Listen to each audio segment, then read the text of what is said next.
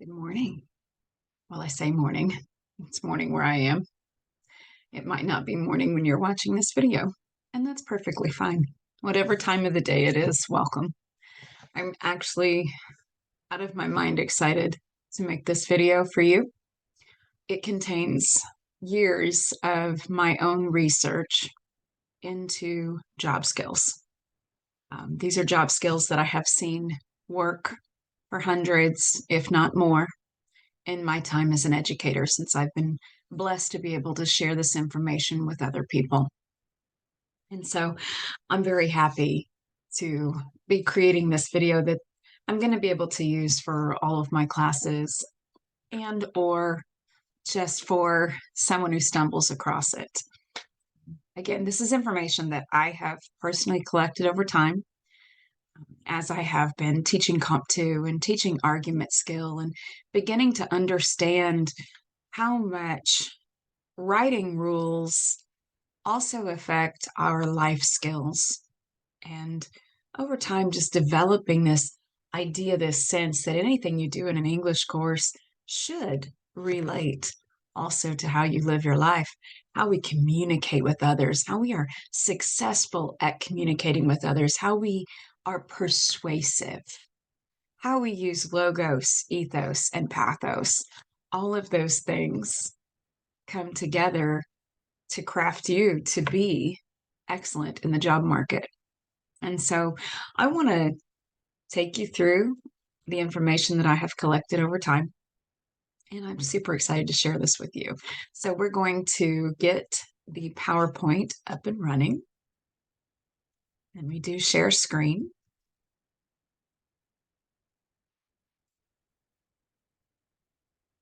I have to get you in the right place. I don't want you looking ahead.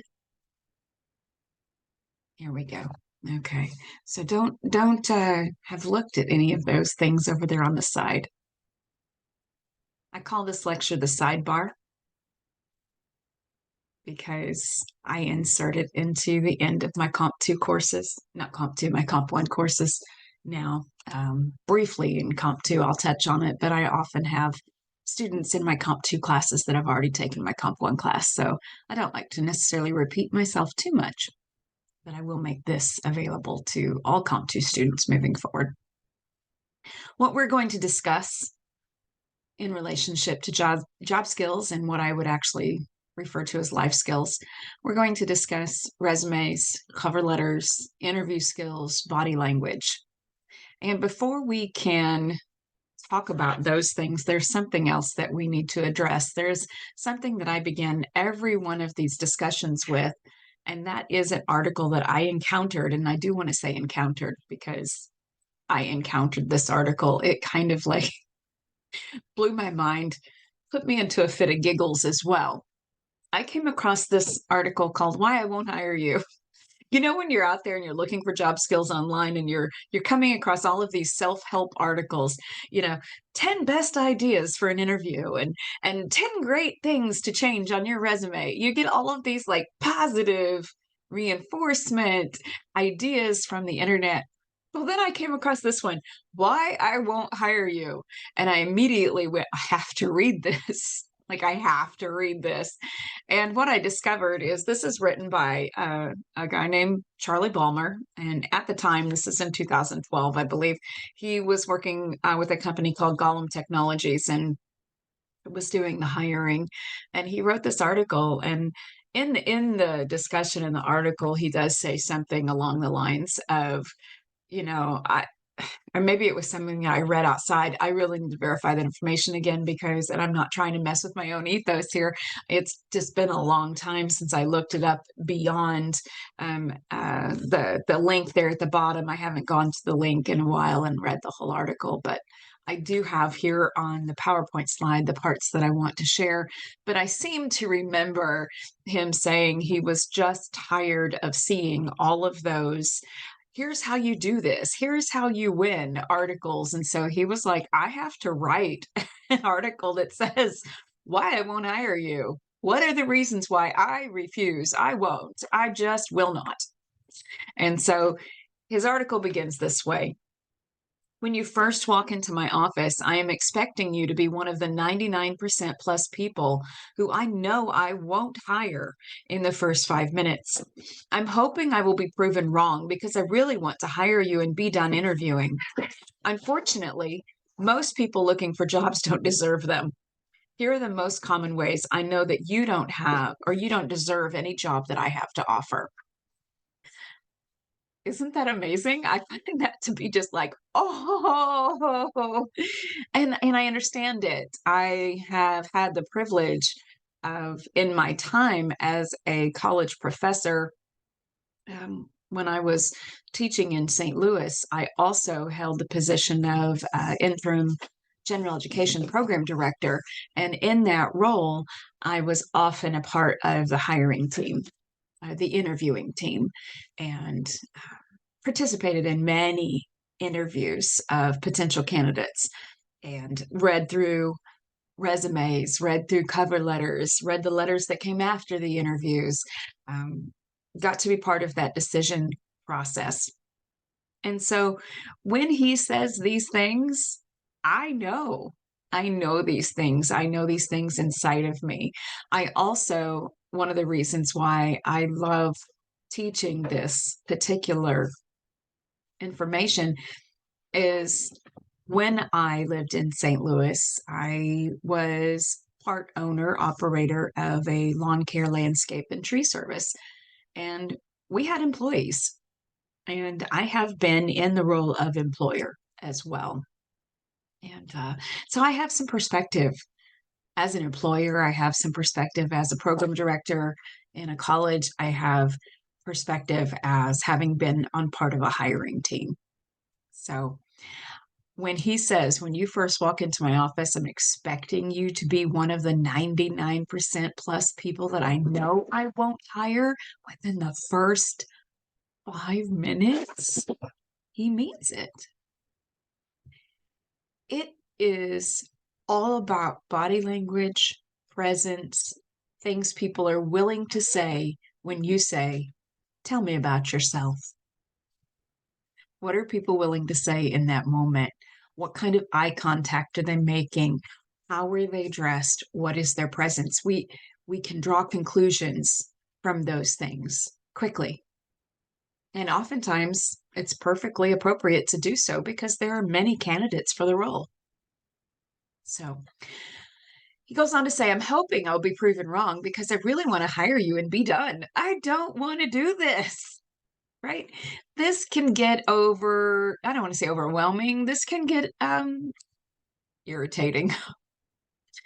He says, unfortunately, most people looking for jobs don't deserve them. So I think as candidates, we often forget or we don't stop to think that the person who's going to be interviewing us might be irritated at this entire process, might not even want to have to sit down with you today, but it's part of their job. And so it's something that they have to do. And so he's saying, I just want you to come sit down, be the person I need, and let me be done with this. He says, unfortunately, most people looking for jobs don't deserve them. And if you will excuse me for just a moment, my cats are fighting and it is distracting me. So I am going to pause us for just a moment. If I could figure out how. Just a moment. Okay. All is well. We have a big cat and we have a small cat, and the big cat is old and the small cat is a baby, and the baby wants to be on top of the big cat at all times, and the big cat is quite annoyed, and so fighting ensues. So the big cat is now outside. All is well. Let's jump back in. Okay. And I apologize for all of the in the background. If you could hear it, maybe you couldn't, but that's all I could hear. So we're back to it. So Charlie says, unfortunately, most people looking for jobs don't deserve them. That's kind of a kind of statement. And I get what he means there, but I also have read the whole article and I've got the information on the next page. So I get what he means there, and we're going to talk about that. Here are the most common ways I know that you don't deserve any job I have to offer. So we're going to go ahead and jump to the next page where I have put the information from his article that I found to be the most helpful. And I like to share it with students on a regular basis. He says, if you send me a stupidly long resume, if it is more than one page, that means that you are a poor communicator. He says, nail it. Show that you will be sufficient, succinct at work. Now, there are some fields, my own, for instance, I am in education, obviously, and we have a curriculum vitae, which is different than a resume. It's a similar document, but it is supposed to contain more information. It is supposed to be longer than one page. My brother is a minister, and in his field, the resumes are longer than one page. And perhaps you are in marketing or something along those lines where not only do you have a resume, but a portfolio, different things that are requested to be involved in your resume. You need to know your field and know what the expectation is for the area that you want to be hired. But in general, across the board, when it comes to most companies, your resume should be one page, no more, no less. Now, I've been helping students do their resumes for 13 years. And in that 13 years, I have had students want to argue with me. They don't think it's possible to make their resume one page. There's so many different scenarios, and every single time I have been able to accomplish the feat. There are things that you can do, words that you can leave out, only keep what's necessary, and we're going to talk about that a little bit later. But it is possible to get your resume to one page. I have a one-page resume, and I've been doing this for a really long time. And I'm 50 years old, so I've been in the workforce since I was 16. So I have a lot of information, but it doesn't all go on my resume, not for each individual job. So more than one page means that you are a poor communicator. The next one, he says, if you can't tell me why you like your current job, this is huge. You don't want to be willing to speak negatively about any previous workplace when you are sitting in an interview. Because if you are, what that says to them is you are willing to speak negatively about them.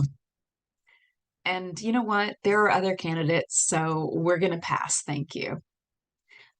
So if you can, before you go to an interview, think of how best to answer this question. What do you like about your current job? Or why are you leaving your current position? You want to be able to talk about what you've learned there, how you've grown as a person, and what it is that you want to achieve now in your life, having had your experience in that place. So put that positive spin on it. Don't lie, but put that positive spin on it. Please do not be willing to speak negatively here. He says, this is one of the reasons why you don't deserve my job. So keep that in mind. He says, let me know that you're passionate or don't waste my time. He also wants to know that you know something about their company and that you're actually excited to be a part of it. You've done some research before coming to the interview. I was interviewing a man one time for a faculty position at a school where I was working in St. Louis, and it was so interesting. I asked him, why did he want to work in our school? You know, he knew more about the background of the school that I loved and worked in, had been working in for years. He knew more about it from his research prior to the interview than I did. And I sat back in that interview going, wow, okay, you know about our culture. You actually do want to be a part of what we're doing here. He was hired and he did great work.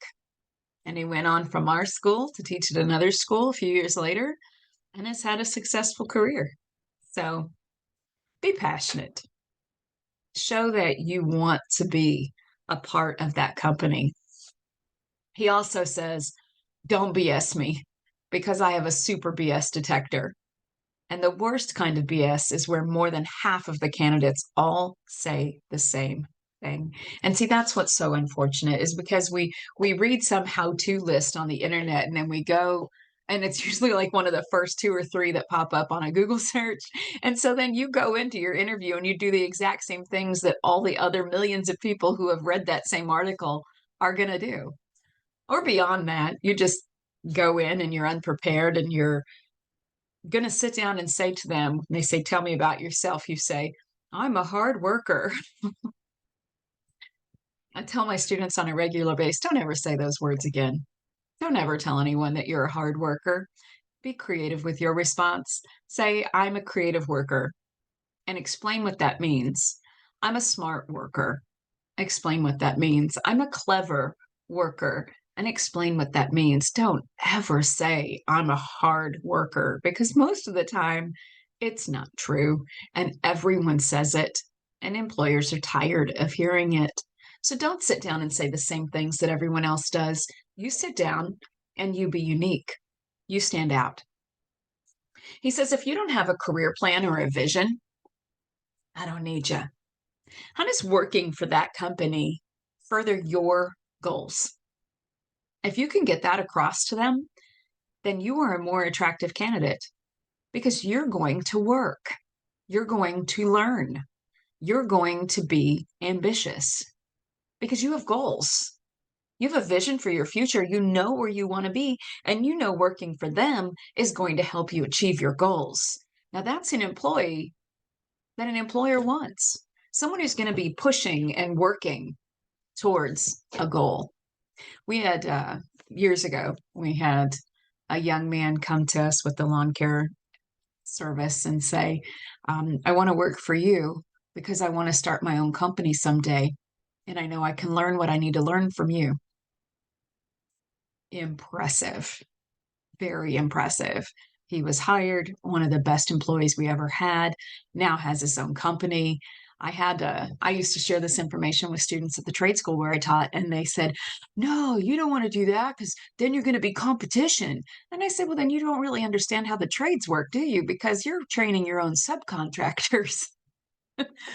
Have him specialize in a different field from you, or you specialize in something different than you trained him in. And then you're sharing work.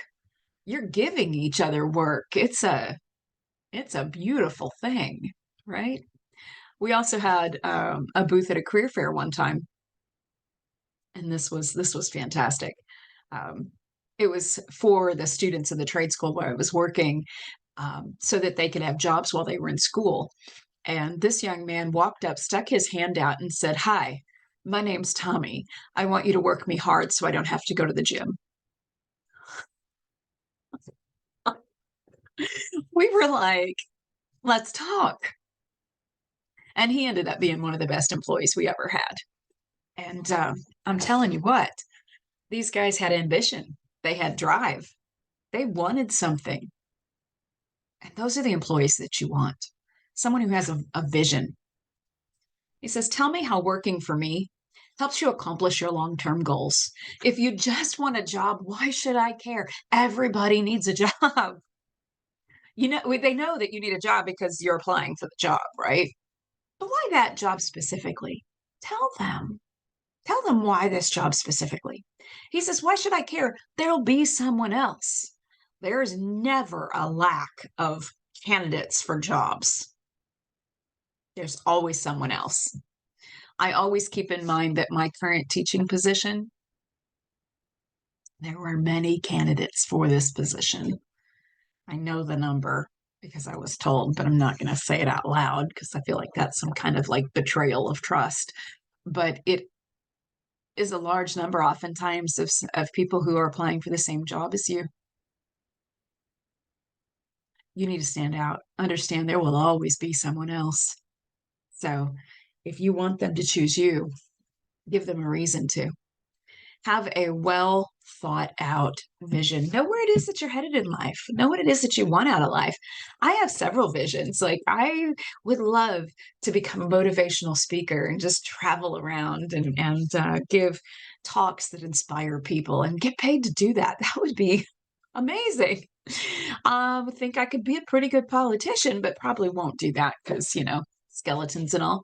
And then I would love to be a full-time writer, have a little cabin in the mountains that overlooks the lake, come out on the back porch with my laptop, sip my hot tea, and write all day. Mm, that would be lovely as well. But I also have a vision that's extremely doable to do what I'm doing now. I love what I do. I love being a college professor. I love talking to students about these life skills that are vital. I see everything that we do in Comp 1, everything that we do in Comp 2 as relational to life skill. And I just love what I do. And I will do it until I can no longer do it, until there is not a single breath left inside of me. Wherever I end up, that's what I will be doing.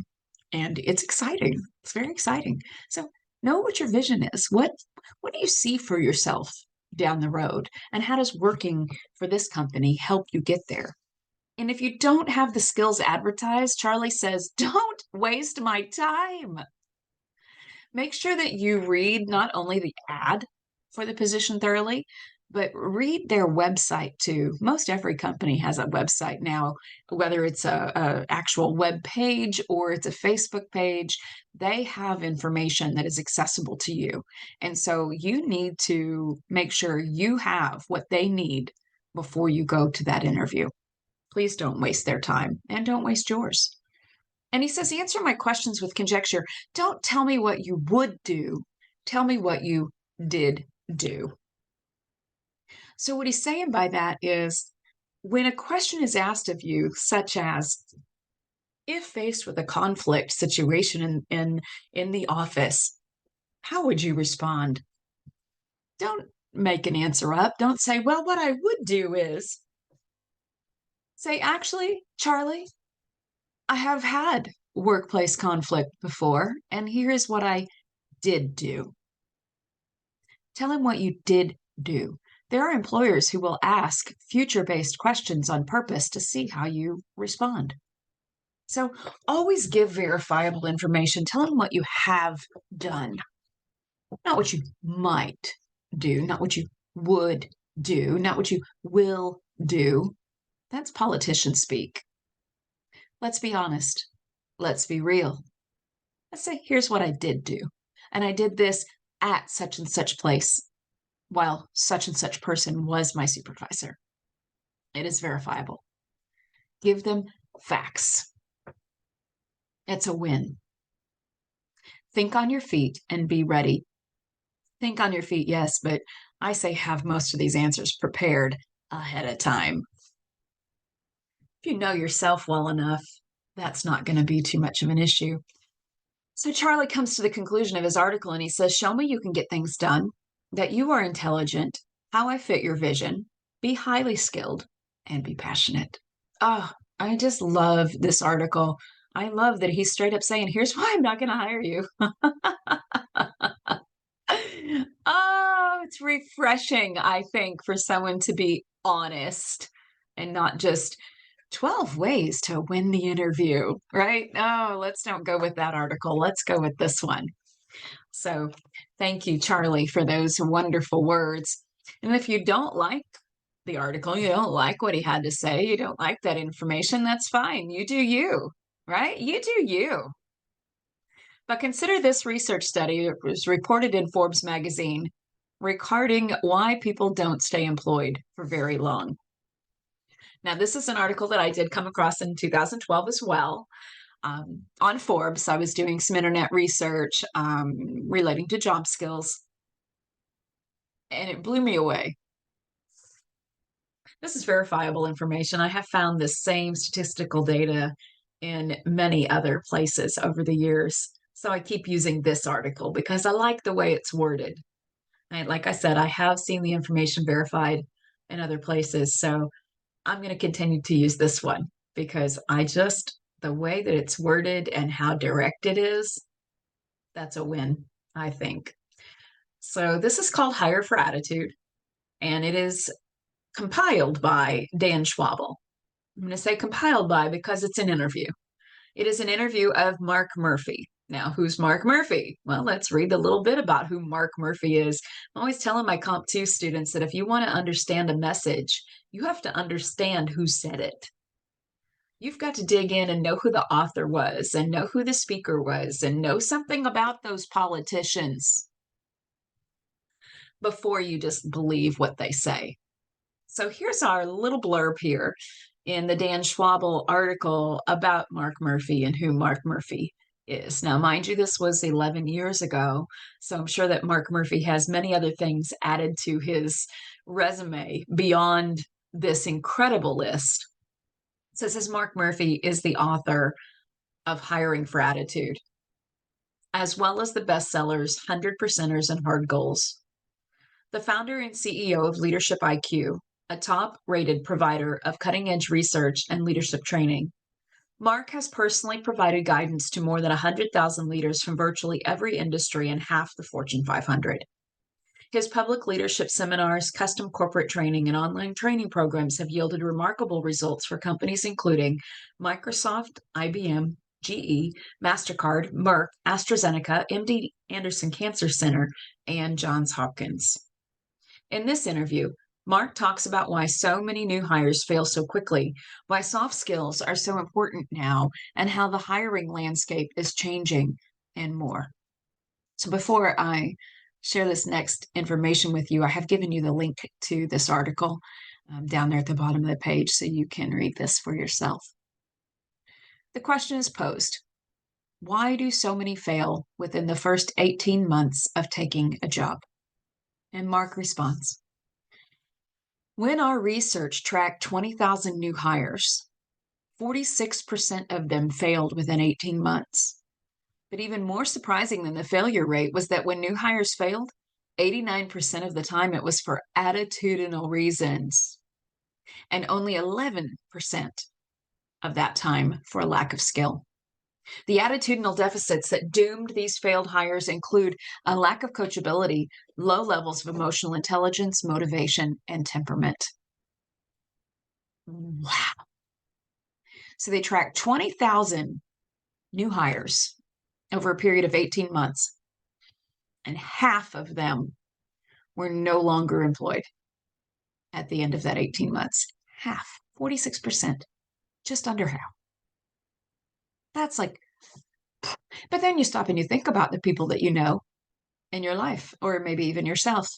You worked here 3 months, there 5 months, there you made it a year and 2 months.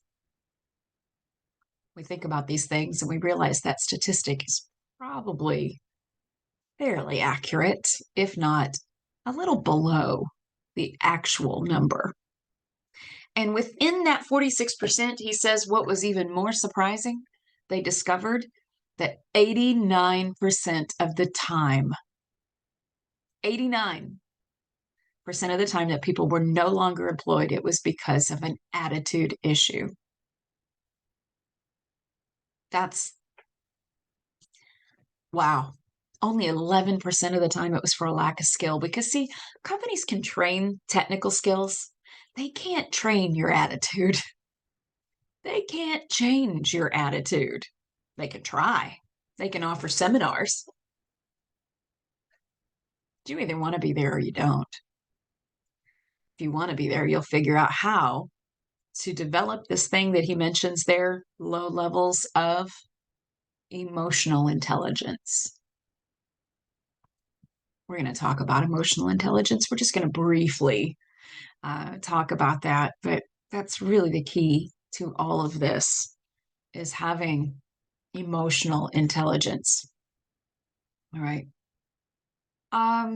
This is more from that article. Yes, let's take a look at this. It says, are technical and soft skills less important than attitude, and why? It's not that technical skills aren't important, but they're much easier to assess. That's why attitude, not skills, is the top predictor of a new hire's success or failure.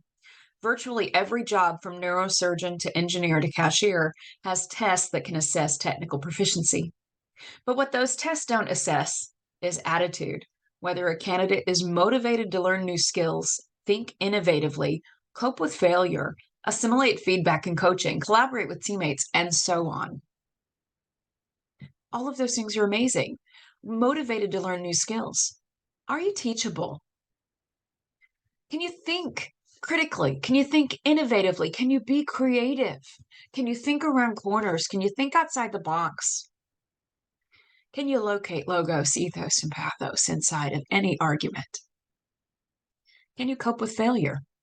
Failure's going to happen. It's going to happen in every job. It's going to happen in your life. Can you cope? Can you see it as a learning opportunity and move forward? Can you assimilate feedback? Are you good at taking criticism? Okay, well, this is the critique. I'm going to think about it. I'm going to change this. I'm going to alter that. I'm going to keep doing this.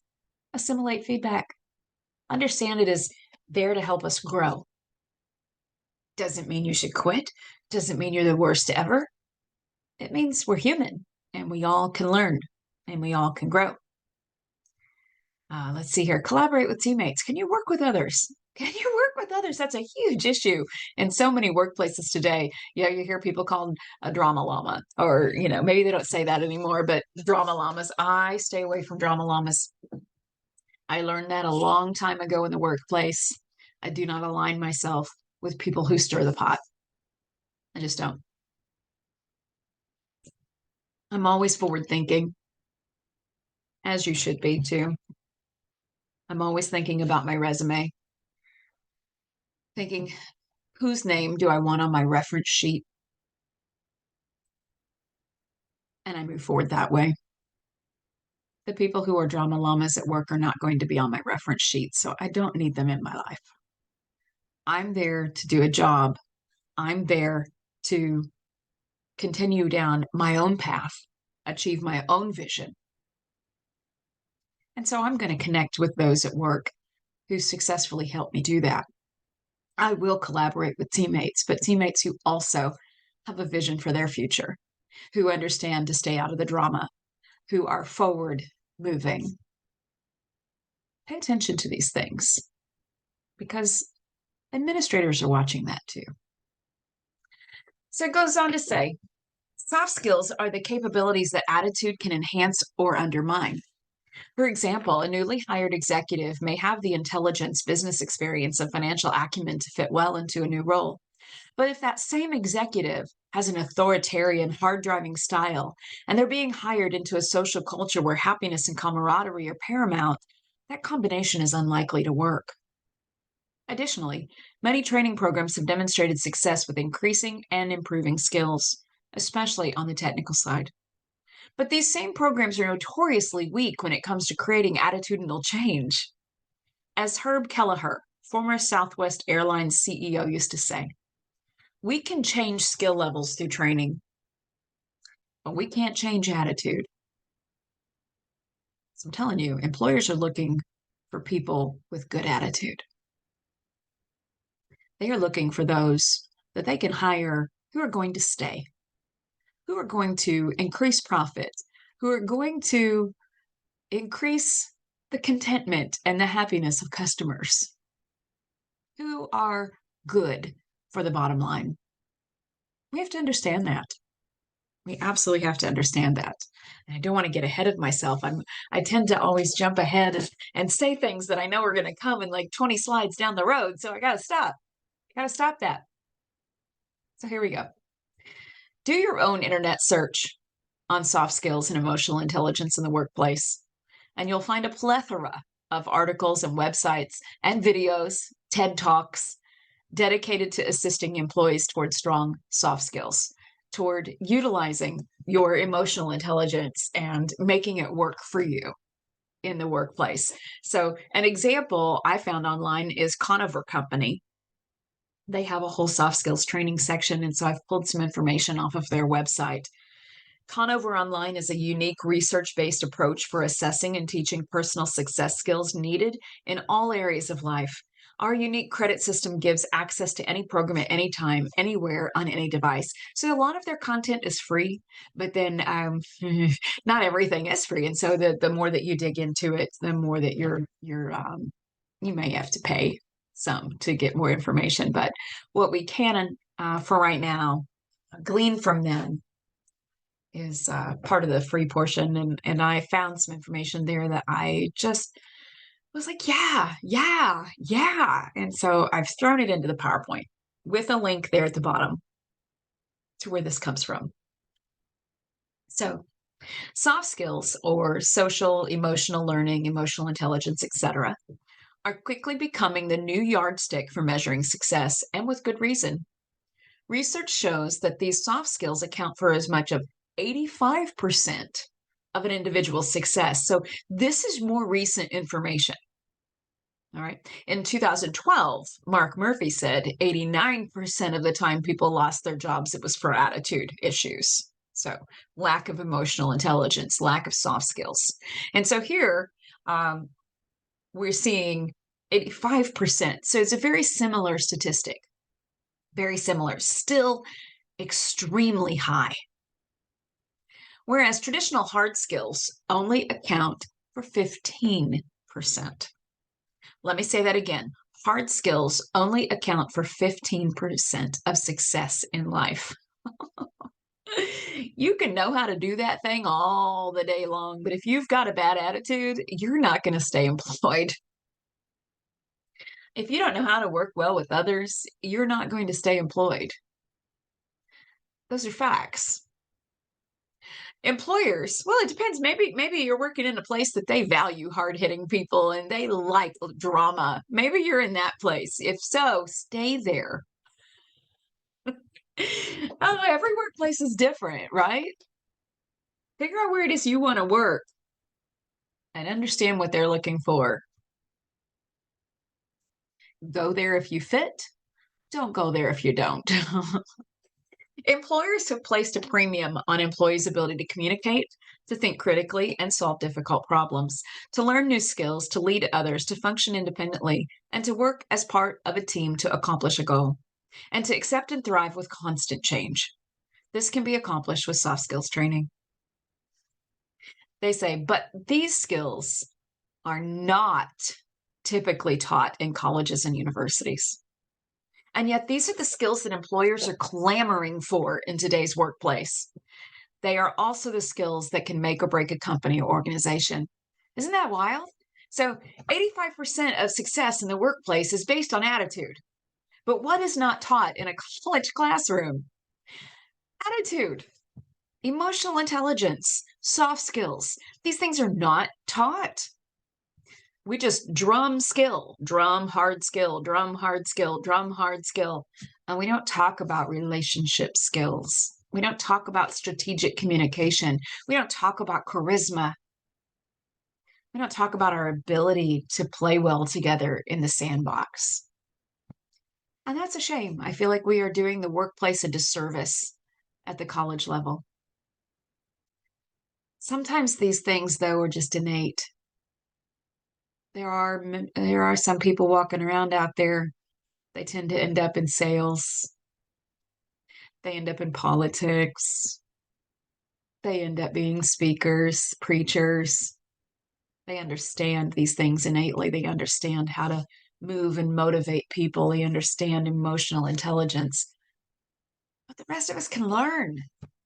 We can learn if we want to. And that's the ticket there. You have to want to. You have to recognize that this would be beneficial for your life. So, employers need workers who communicate, think critically, solve difficult problems, learn new skills, lead others, function independently. And that's lead others well. Like lead others actually effectively, not through force and fear. Function independently, work as part of a team to accomplish a common goal, and accept and thrive with constant change. These are who employers need, individuals with these skills. I think that's a lovely list. The turnover process, this is from Conover Company. They say here they've broken this down into three different reasons: reasons why companies hire and reasons why companies lose employees. So it says here some companies hire for reason one, some companies hire for reasons one and two, but companies lose people because of reason three. So let's take a look at these. Reason one, that people get hired. Oh, they have a nice smile and they seem so composed. They look nice, they dress nice, their personality was on point. Their manners were impeccable. They have varied interests. We enjoyed their interests, and they seem to have goals. Now, I am telling you to have goals. I'm telling you to have vision. We need to have verifiable information because everything under reason one can be faked. Everything under reason one can be faked. Reason two, education, certifications.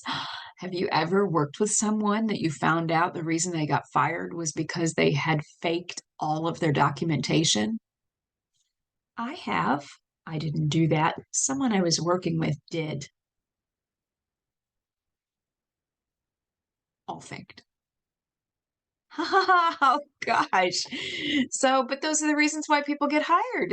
Their education looks great, the certifications look great, titles that you've held in different positions, skills that you've accumulated, credentials, training, knowledge, experience, all of these things are good. And they're more verifiable. They are more verifiable. So these are the major reasons why employers hire people. But the reasons why most people are let go or quit fall under category three: personal responsibility, communication, social skills, self control, attitude, adaptability, commitment. Can you be committed to that workplace? Loyal, stress management, self management, and motivation. Those are the things that employers really need. Unfortunately, when they're going through this hiring process, it's hard to assess those things. And then we get a little bit down the road and it all comes out. It all comes tumbling out. And then you either get mad about something and you quit, and you're like, they're stupid, la, la, la, la, la. I like to tell younger people when you're first getting into the workplace. So I'm talking to all of you, my younger students and older students. Until you've been in management, please don't go around complaining at work about the management. You really don't know what's involved in their job. You really don't know what pressure they're under from the corporate level above them. I do, because I'm a listener. And I listened to the people who were in management above me when I first started teaching. I listened to them and I began to volunteer to assist them in different areas. That's how I took on the role of program director for the general education department. I also became the lunch and learn lady. We did lunch and learn sessions for a few years where faculty staff would be brought together and I would lead a teamwork session while they had lunch. And it was a lot of fun. I fully enjoyed doing that. And I'm very grateful to the manager that I had who let me do that. It's a wonderful, wonderful opportunity, something I'm very grateful for. So what I'm saying here is we don't really know what we're getting at the outset. It would be nice to know, but that third column, that's why people lose their jobs. We're not meeting that. Oh, that's why I was telling you about the students. You know, my own children. I say the same thing. Don't be ragging on. Don't jump on that bandwagon with the other employees who are ragging on the management. Don't do that. Don't become part of the workplace drama. You stay out of it. Do your job. Just do your job and be kind. Try to be helpful. Try to be of service to the management in however way that you can, because you do not know what kind of pressure they are under. I've been in managerial roles. Not a fan. I'm not a fan of that work. I'm very happy to be in a classroom. So let's see here. This is also from Conover Company. They quoted Jack Welch, the chairman of GE, speaking to the Wall Street Journal. A leader's intelligence has to have a strong emotional component. He has to have high levels of self-awareness, maturity, and self-control. She must be able to withstand heat, handle setbacks, and when those lucky moments arise, enjoy success with equal parts of joy and humility. No doubt emotional intelligence is more rare than book smarts, but my experience says it is actually more important in the making of a leader. You just can't ignore it. And then Michael Hyatt says, I divide everyone into two categories: those that have their own energy, those with batteries, and those that are dependent on others for their energy, those without batteries. I'm willing to help people without batteries, but I'm not willing to hire them. I want everyone in my organization to have their own battery pack. Yeah, I got my own batteries. I don't know about y'all. I have my own batteries. I have my own desires. I have my own dreams. I have my own ambitions. And those things keep me moving forward. Right? So here's a chart that I found on Conover talking about emotional agility. What we're taught matters and what actually matters. Look how very different those pie charts are. Holy cow. We're taught hard skills, hard skills, hard skills. But what actually matters is authenticity, values aligning, responding, empathy, emotional regulation, soft skills. They shape everything. Can we stop calling them soft skills already? I've come across several leaders who do videos who say they don't want to call them soft skills. Let's call them human skills. Let's call them strategic skills. Let's call them, because they think that the word soft somehow indicates that we're weak. Well, I don't believe that it is indicative of weak, and I'm totally fine with the term soft skills. It just doesn't hit me that way. And that's fine, right? Language is language. Some words offend, some words don't. You have to know your audience. And so, depending on who I want to present the information to, I need to find out if they equivocate the word soft with the word weak, and then I would use strategic, right? Persuasive. Sometimes I tell the students it's all about manipulation, and they're like, what? And I'm like, yeah, that sounds like an ugly word, doesn't it?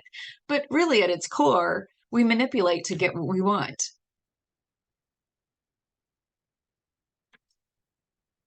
But let's don't call it that, shall we?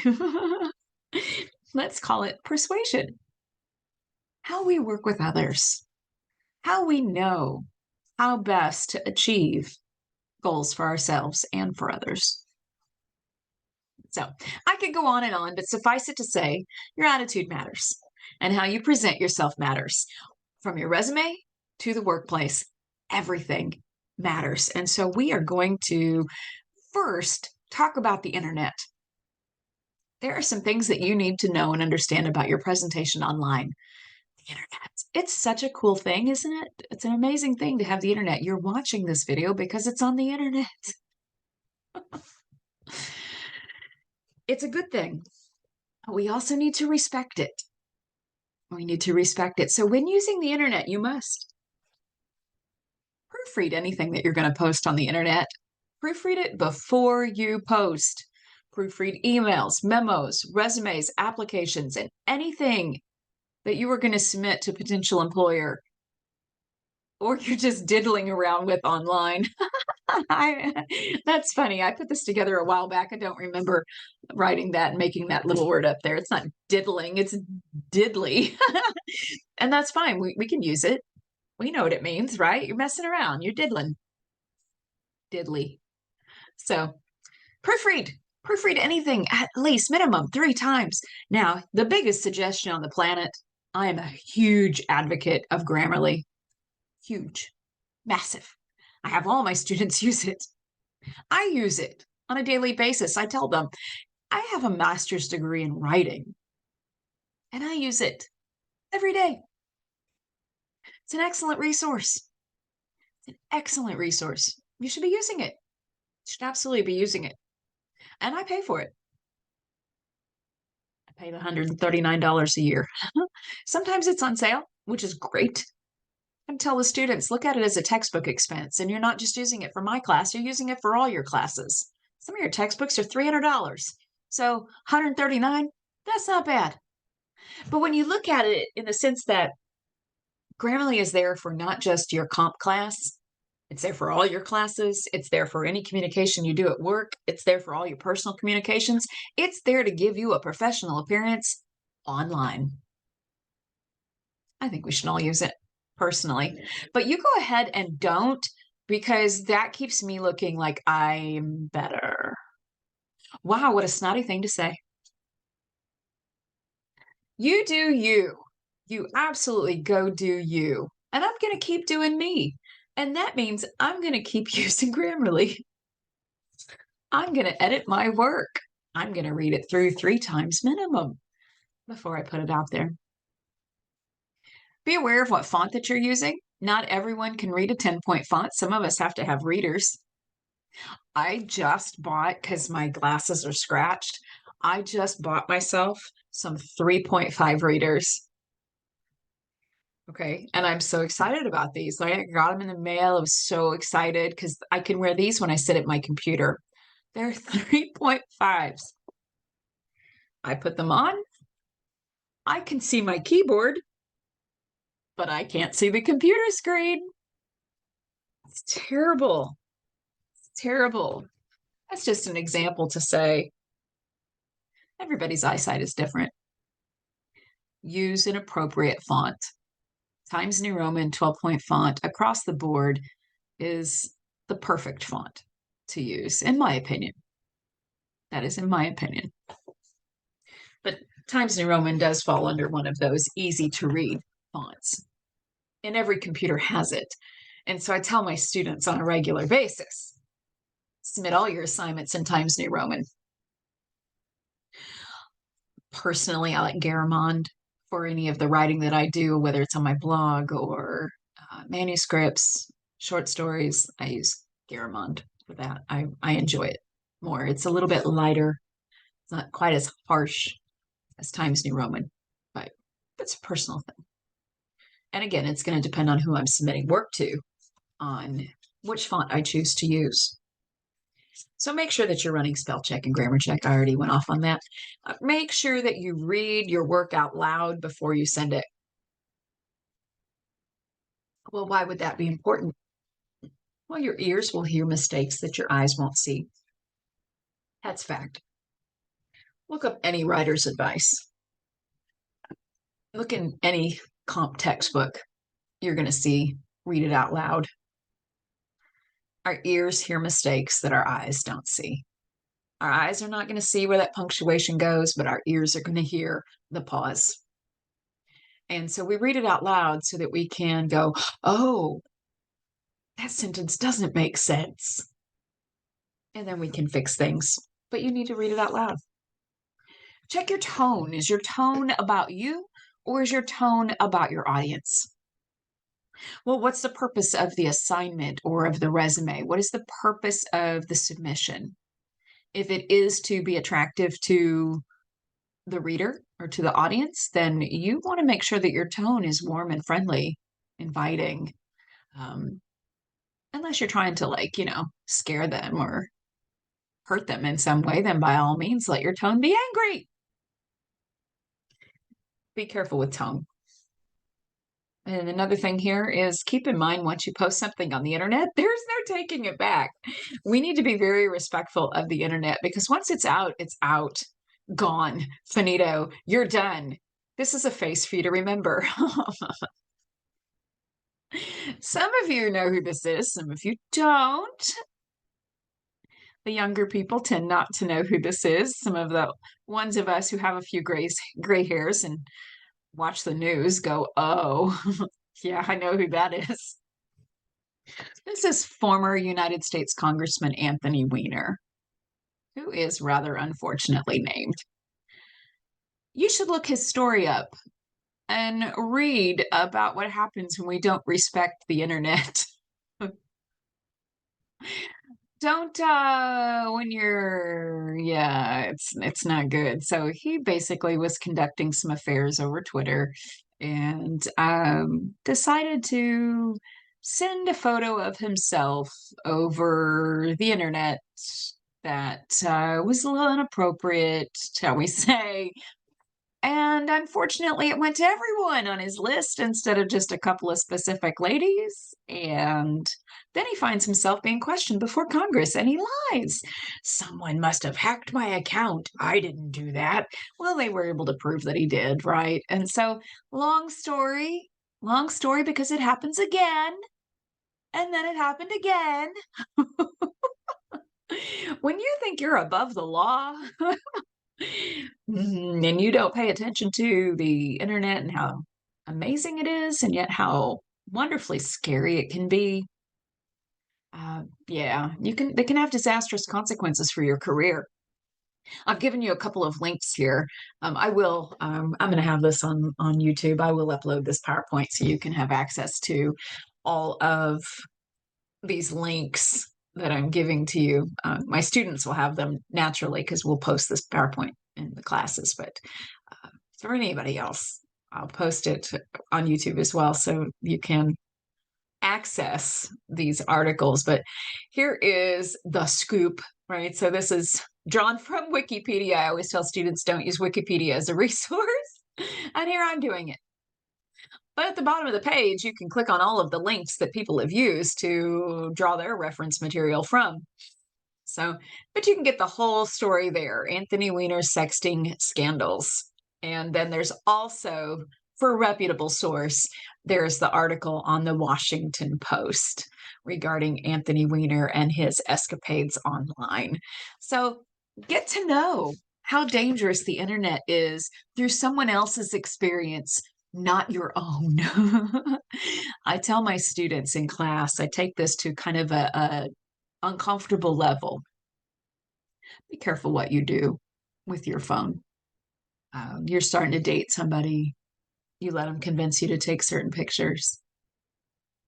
You end up breaking up. They have those forever, and you have no control over it.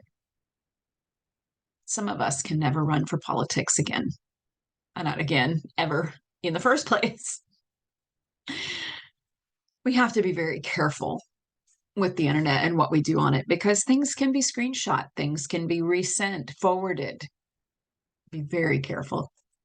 Respect the internet, especially when you're in the job hunting season, and be thinking about your career, be thinking about how you're going to make money for the rest of your life. Don't screw it up now just because you got mad or you were feeling sexy. Be forward thinking. And as the job hunting season begins, get yourself ready. Arm yourself with information. What each employer specifically wants, you want to look that up. What are they actually looking for? You can read through the ad. You can be very careful with the ad. Read through the lines, but also check out their website. What do they actually want? And then you need to know how to write a strong resume and cover letter, which we're going to cover the information that I have collected over time. How to compile a strong reference list. We're going to talk about that as well. How to use LinkedIn, interview skills, and how to use body language to your advantage. So those are all the things that are about to come at us. And you're like, holy cow, we've been listening to you forever. I'm like, I know, right? But we had to lay some groundwork. We have to talk about the soft skills. We have to talk about emotional intelligence before we jump into the information contained in this PowerPoint, the information I truly want to share with you.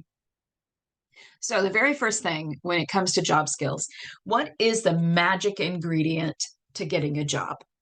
What is the magic ingredient? Well, guts. You need to have some guts about this process.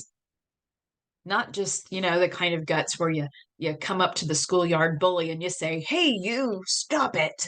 That's not necessarily the kind of guts I'm talking about. What I'm saying is You need to grab hold of this situation, learn everything that you can about it, and put your best self forward. Have some guts about it. Also, prepare for rejection because it's going to happen. It is going to happen. It will happen to all of us. So we need to be prepared for it. Understand it's just critique.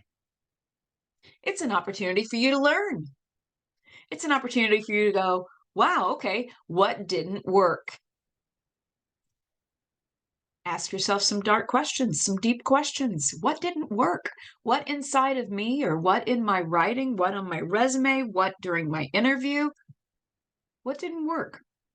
And it might just be that that was not the place for you, and the forces that be said no. I mean, maybe you need to walk away from that rejection grateful that you did not end up working in that environment.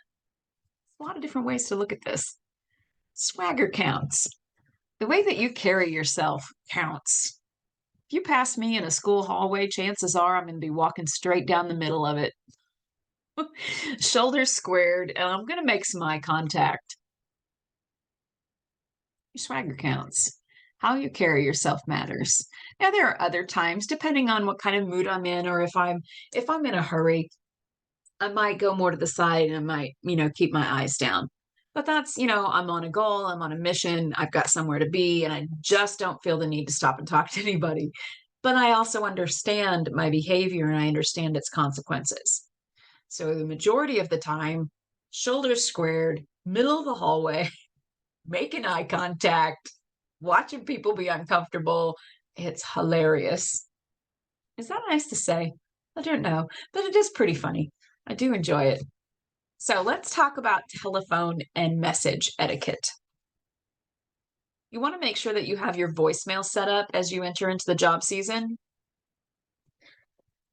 Make sure that your voicemail is not some random song from Michael Jackson, a rap tune, or your favorite country song, or some heavy metal slasher music.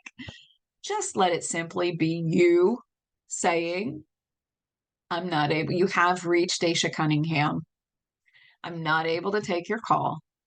I will get back to you. Let it be that simple so that a prospective employer, if they're calling you, knows that they have actually reached you. So don't let it be wacko. Don't let it be crazy. Ensure that it is appropriate. And remember that you may be asked to do a telephone interview. I don't know. I always ask for a show of hands how many people have found themselves in a telephone interview. And about half the room will, especially if it's an older group, they'll raise their hands. Those can be unexpected. They might call you up and say, hey, do you have 10 minutes right now? And you go, kids running around screaming. You got the laundry, you got the ironing board out, right? You've got all this stuff going on. Or you're at a party and there's a lot of noise. You're at lunch with your boss. There's a lot of noise. What do you do? Well, you want to get somewhere real quick where you can talk. And I always say when you're in the job season, make sure that you've got something to write with and write on near you. Um, I like to keep a notepad on any desk. I keep one in the kitchen. I keep one on my table. I've got notepads all over the place. So if I need to grab something real quick and be able to take notes, I do. But I also have a notes app on my phone. So be able to take some notes if a phone call opportunity comes through. You need to be prepared and be able to remove yourself from as many distractions as possible. Quickly excuse yourself. Always start by introducing yourself. Use your first and last name. Be formal. So always start by saying, hi, I'm Daisha Cunningham. Now, you don't say Daisha Cunningham because that's my name, but you say something else. Whatever your name is. When it comes to employment applications, remember that a resume is not a substitute for an application. I have heard so many people say, well, I filled out the application. Why do I need a resume? Well, because they're separate documents. And I've seen this happen. I've seen people not get hired because their resume doesn't match their application. one of them is a lie, if not both of them. So they need to match. So your application is excessively important. It is something that employers will match the two up, compare them, and that would be the factor by which yours gets tossed to file 13. Know that.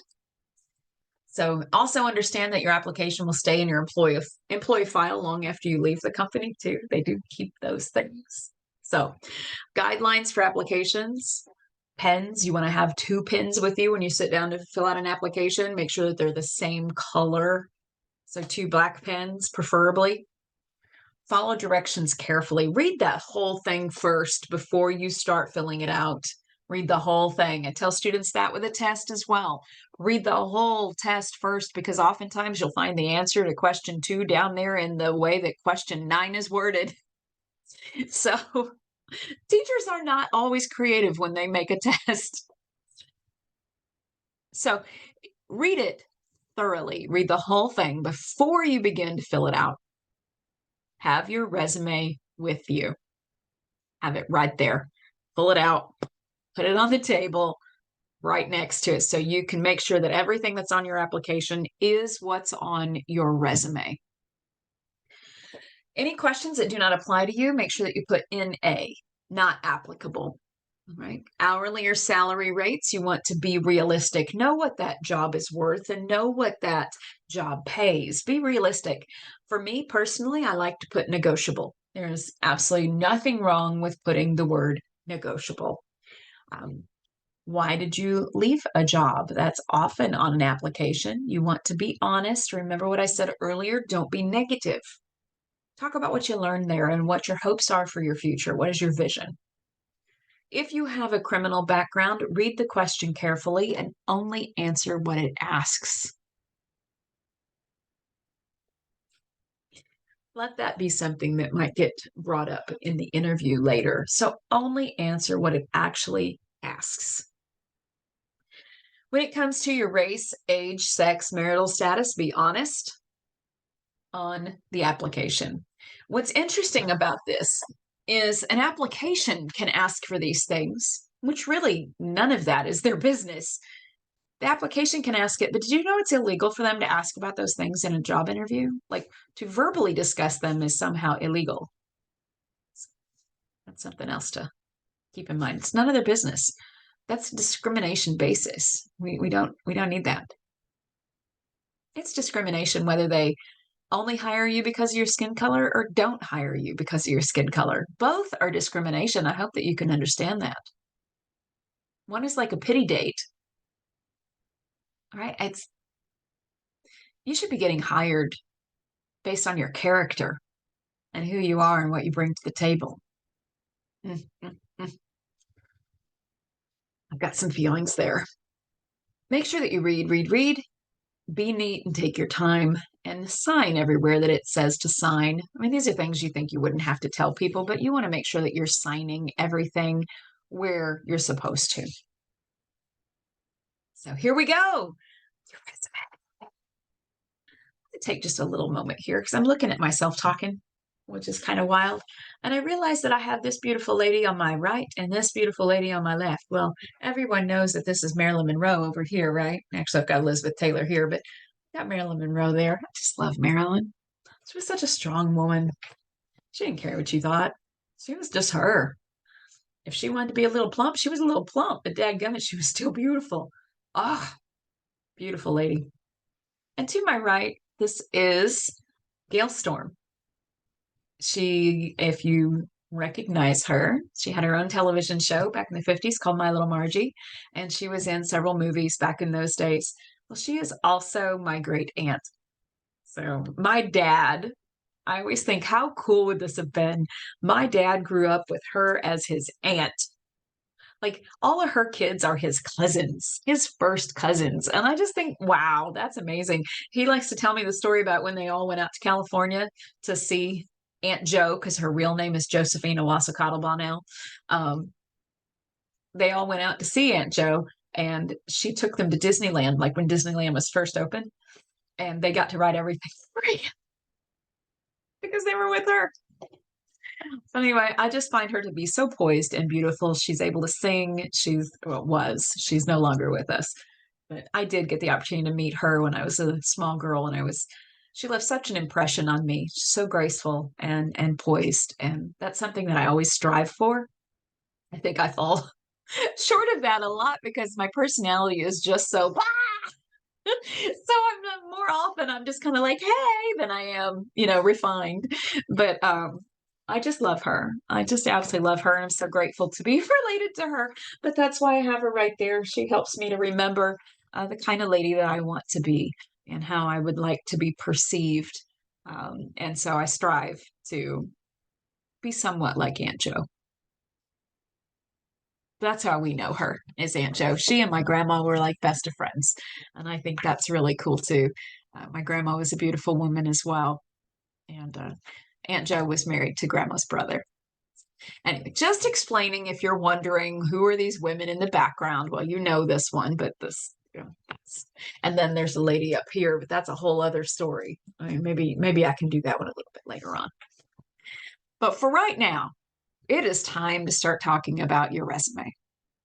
And currently, as it is, and I say this with confidence to some people, most people, your resume sucks. I like saying that in the classroom because inevitably there will be at least one student who goes, sorry, not sorry. I have helped many people with their resumes. When I was teaching for Vatterott College, I was teaching Comp 2 and some terms I was teaching 7 classes and the classes had a cap of 30. And so every 10 weeks I had upwards of 200 students, 210 students at max. And so we're talking hundreds, if not thousands of people have come through my courses and I have helped them with their resumes.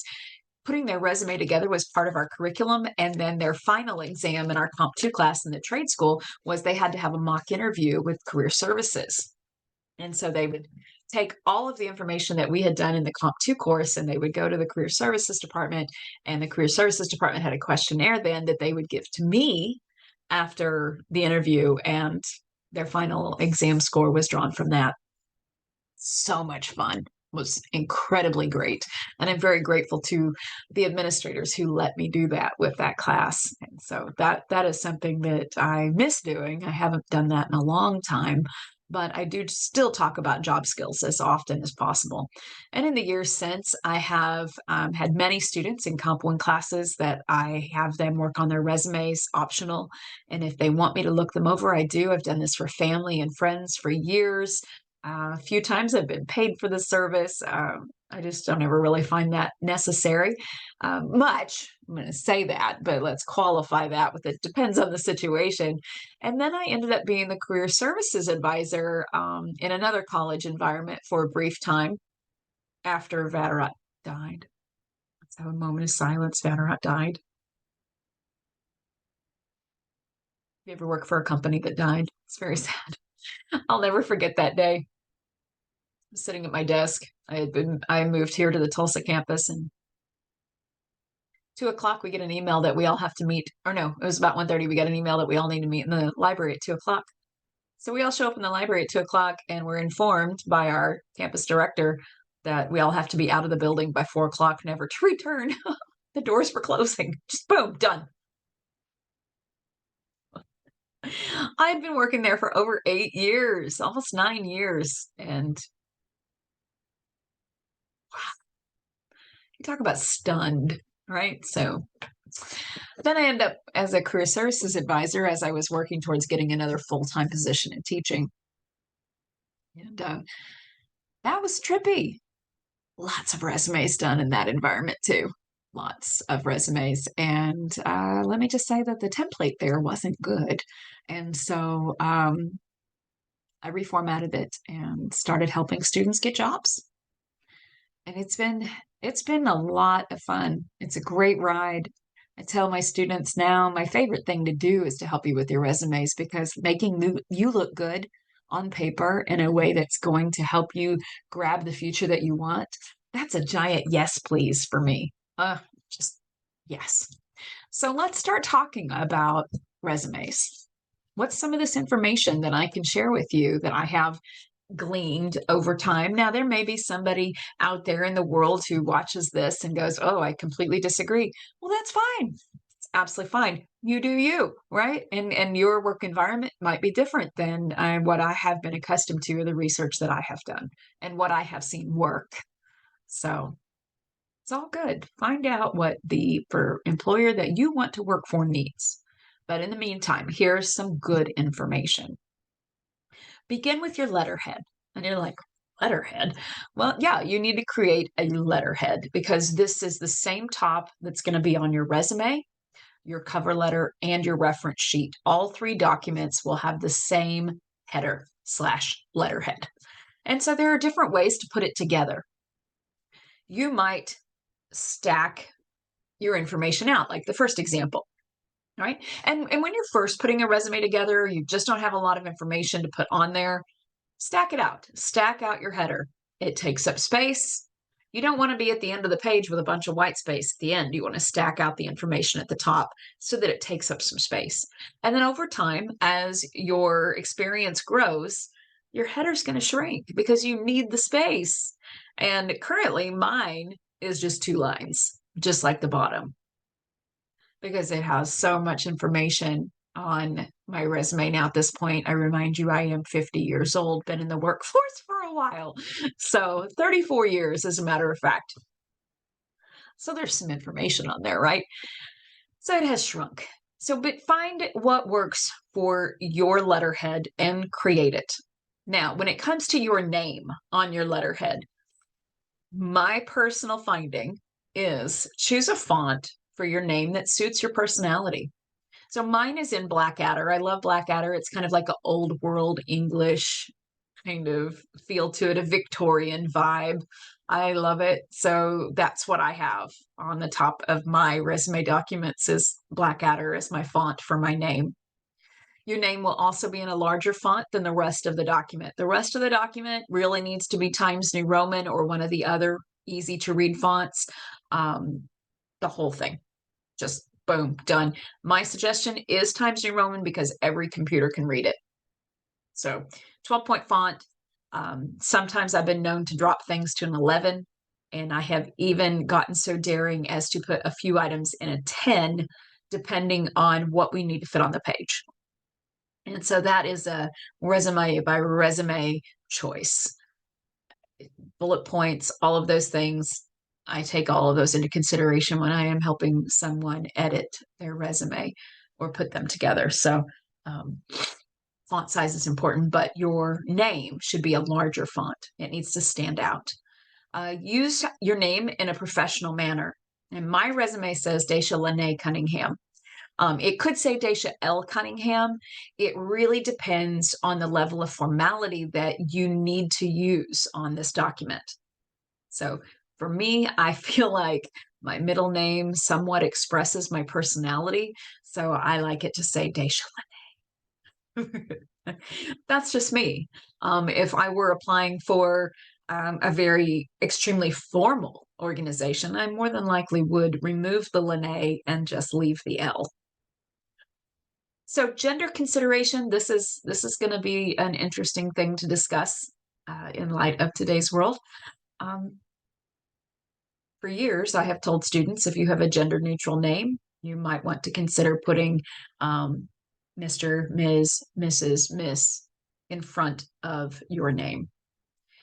If you don't want to be, you don't want them to be shocked that you're a woman when you walk in, you want to give them that kind of a heads up. Maybe on your resume now you want to include your pronouns.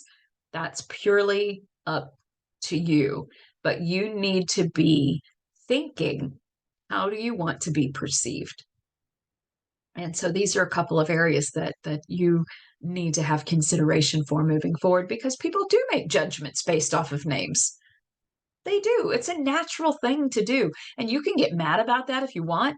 That doesn't matter if you get upset about that or not, because it's their work environment. And so if they choose not to hire you, that's their prerogative. It just is.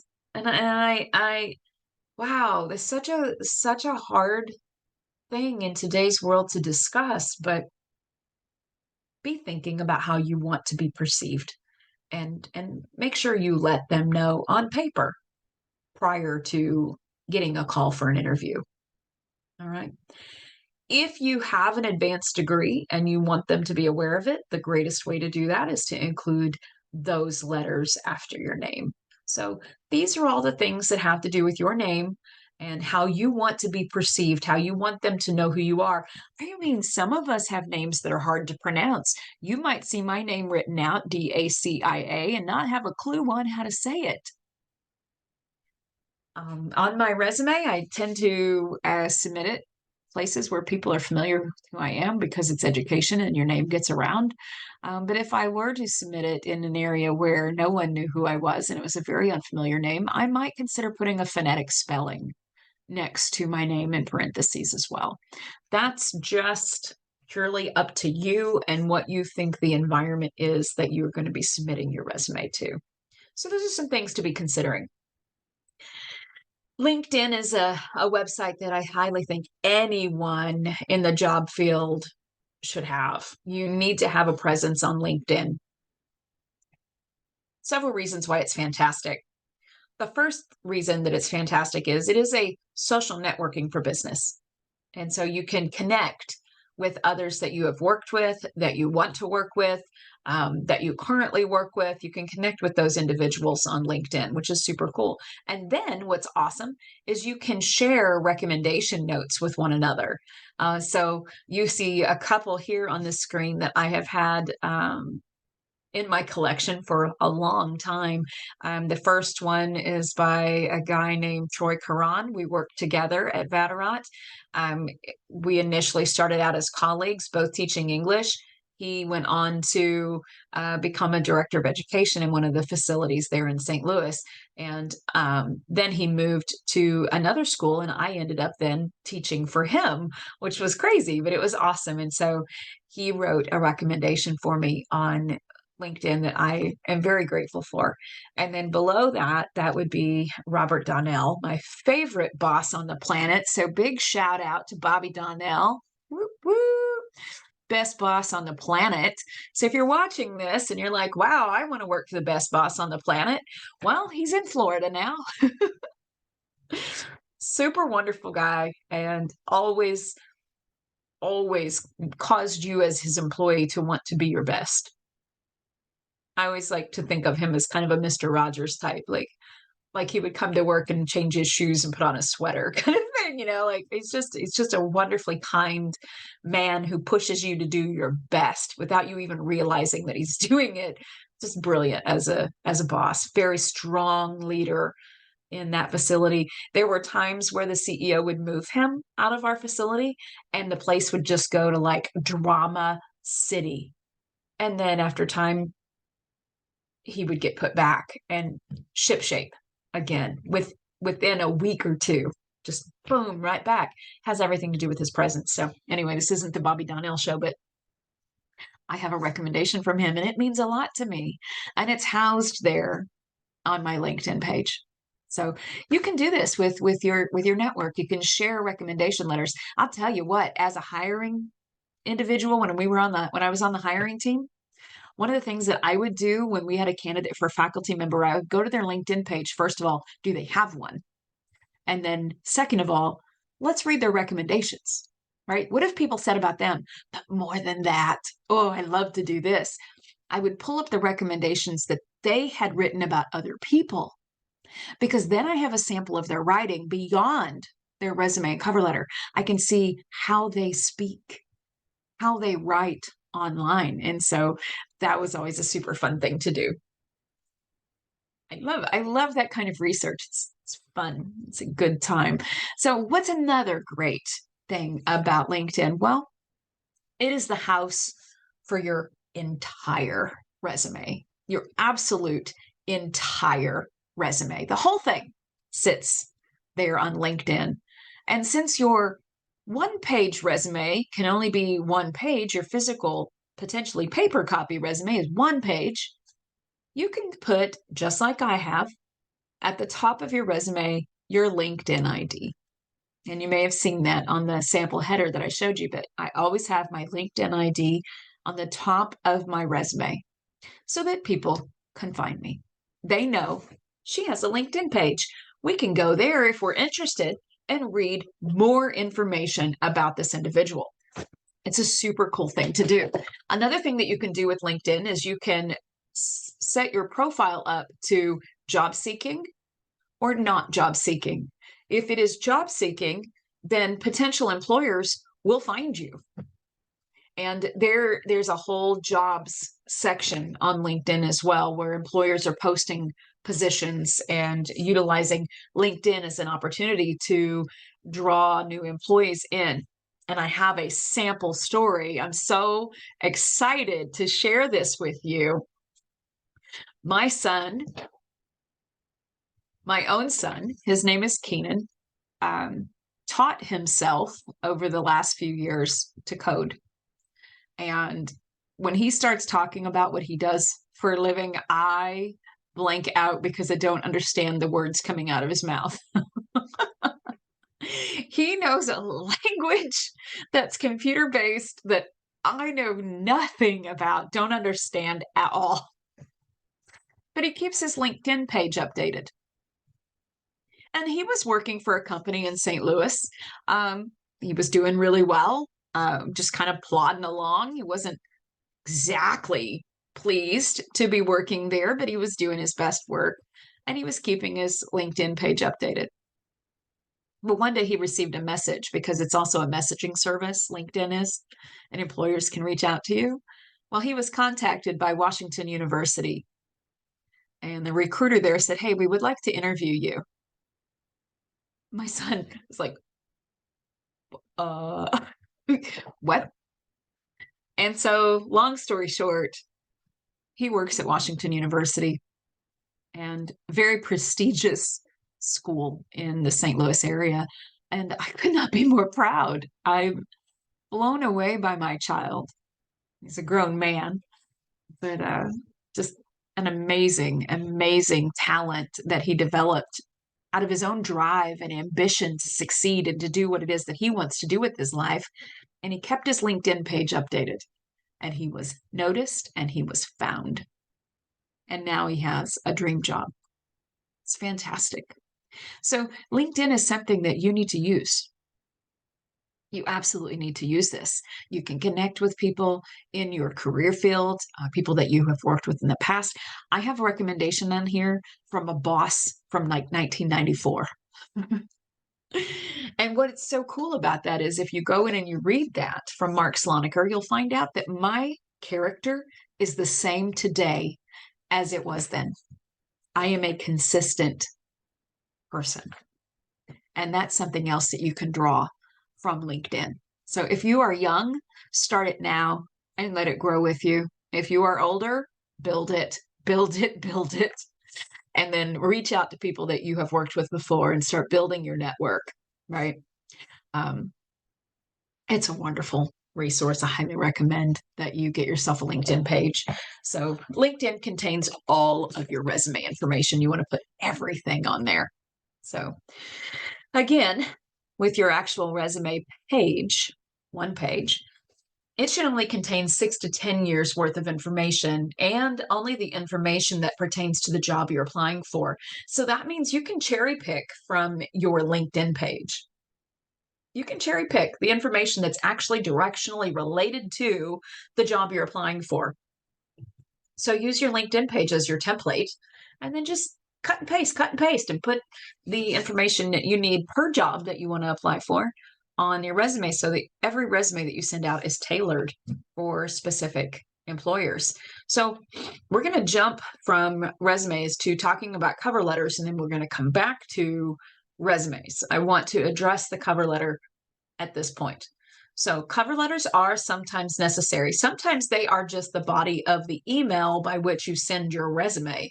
So, but a cover letter, it's important. And why is it important? Because it's an accompanying document to the resume. Accompanying. They are not the same. Okay. So cover letters whether print or email. Here are some things to know about them. These are the first impression often that you make on a potential employer, the email that they read from you or the actual letter that they see from you, because it comes first. It comes on top of the resume. This is your opportunity to sell yourself to the organization, to try to hook them, to grab attention. You want to keep this one page, business letters, one page, one page. I'm going to give you scientific proof here in a little while as to why one page. Write this in a narrative voice. You will be using the word I. However, you don't want to overuse I. Overusing I can make you seem self-involved, and that is not indicative of emotional intelligence. And so an employer might skip over you if your letter reads like I.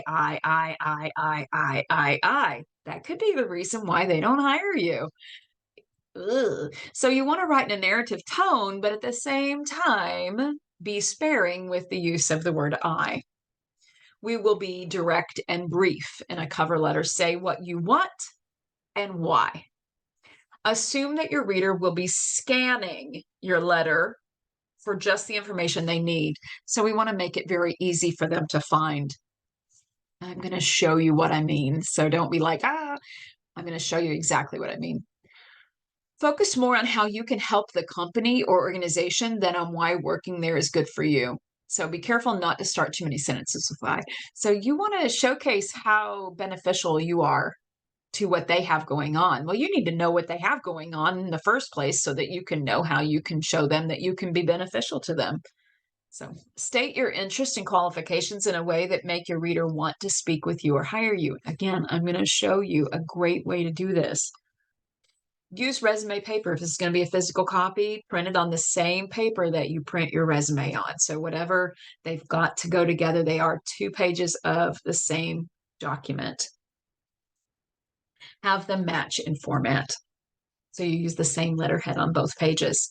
However, highlight experiences and skills in your cover letter that are not on your resume. Do not repeat yourself between the 2 items. These need to be separate documents that contain different words, different ideas, different.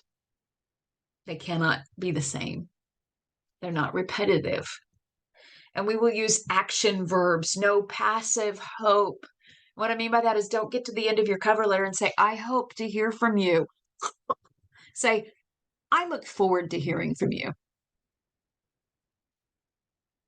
Like, finger guns, right? I look forward to hearing from you because I know you're going to call me. But don't say that part, but just, I look forward to hearing from you. Sounds a lot better than, I hope to hear from you. That's so timid and passive. Employers want someone who is going to be confident. So be confident. I look forward to hearing from you. So we want to, and this is where Grammarly comes in, because Grammarly will help you catch your passive voice and will help you change passive voice to active voice. Grammarly will even give you suggestions of how to completely reword your sentence to make it more active. So you want to be giving them active information. No personal information in your cover letter, none. No personal information. They don't need to know where you live. So I say take your address off, leave your city, state. They don't need to know if you're married, what religion you are, what political affiliation you have. None of that is their business. It has nothing to do with whether or not you can do the job. So put none of it on the cover letter. A few years ago, I had a student turn his cover letter assignment in, and one of the things he said on his cover letter was that he was his son's Boy Scout troop leader. And I said, no. We're going to say volunteer with Boy Scouts of America. Completely different. We don't want to let people know. I have 6 children, and that might come as a surprise, but I do. It's always a surprise to people. They say, no way. Yes way. I have 6 children. I gave birth 6 times. Never in an interview or in the resume cover letter process would I tell an employer, I have 6 children. Never, because that indicates, oh, she's going to take off a lot of work, right? Oh, she's got a lot of responsibilities outside of this place. We don't want to hire her. It's a risk to hire her. No, it's not their business that I have 6 children. Not at all. It's my business and how I want to move forward in that workplace. We want to use the jobs ad description to find keywords that should be included in our letter, such as detail-oriented. Look at the language that the employer uses in their ad and on their website and use their words. I'm going to show you. Research, research, research. So when I started teaching this stuff, 2011, looks like. No, it was before that. It was in 2010. It was in 2011 that I came across this ad on Craigslist. And I was teaching, like I said, at a trade school. So I had a lot of HVAC, electrical, welding, plumbing, pharmacy tech, medical assisting, computer tech. What else do we have? I feel like I'm leaving one out, but that's okay. We don't need to. Hopefully they don't get mad at me if they see this. So I was looking on Craigslist. I asked my students yesterday, is Craigslist still a thing? And they all looked at me like, what's that? I was like, okay, so it's still not a thing. So I found this out on Craigslist because they used to post a lot of jobs on Craigslist.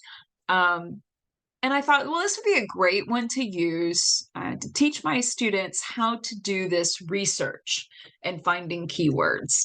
And so I have been using this very same job ad off of Craigslist for years, for literally years. So let's read it together. It says 60-year-old heating and air conditioning contractor seeks to hire 2 more service installer personnel for residential and light commercial work. 5 years field experience, a St. Louis City and a St. Louis County license are required. Also required are a neat appearance, a good driving record, and a very positive attitude. We offer competitive salary, commissions, 80% paid health insurance for family and employee, paid holidays, paid vacation, uniforms, company van for service persons, and overtime over 40 hours. We try to work everyone a minimum of 40 hours per week the entire year with little time lost, if any, during the winter months. We have not had to lay off anyone since 1988. Please contact Harster Heating and Air Conditioning by sending your resume to, and there is the address, the fax number, and the email. So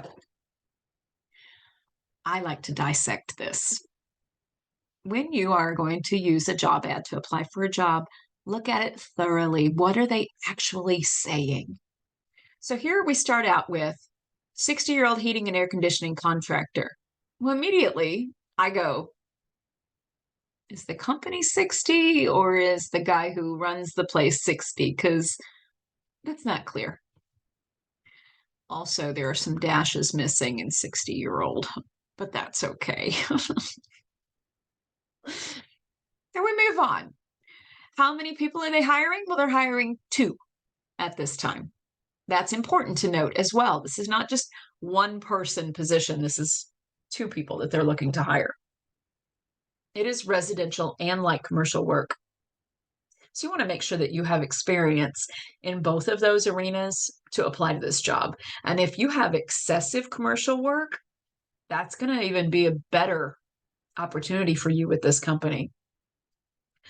Because they could potentially expand into more commercial work if they have employees such as yourself. But then you also want to have that residential component, absolutely. So then we have a list of requirements. 5 years field experience, St. Louis City and St. Louis County license are required. If you don't have those, don't apply. Don't apply if you don't have those. You're wasting time. Also required. Also required. A neat appearance, good driving record, and a very positive attitude. Those are requirements. He wants soft skills. He wants emotional intelligence out of his employees. Boom. There it is. Maybe those are some words you want to consider using in your resume or your cover letter. Take some notes when you read through a job ad. Highlight words that are important. Then he says, we offer competitive salary, commissions, 80% paid health insurance for employee and family. I'm going to stop right there. If they mention in the ad how much the position is paying, you can ask about it in the interview. If it does not say how much the position pays, don't ask about it in the interview. Again, you do you. But there was this one time we interviewed a young woman for a faculty position, and it was the director of education, the assistant director of education, and myself interviewing. This woman was incredible. She had been in the Peace Corps. She had been a teacher in multiple environments. She was very versed in her subject matter. I wanted her. I thought she was amazing. I was so excited. Her answers to the questions were spot on. She really seemed poised. I was like, yes. And inside, I'm going, yay, a new friend, right? So the interview is drawing down, and I say to her, do you have any questions for us? First thing out of her mouth was, well, just like anyone would want to know, how much will I get paid?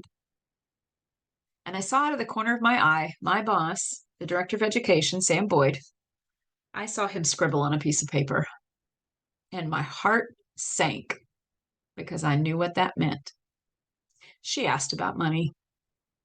And see, what she wasn't thinking about was the fact that interview etiquette says you don't ask about money. She also wasn't thinking about the fact that there were many candidates for that position. So after I walked her out of the building, they had me walk her out of the building so they could talk. I came back and I said to Sam, can I have her? Can I have her, please? Can I have her? And he said, no. She asked about money. That's a quote. That is a direct quote. No, she asked about the money. If it's in the ad, you can ask about it. If it's not in the ad, don't. So here, Harster is listing benefits. I say they're fair game to ask about in an interview. He's giving them to you. So then on the next line here, he's offering some overtime. Now, because I'm an English teacher, I see a typo and I immediately go, you didn't take time to edit. So at this point, I've seen 3 things that are questionable that make me feel like this was not edited before it was posted, which gives me pause to go, oh, maybe not so reliable. If they're not willing to take the time to edit before they post a job ad for the entire St. Louis market. So it's not overtime, it's overtime. Now, the next sentence I think is my favorite in the whole thing. It says, we try to work everyone a minimum of 40 hours per week the entire year with little time lost, if any, during the winter months. There is a word in that sentence that is the most important word. And I love making students guess what it is, but I'm not going to make you guess because you can't respond to me right now. So the most important word, in my opinion, is the word try. We try to work everyone a minimum of 40 hours a week. Is this a guaranteed 40-hour-a-week job? No, it's not. They do try to make sure that it is. See, that's a reading between the lines thing that you need to understand. And you can go in a job interview, and when they say, do you have questions for us? You can say, hey, I noticed in the ad that it says you try to work everyone a minimum of 40 hours a week. How often does it happen that we would work less than 40 hours? See, we would work less, make them picture you working there. That's a key ingredient to interview questions. So, you ask that question, like, how often might we not have a 40-hour work week in the winter? You can ask that question because he mentions it, or it's mentioned here in the job ad. And so then we've not had to lay off anybody since 1988. Wow, that sounds so positive, right? That sounds like amazing. Wow. Or does that mean that people quit? Are they hiring 2 people because people are quitting? Do they have high turnover? I mean, if you're good at using manipulative words, you're going to say, we have not had to lay off anybody since 1988, and you're going to leave out the fact that people quit. So that's something to think about. Think about the way that words are put together. Like, what is their real meaning here? And what you need to do at this point is some research. You need to research the company so you can understand what these things mean.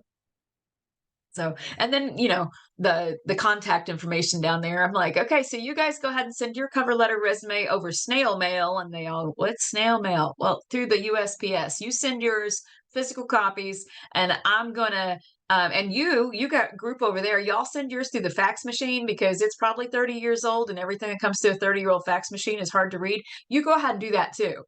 I'm gonna email mine because mine's gonna get there first and it's gonna be easy to read. So if you're given options, opt for email every time.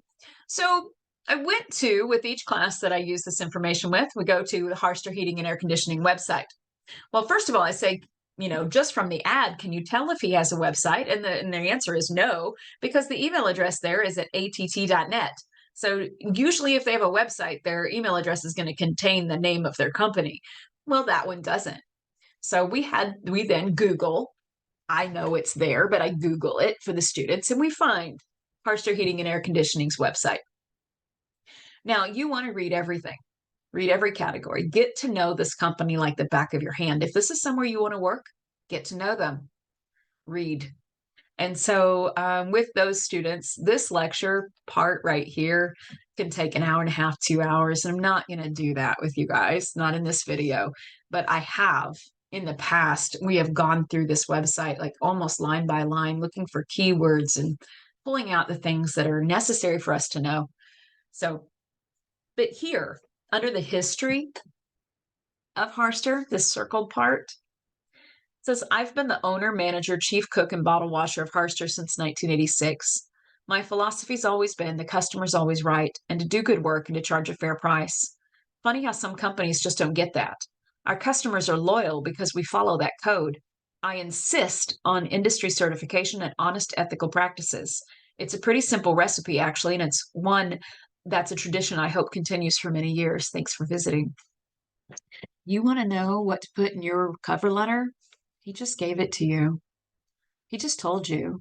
His philosophy is the customer is always right. So don't you think it might be good to use those words somewhere in your cover letter? Showcase that that's a value of yours as well. The customer's always right. Or you might want to focus on, it's important to me to do good work and to charge a fair price. Use his words. He says, funny how some companies don't get that. My customers are loyal, he says, because of this. So tell him you want to work in a company where loyalty is supreme. Loyalty reigns. Customers are loyal. You feel like that's an environment that you would blossom in, that you would do well in. Use their language.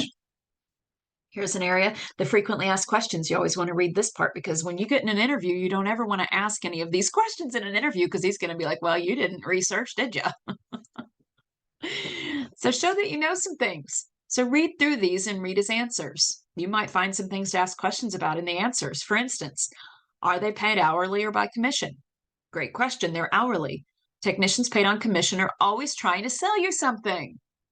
Our guys just do their jobs. Are they paid hourly or by commission? Hourly. Because people who make commission are salespeople. He's like, my guys do their job. Oh, right? Find a way to use the information that you get from the website. On the website, also, you find out that Harster is available 24/7 and on holidays. He didn't say that in the ad, but you find that out on the website. So reading is important. So now let's talk about the cover letter, and we're going to reference back to the Harster ad. So what does a cover letter contain? Well, it contains these basic things. Your first paragraph, isn't that the thing that we struggle with like so much when we sit down to start writing something like this? We're like, that first paragraph, how do I start this? Well, start it like this. You don't need to do anything other than this. Say what position you're applying for, where you found the ad listed, and when the ad was posted. It's that simple. That's your first paragraph. Doesn't need to be any bigger. And it can start with I. I'm responding to your ad for the position of service installer, which was listed on Indeed.com on July 20th, 2022. Boom. First paragraph. Move on. Stop stressing this letter. I'm telling you, don't stress the cover letter. So let them know what position, the exact position, because oftentimes companies will have multiple positions open. So what exact position you're applying for, where you found the ad listed, and when it was posted. So they know which ad is working. So you're doing them a favor by letting them know when that ad was posted. All right. Then the middle of the cover letter, we're going to take a look at here in a slide or two. So this is how you state your qualifications, meet the company's needs. I'm going to show you that. And then the third and fourth paragraph, if you have three, if you have four, whatever, business letters shouldn't be any longer than 4, maybe 5 paragraphs, but these should be short. State a thank you, and I look forward to hearing from you. Also consider adding a time that you can be reached. So this is just a respectful statement. Thank you for your consideration. Available before 10 o'clock a.m. Monday through Thursday, comma. I look forward to hearing from you. Boom, that's your ending. You don't need to say anything more, just that. And let it be. Now, keep in mind, you want your cover letter to be in correct business letter format. So I've given you a template here. You can find these online. They're all over. There are so many. But find a business letter format template and use it. Of course, I hate the word template. I hate templates. But look at it. See how it's put together, and then create your own. All right. So a business letter contains no indentions. It is single spaced. You do double space between paragraphs, and Word's default and Google Docs' default are set automatically to add extra space between paragraphs. So if you're using the default settings, it's going to automatically do this for you. Design it carefully. It could be just a flub in the design of your business letter that gets your resume tossed. That might seem harsh, but it's often the truth. And so we want to make sure that it is spot on before we send it. Check the grammar and then proofread. Remember Anthony Weiner, once you send it, it's out. All right, so here is the cover letter. This is the template that I compiled with student help years ago when we were writing cover letters in the classroom. And it has become a template, if you will. Golly, I hate that word. That I think is very effective. It's effective because there's a lot of white space, which makes it easy to read. It's effective because there are bullet points on the paper, again, which makes it easy to read. You don't want to house everything in paragraph structure. It's harder to read, and people don't want to read that. They're in a hurry. So we want to give them white space and bullet points. So let's take a look at this cover letter that the students and I came up with, and now I have been teaching for a long time. So I think I have it. Yes, I do. So the same cover letter, I've got it broken down into parts here. So let's take a look at it. So there's the header. And we begin with the address of the person that it's going to. My address already at the top of the page, or my information already at the top of the page, part of the letterhead. So then we have the name of the person that it's going to, the name of the company, perhaps, and the date. And then our dear Dave Harster, because if you read the company's website, you find out that the D and the D Harster email on the ad is Dave Harster, the owner of the company. So, dear Dave Harster, I'm writing in response to your ad dated January the 20th, 2011, posted on Craigslist for the position of service installer. Boom. First paragraph, done. Hit enter. Next. Now I love this part. This is the middle, and this is just beautiful. Like this is so precise and easy to read, and it is in and out. Confident that I would bring value to Harster Heating and Air Conditioning, I'd like to give you a brief overview of my skills and experience. Here's how my qualifications meet your company's goals and needs. Oh, you tell them you know what their goals and needs are. Keep it company focused. So your needs, boom, those come first. The company's needs come first. Boom. 5 years field experience. We saw that on the ad. St. Louis City, St. Louis County license. That was on the ad. Positive employees with a customer's always right attitude. That was on their website. And then available for 24/7 service from the website. Those last two things, not in the ad. I'm showing that I did research. That's a win thing to do. So that's their needs. And then we list my qualifications, 7 years field experience, if you have it, be honest. St. Louis City, county licensed, positive attitude, neat appearance. I'm addressing what the ad said. Training in soft skills and working with people. I'm addressing something that he said on the website. Good driving record from the ad to take on the road for 24/7 service from the website. See how I am using the information directly from the ad and the website to build the cover letter. Brilliant idea. Then we say, thank you for your consideration. Available before 10 o'clock each morning. I look forward to hearing from you. And then sincerely. Don't say anything else. Don't say sincerely yours. You don't belong to them. They don't belong to you. Sincerely. It's a placeholder. It does its job. And then you're going to space down 3 or 4 spaces so you can do a physical signature there above your name. If you have typed the letter yourself, put your initials down at the bottom in lowercase DLC. If someone else types the letter for you, their initials go at the bottom of the page. This is a good move because if the letter has no grammatical mistakes in it and you put your initials down there, the employer knows you typed this, you did this. This is an example of your work.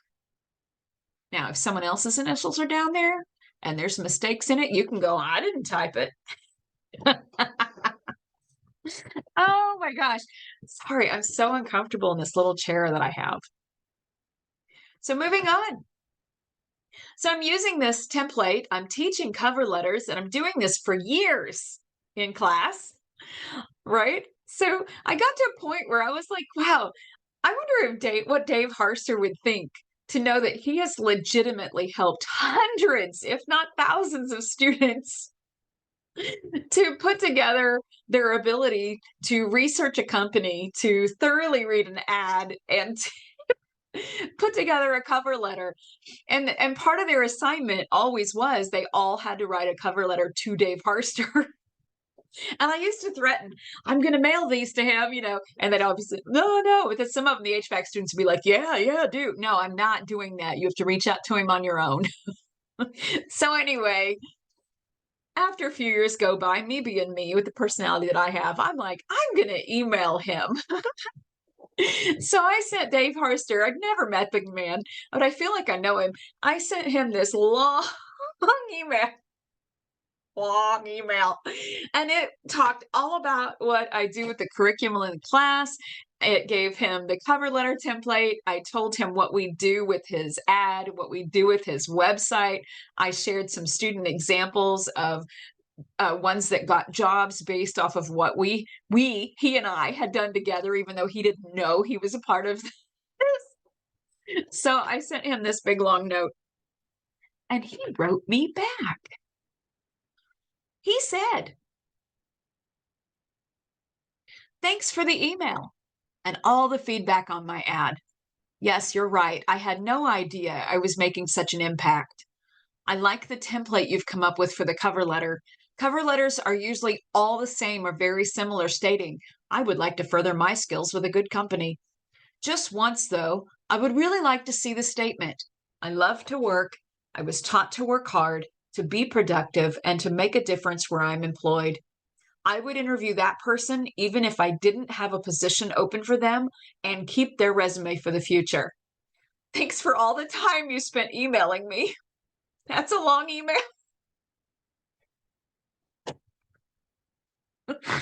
Oh, it was. I wish I still had a copy of it, but I don't because it was from my work email. I didn't save it. I wish that I had. Oh, isn't that funny? So funny. But hidden inside of it, cover letters are usually all the same. I would like to further my skills with a good company. Do you want to be like everybody else? No. And he doesn't want you to be like everybody else either. He says, just once though. I would really like to see the statement. I love to work. I was taught to work hard, to be productive, and to make a difference where I'm employed.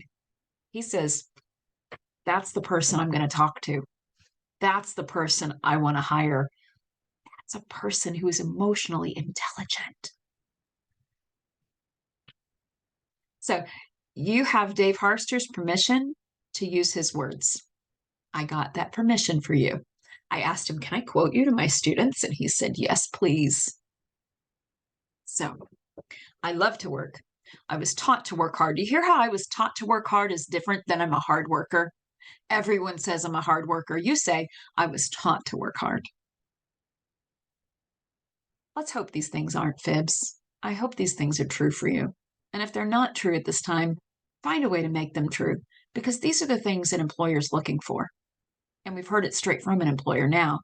And let me tell you, he was hiring 2 service installers because his company was growing.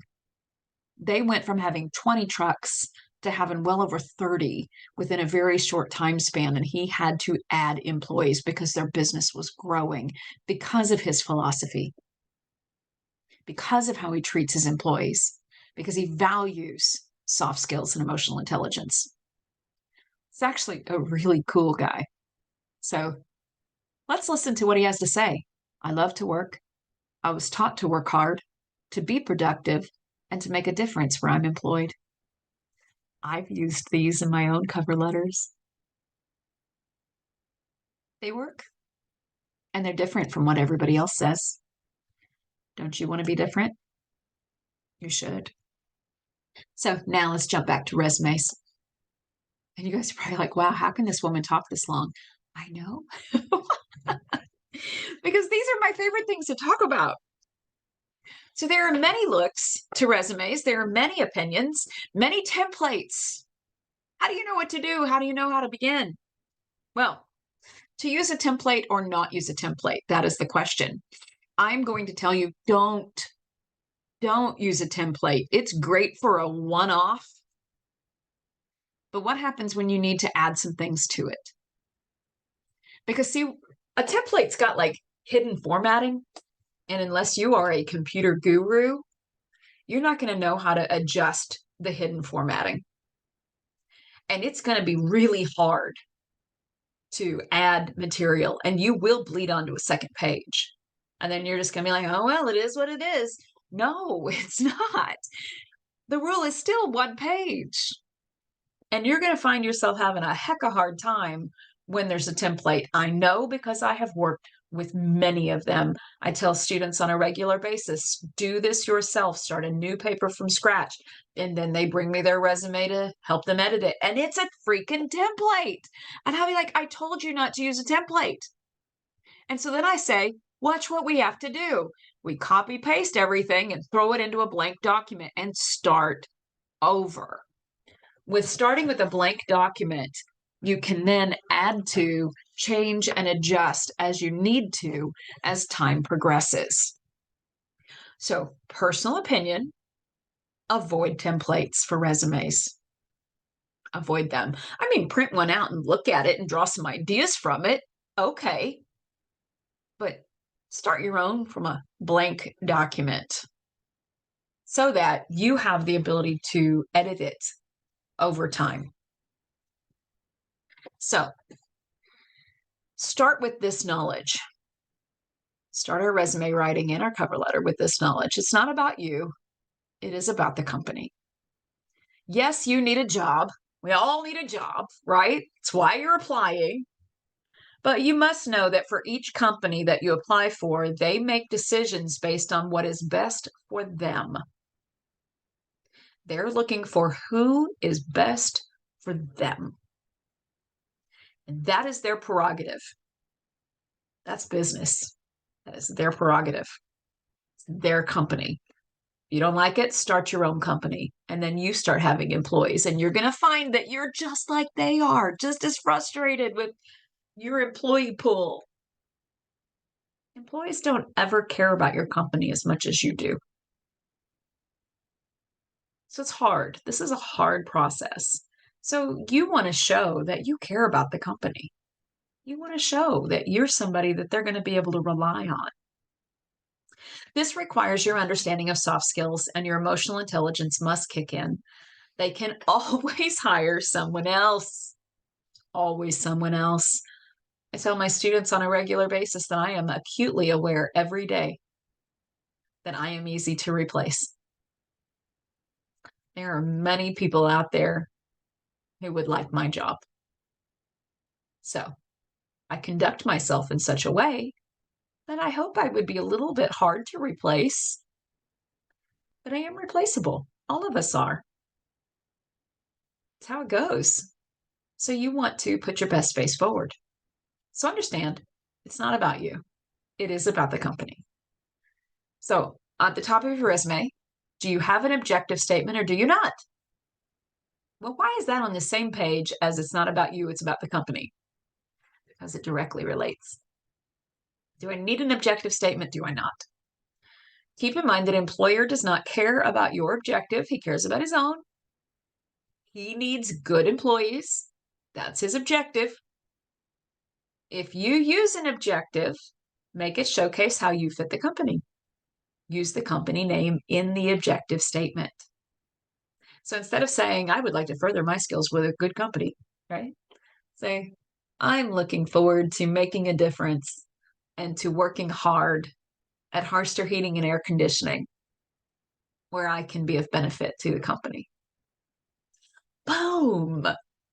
You make it clear that you want to work for them. Use their name. If you need an objective statement, I don't have an objective statement on my resume. I don't have room for it. They know I want to work there because I'm giving them a resume. So it's not a necessary function on a resume. But if you don't have a lot of job history, you want to have an objective statement. It takes up space, right? And so it makes you look like there's more there. And it's an opportunity for you to showcase that you're here for them. So that's a great thing. Now, here we go. Lots of goodies coming at you about resume writing. Research the company. What does the ad say? What are they looking for specifically? What do they require? What are their keywords? So I've already said these things. I'm not going to camp on that too long. Another great idea that you can, something that you can do is to identify the problems of the employer. Go on the Better Business Bureau or read their Google reviews and identify in your research what some of their issues are. What are things that customers and clients are complaining about? Maybe those are some things on your resume that you can beef up that you have strong skill in. Now, don't tell them, I read on the Better Business Bureau that you guys really have bad customer service. Don't do that, but arm yourself with that information. They have a lot of people that are complaining about their customer service in this particular area. Well, I know that I can be a benefit to them in that area. So I want to really talk to them about my customer service abilities and what my customer service experience has been with verifiable information. So look on the internet for some things that people complain about the company. And here's something that you may not like, but it's true. Like it or not, employers will make a judgment about your resume in 6 seconds. 6 seconds. I'm going to show you that in just a moment. You want to, on your resume, always put the most important information first. What makes you look best to them? Okay, so that means that for every company you're going to apply for, different things are going to be important to them. So if I'm going to apply in an area where they value writing more than they value ability to teach, I want to take whatever's on my resume and put toward the top, my publications perhaps, The items that I've had published, maybe I want to list those first, depending upon the environment that I am applying for.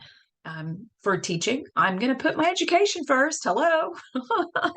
Yeah. Let's say that you've had a lot of time in the military and this is a company that values veterans. You want to put that right there at the front. You want them to know. If this is a company that's looking for bilingual individuals, you want that to be the first thing they read. Do a summary of yourself. Let the first word be bilingual, trilingual. Is it quadlingual? I don't know.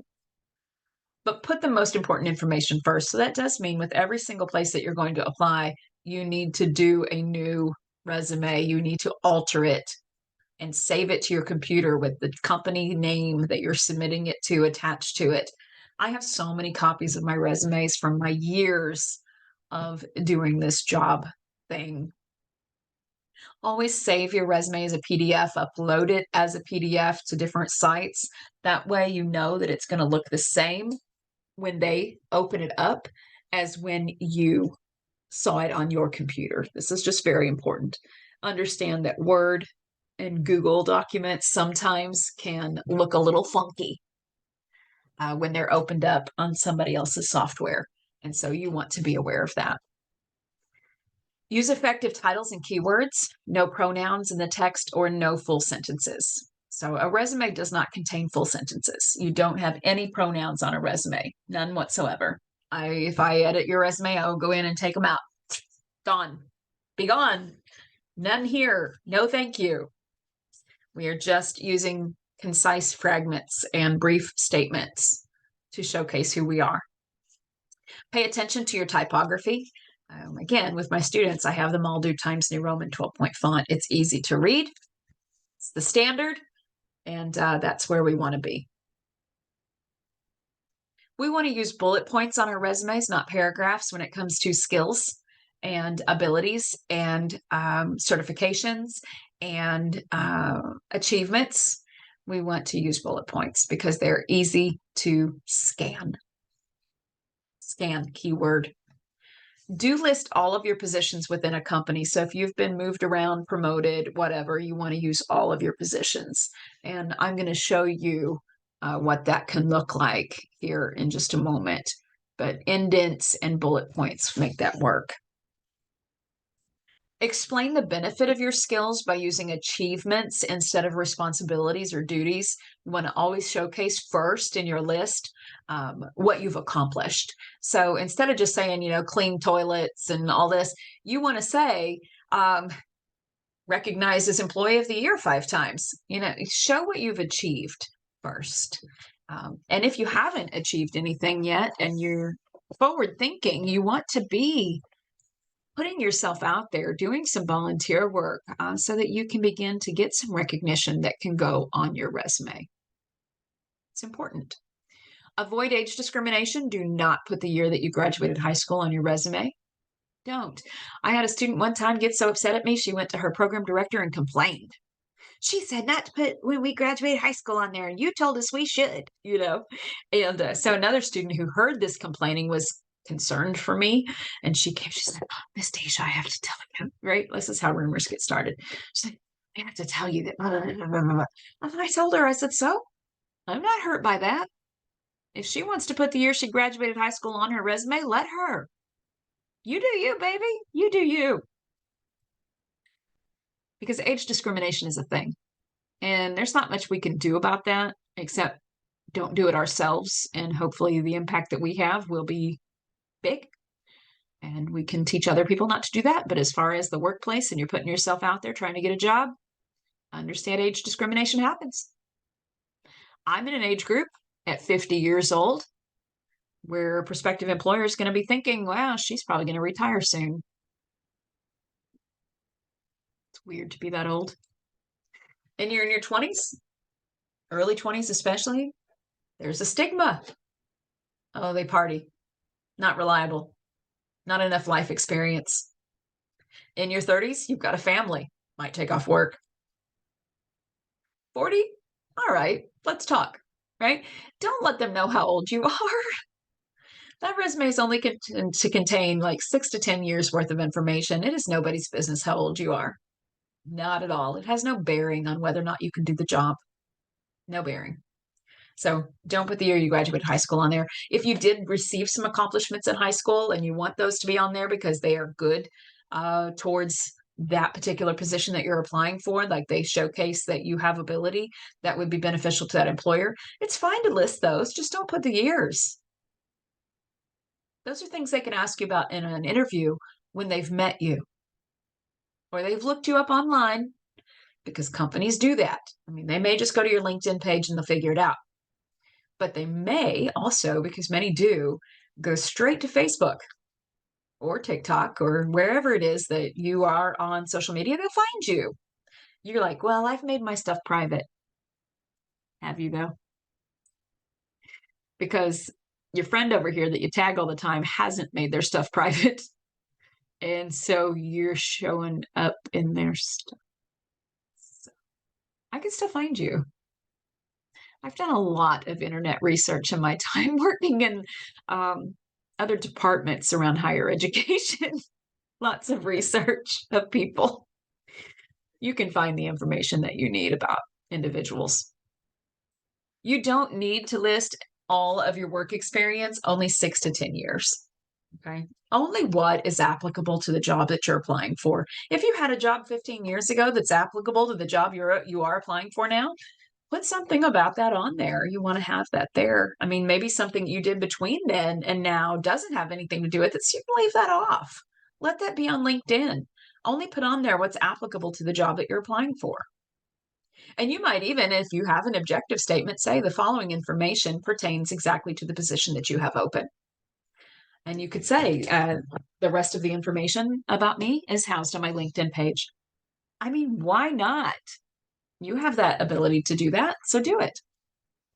Don't include any irrelevant information if it doesn't have to do with the job you're applying for. It doesn't need to be on there. And you're like, Polly, but this sounds like so much work. How bad do you want the job? Or if you just want like run of the mill jobs, you want to keep working at like Taco Bell for the rest of your life? Or do you want to move up and find yourself in a career that you absolutely love? We want to be tailoring our resumes to employers that we want to work for. Use numbers. Don't write them out as words. Use numbers on a resume because they're easier to read and scan and they draw attention, and numbers can be indicative of accomplishments. And so we definitely want an employer seeing those. So use the numbers, let them stand out. Don't put your picture on your resume. No pictures on your resume, not unless you're in a very specific field and it is requested. We don't put our pictures on a resume. Don't give them an opportunity to discriminate against you based off of your picture. Tailor your resume and cover letter for each employer. More information here. It is one page. That is all. That's what you turn into the employer, just one page. Now, here's a great idea. So you do this on LinkedIn. You have it on LinkedIn. But what if you also create yourself a generic resume that contains everything? Like do this on Word. Create a generic resume that contains all of your information. And from it, you can cherry pick what needs to go on your tailored resume. So let it be like your storehouse of information and let it grow and grow and grow so that you can pick from it and copy paste and create the new resumes per employer that you need to do. Great idea. Super great idea. So make one that you can alter, update, delete from, change. Pick per employer or pick from per employer you apply for. Naturally, for some of us, this generic all-encompassing container of information will be much longer than one page. Never let it be what you send to an employer. Don't send that one. But I think that's a great idea rather than copy pasting off of LinkedIn all the time, because then you're going to be dealing with formatting and just issues that copy that you're not ready for. And then you've got to deal with font sizes and blah, blah, blah. So if you have a paper document saved on your computer that you can just cherry pick off of that, that's a great idea. Be so very careful with those resume templates, please. I'm just saying, don't look like every other candidate and don't put yourself in a box that you don't know how to edit your way out of. Watch for scattered information and fix it. Make sure that your resume is in chronological order. You want to start with the most recent and work your way back. Okay. Make the design flow with white space. Give it breathing. White space is so important. If it's just chock full of words, they don't want to read that. So let it breathe. Proofread it a minimum of 3 times. I always say that. And read it out loud. Again, your ears are going to hear things that your eyes won't see. Have someone else review your resume, someone that you trust, not someone who's going to say, oh, it's so good. Don't go to those people. Go to the people that are going to be honest with you. So you need good critique. And if you know someone who's already working at the company, have them look at it. That's a super idea.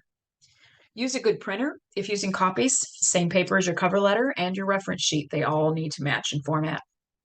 Remember that the image you create with your resume must match the salary and responsibility level that you are aiming for. Are you worth it? Your resume should say so. And so should your cover letter. That combo should say so. So something that I feel very strongly about on a resume, so as to avoid confusion and to keep in mind that they are only looking at this for 6 seconds, put the dates of employment on the far right. This is just a segment of a portion of one of my resumes. Yes, one of. I have many. So put those dates on the far right side and put them in bold so that they're easy to see, easy to find. And then you see how I have all the job information laid out in bullet points. Very easy to scan. Make sure that you are understanding that the point of your resume is to get attention. It is not to get a job, it is to get attention. And make sure that you are using the right keywords. Don't overuse verbs. So next to your bullet points, you're going to have a strong verb next to each one. Down your resume, you can only use that verb next to the bullet point 1 time. So if you find you're using coordinated on another job, right-click on that coordinated and pick a synonym. There are plenty. There are even lists online of active verbs for resumes. Just go to Google and type in active verbs for resumes, and you're going to find so many charts, so many articles, and they're going to explain to you the necessity of this rule. It is a following details rule for resume writing, and an employer knows when they look at your resume. Most employers know when they look at your resume and it's like all the same verbs all the way down. You didn't take time. You're not paying attention to detail. And so have your verbs be different all the way down the page. You may have to get creative with them. Nothing wrong with that. Get creative.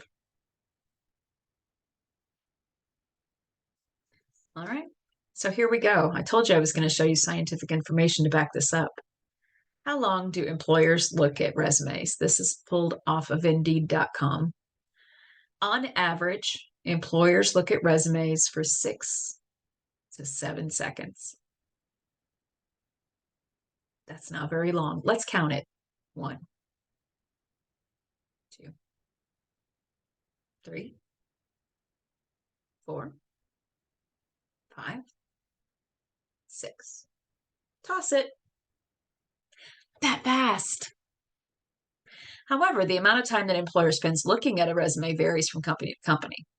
Some employers may thoroughly scan a resume, while others may scan it only for a few seconds. We need to always be thinking 6 to 7 seconds because you don't know. And the average is 6 to 7 seconds. So, bullet points, white space, numbers. These things are important. Achievements instead of just duties. Let yourself stand out. Put the most important information first. LinkedIn.com, you can find information about this as well. An eye tracker or an eye tracking study among recruiters, how to pass the initial resume screening. This is how your resume gets scanned. So they did a scientific study where they tracked the eye movement of employers as they were scanning resumes. Where did they look first? So you've got them looking at the column, the left side of the page. You've got them looking across the top 1/3 of the page. And I've seen in another article where they look down the right side of the page. So when they scan the left side, they're looking for what job titles. When they scan the right side, they're looking at times and dates. And across the top, they're looking at your most important information, who you are, and what you're willing to say about yourself first. This is from that article. It says another interesting result is that 80% of the time spent on reviewing a resume, the recruiter scans for the following content: the name, the current position and company, current position start and end dates, previous position and company, previous start and end dates. Don't you want to make that stuff easy to find? And your education. I mean, make those things easy to locate in 6 to 7 seconds. The remaining time was used to scan for specific skills or specific keywords such as SQL or PHP for programmers or NIP registration for psychologists. This is based off of science. This is studied information. These are the things that they need to see quickly on your page. Can they locate them? Or do you have them hidden? Are they jumbled up in a mess? So many templates out there are going to jumble them up in a mess. Don't do that. Make them very clear. And then I've got here circled the most striking conclusion: recruiters spent only 6 seconds reviewing an individual's resume during the initial screening. 6 seconds to decide if this is one they want to read further. Oh, that's not much time. So please keep that in mind. Here is an example of what I tend to do with most people. This is one of my one-page resumes and my reference sheet. So you see they have the same header, the same letterhead. And then on this one, I have my education first. I do include my GPA on my resume because it is above a 3.5. If it's above a 3.5, it's good to include it. If it's not, then it's good not to. So I do have those listed. And then the work experience that's pertinent to the position I would be applying for, I only have that information on here. It doesn't contain by any means everything about me. So that is an example of what a resume would look like if I got my hands on your information. Be very similar to what you see here. It's concise, it's easy to read, information's easy to find, and it is not a template. So it is easy to edit. It's easy to change and adjust as time goes by. And those are very important components, things that you want to keep in mind. And so there's my reference sheet too. Of course, I changed the names and whatnot so that you're not out there contacting my people. So, but you can see how I've laid them out. This is just a very efficient way to lay out your references. So I've got Robert Bonnell, and then his current title, not the title that they held when you were working with them, but their current title, what they do now. And then an email address, a phone number, LinkedIn ID, and then the position or how you know that individual. Okay, that's a great way to lay out your references. And so there's mine. Now, a curriculum vitae, that's what we use for education. This is longer than a one-page resume. And you see here, this contains a lot more information about me. I've made the margins much smaller to fit more on 2 pages. I could easily let this bleed over to 3 or 4. There's much more information I can add, but I wanted to be as precise as possible. There really isn't a limit to how long this can be. I helped one woman with her curriculum vitae. It was 14 pages long. And I was like, ah! And we shortened it considerably. We did. We shortened it considerably because it's excessive to think that anybody is going to sit down and want to read 14 pages about you.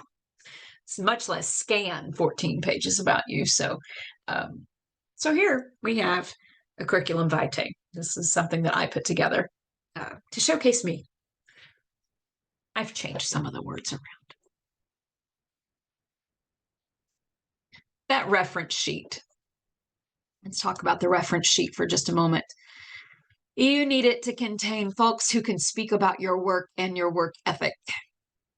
So if you don't have people like that in your life, start collecting them. And we do that. Remember earlier I said don't participate in the drama at work. You align yourself with the management and be of service to the management and start collecting names that can be effective in your reference sheet. Always a good idea. Be forward thinking. Don't be lost in the drama at work. Be forward thinking. Collect reference names, please. Or don't. You do you. But this is a good idea. Folks, you can speak about your work and your work ethic. Develop relationships with teachers and others who might serve in this capacity. I tell students all the time, yes, you need to be able to develop relationships with your classmates, but really try to get in good with your professors because we can write incredible reference letters. We just can. Have this page match the resume and cover letter in format, same heading on each. So there we go, exactly what I just told you on the page before, how you lay that out. So that's actually Bobby Donnell, the one I mentioned earlier on LinkedIn. But I changed all the information around. All right, that brings us to talking about job interviews. I have no idea how long I've been talking at this point. I might try to, when I do the editing of the video, I might try to find where I'm doing these different segments and break it up where it's chapter worthy or something. I don't know. I might just throw it on here completely all together and you just have to filter your way through it. But let's talk about job interviews. First of all, be ready because these can happen in a variety of ways. Over the phone, over video. I've had video interviews before, a little intimidating. They're all 5 of them sitting around a table and I'm on a Zoom call.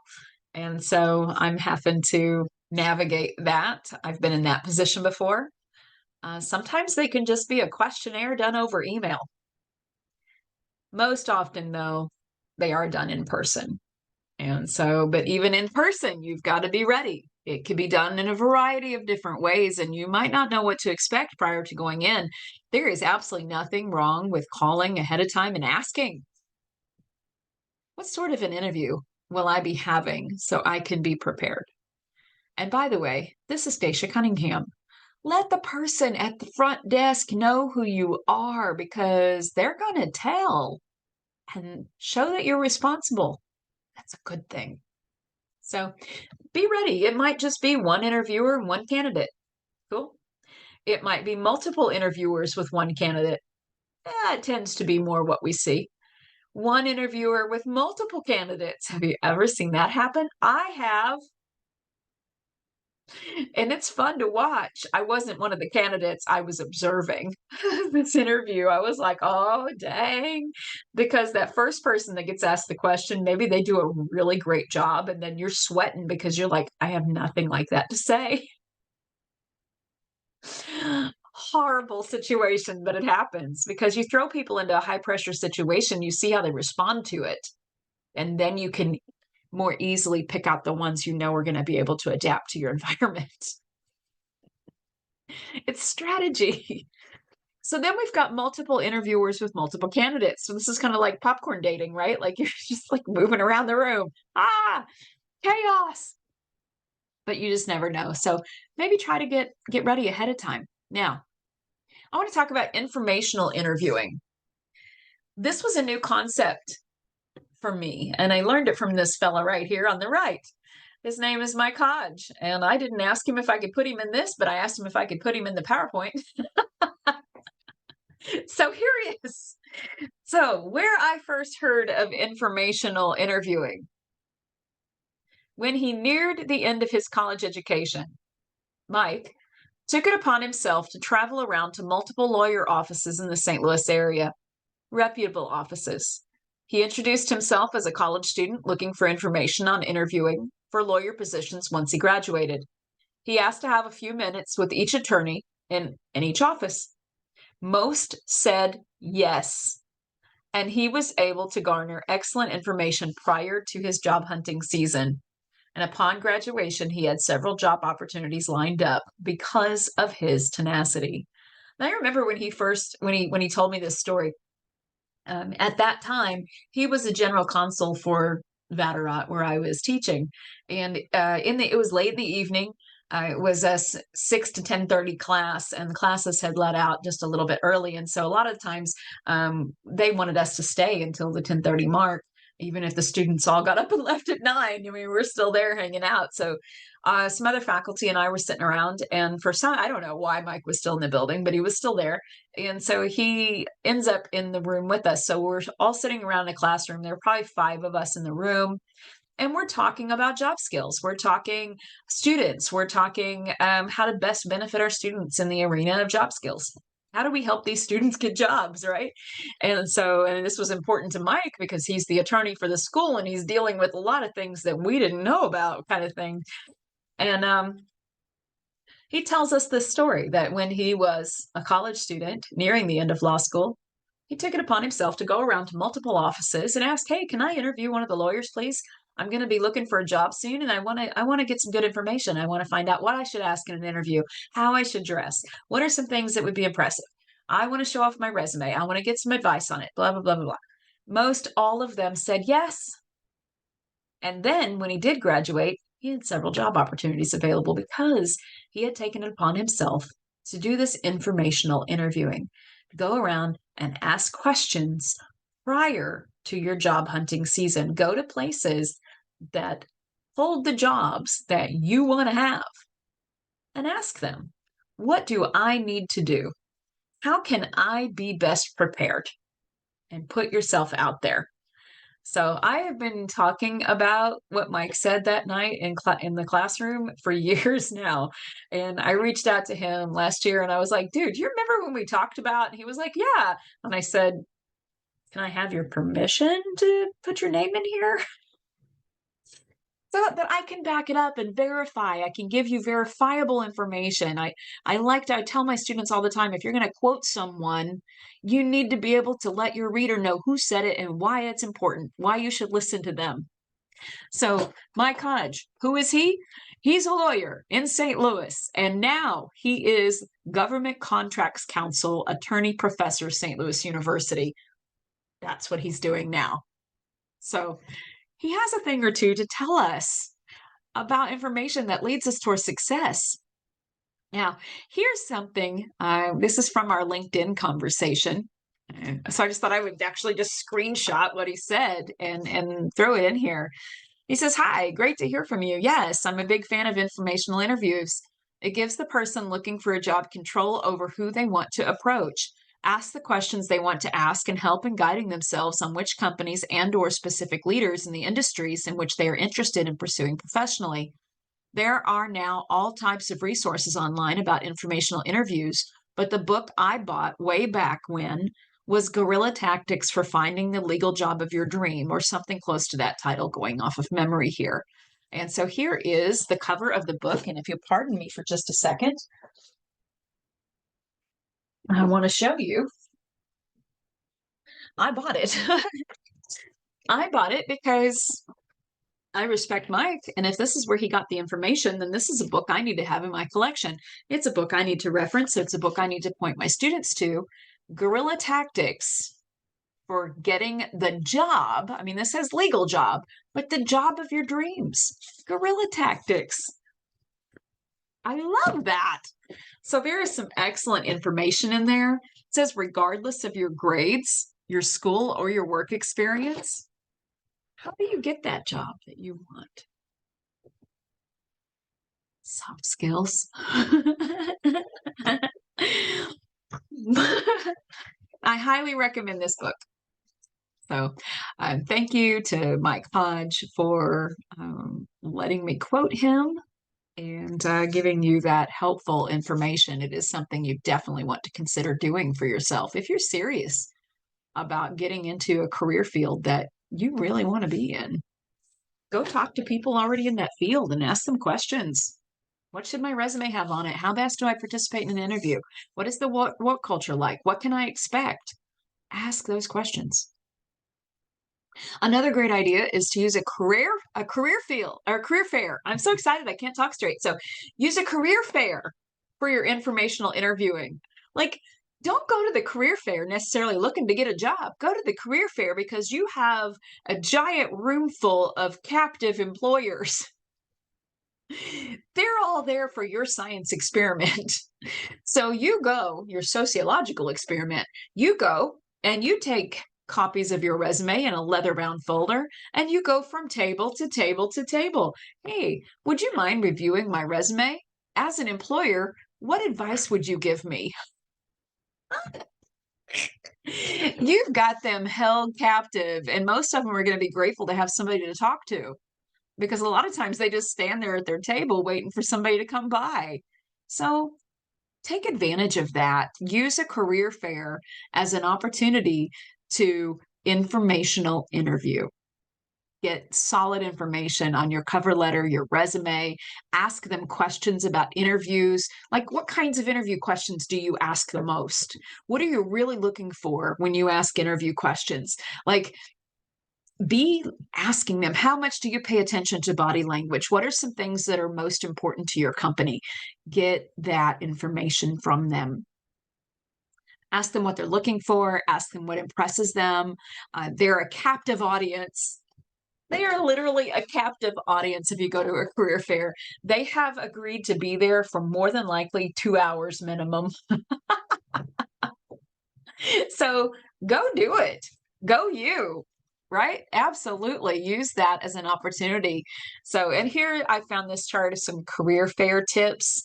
I'm not going to read through all of those right now, but absolutely good idea to hit up some career fairs to get yourself informed. So what an awesome idea. Take several copies of your resume in a nice folder. Even if you don't want or need any job offered there, use it as an experience to gain information. You have a room full of captive employers who are scheduled to be in that space for a minimum of 1 to 2 hours. So go around the room and ask for critique and ask questions. It's your giant informational interview. Why not arm yourself with information? So just passing it along. What you do with it is you. You do you, right? Always know where your interview is going to be well in advance. Know where it is. Map it out. Go there. Check out the parking. Right? Know where it is in the building. Have you ever gotten in a building and you're like, because what you thought was going to be on the 3rd floor is actually on the 5th floor. And you're like, I'm so confused. And then you're late because you couldn't find it, or the parking was atrocious, or the traffic was bad. You need to be prepared. So map it out. Know about that time of day in that area, what the traffic is like, etc., etc. Be prepared. Now, a sparkly idea. You know me, any y'all, you know I love Loki. So he's always going to be in a PowerPoint lurking somewhere. A sparkly idea. Consider calling ahead and ask for your interviewer's name.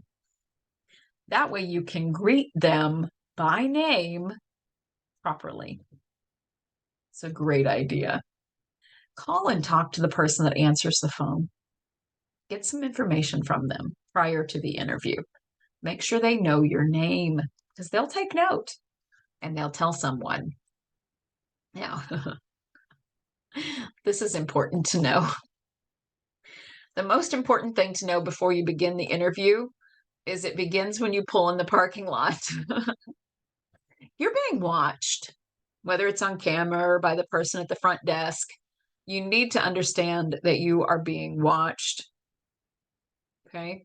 I had a student one time tell me that after his interview, after he was hired, the boss told him that he had walked him out to his car after the interview on purpose because he wanted to see what kind of a mess he was in his car.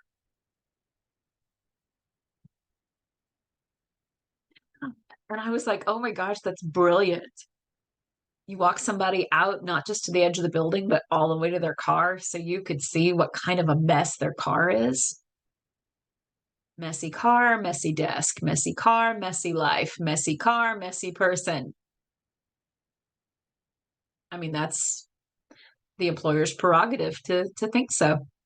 So keep your car clean.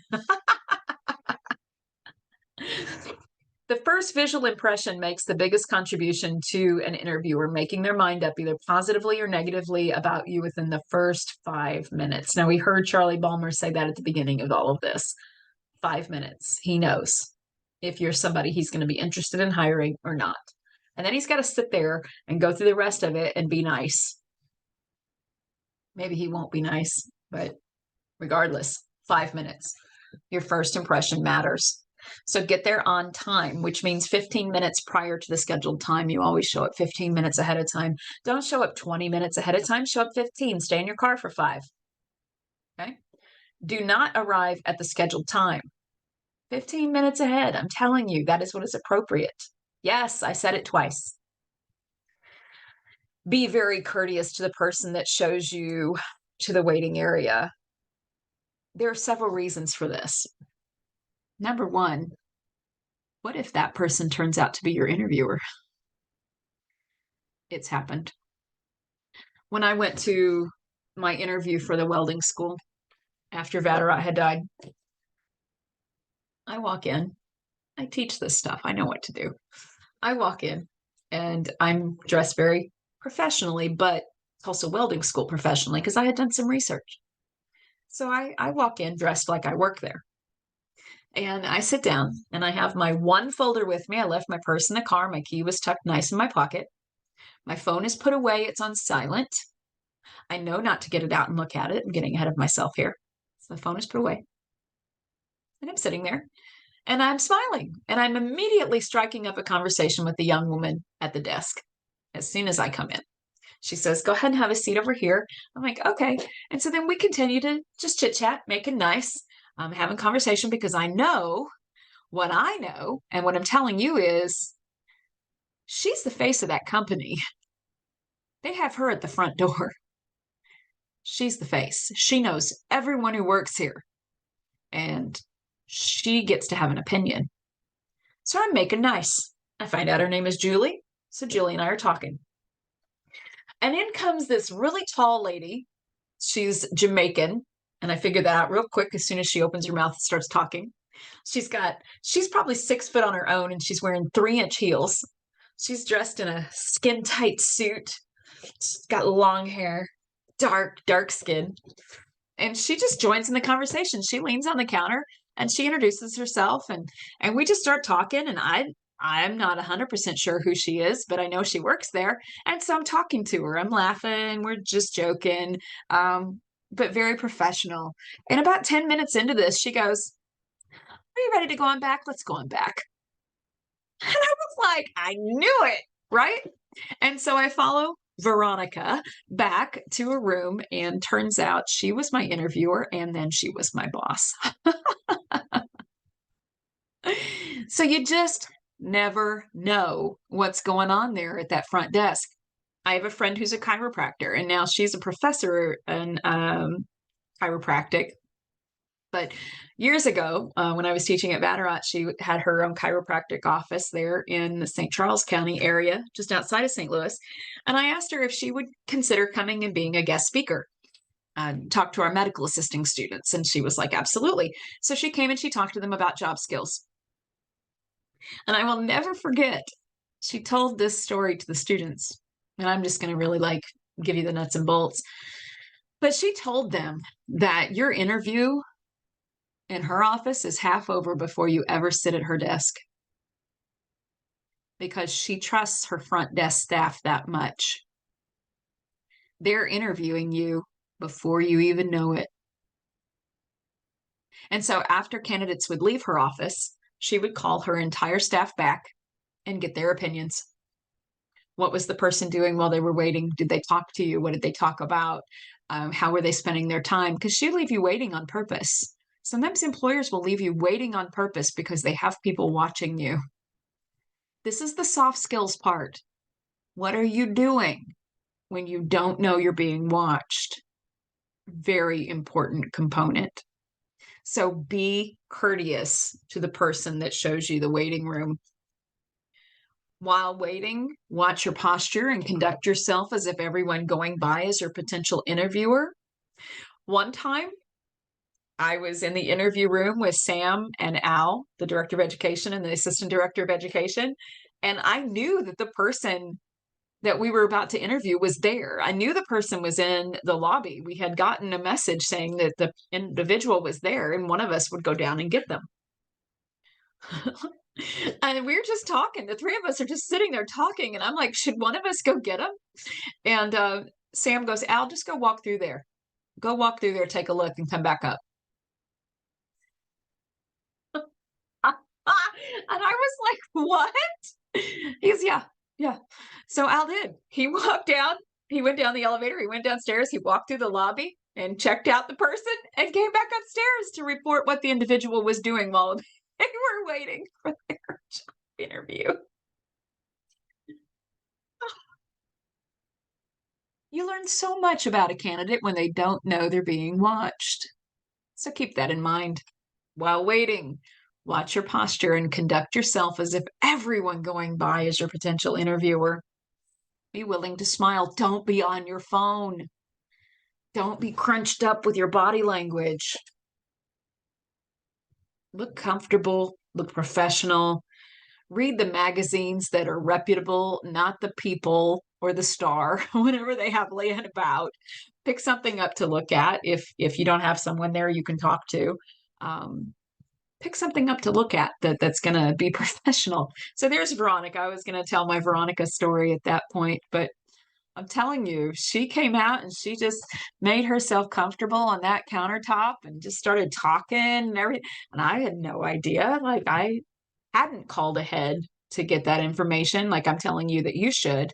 But I sure did know to be minding my best P's and Q's while sitting there ready to be interviewed. And turns out she was my boss. But what we had discussed there at the beginning, when it wasn't the official interview time, had impressed her. And so I kind of was already a shoe-in at that point before we even went back, having had conversations with her prior after being hired. Always wear clothes that are appropriate to the job that you're applying for. Do some research. Find out how the people that work there dress and go dressed appropriately. Like, don't go to a daycare job interview wearing a suit. I mean, just don't. Like, because chances are they're going to ask you to go and do a mock interview, which means go sit in the classroom and interact with the children, and we're going to watch you. Well, if you're in a suit, that's going to be awkward. So go prepared. And while waiting to be interviewed, don't eat or drink anything, because if you're like me, you will spill. I'm a spiller. I frequently wear mustard stains. So don't eat or drink anything. Don't brush your teeth after you get dressed. Brush your teeth before. Because you spilled. It's Murphy's Law. It will happen. Do not talk on your cell phone while waiting. Okay, they're listening to you. Don't talk on your cell phone. You are being watched. So there's the story about my chiropractor friend. I got way ahead of myself, didn't I? Use a firm handshake and look people in the eye. Use their names if possible. People respond well if you use their names. It's psychological. So be using their name, but don't use it like overtly. Don't be like, John, it's good to meet you, John. I'm so glad to see you, John. John, it's good to be here with you today, John. Don't do that. So, John, it's excellent to be here. Thank you for inviting me. Use names and use good eye contact. Don't be creepy with your eye contact. Don't be.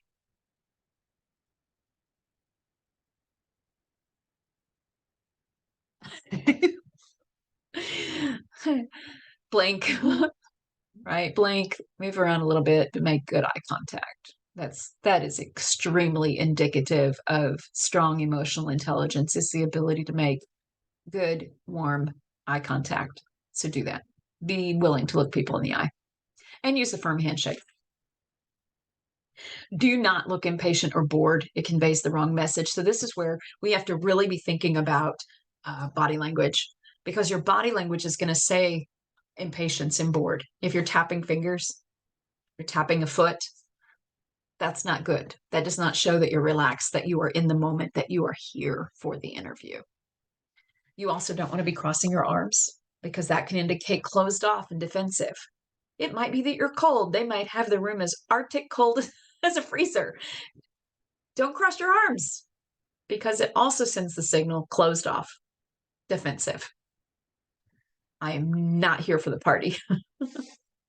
So you just want to have your arms relaxed, maybe sitting on the table, in your lap, somewhere where you look comfortable. So be very conscious of how you look. You want to have good posture. Don't be slouched forward. Be sitting straight. Have good posture.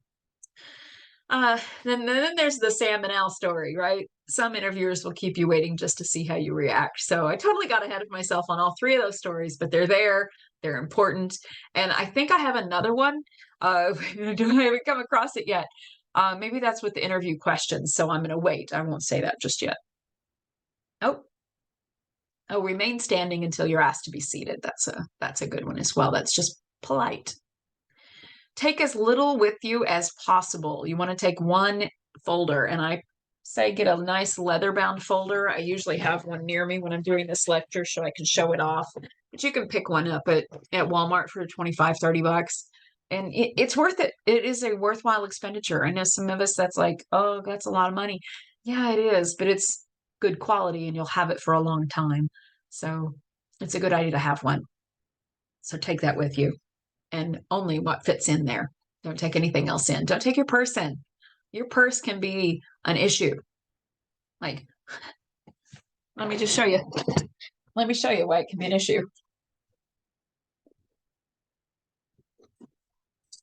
This is one of mine. It's a little flashy, wouldn't you say? It's a little flashy. Not so much professional, but it says a lot about me. It's also quite large. And it fits a lot of crap. Don't take that in. I would never take that into a job interview with me. No. Now, when I want somebody to fully understand who I am and avoid me in the store, I'm going to use my gaudy purse. Not always into hanging out with everybody that I walk past in Walmart. So, things like this make people go, I'm good with that. But don't take it to a job interview. When you greet the interviewer, always initiate the handshake if you can. If you can be the first one to outstretch the hand, that's a good thing. Avoid tapping your feet or shifting in your seat. That makes you look nervous. You really don't want to come across as nervous. You want to come across as cool, calm. Here for it. Avoid excessive perfume, aftershave, deodorant, cigarettes. Don't be stinky. People have allergies, right? And then there are also some odors, some aromas that people are just offended by. So don't go in there stinky. Don't eat onions and garlic before your interview. Be conscious of the aroma that you are giving off. Please do not ever go to a job interview with BO. Don't have just eaten fish. Don't have sat in a car where you forgot you left asparagus in it from the night before when you ate out. By the way, my best friend and I, her name is Lana, and we've been best friends since we were 7. Yes, I'm going to tell this story, Lana. We went out to dinner about 4 years ago, at Chili's in McAllister. And she had asparagus with her dinner. Gross. I don't eat asparagus. It's ugly. It's for Veggie Tales. That's it. So, but she had asparagus because she loves asparagus, but she didn't eat it all. Well, we had decided we were going to go to the movie afterwards. So she's like, oh, I'll take this to my parents. So we put the asparagus in the to-go container and we leave. And we leave it in my car and we go into the movie. And we went to see Knives Out, which, whatever. It's fine. Whatever. So anyway, we leave and we open my car doors. And this wafting odor just rolls out and knocks us both backwards. And it was cold outside. Like, this was in the winter. This isn't like it was 100 degrees outside and it continued to bake while in the car. This was just the asparagus in a styrofoam container letting itself be made known. So we had planned on going from the movie theater to Walmart, which is just down the highway, but it smelled so bad neither one of us could breathe. So we rolled down the windows. It's 35 degrees outside. We've got the windows rolled down. We both got our heads hanging out the windows because the asparagus smelled so bad. So we get to Walmart, we get out of the car, we're both like, we can breathe now. We get it what we need. We get back in the car, we're hanging our heads out the window. We drive to her parents' house and take it in. And her dad ate it.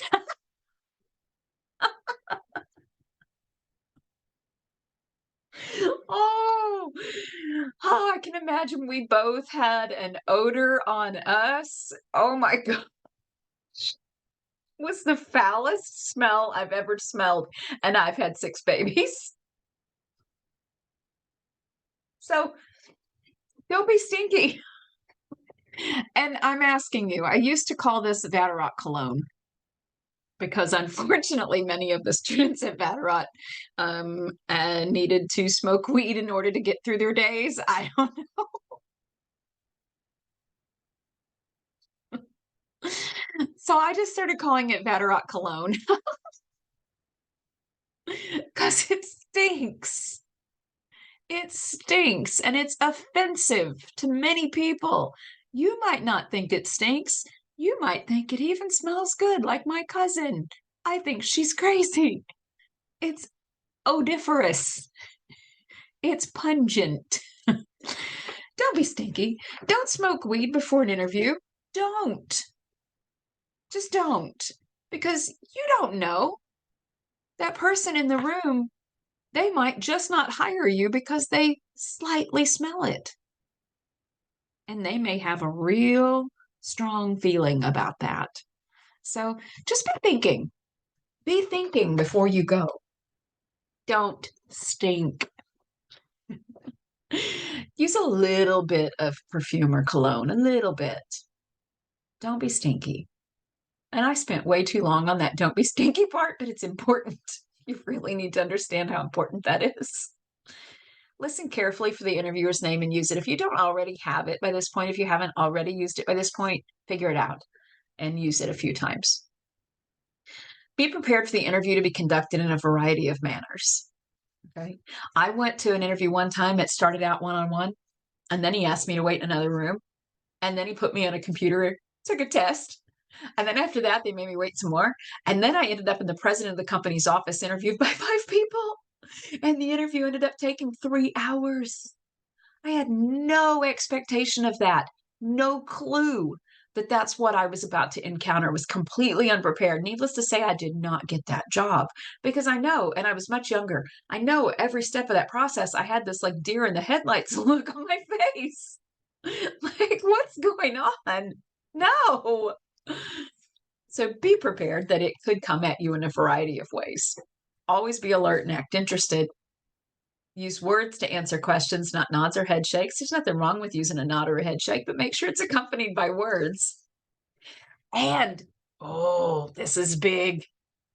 Understand that people who know how to read body language know that when you're saying yes and your head is shaking no, there's a lie in there. If I said, there's a lie in there, I'm telling you there's not.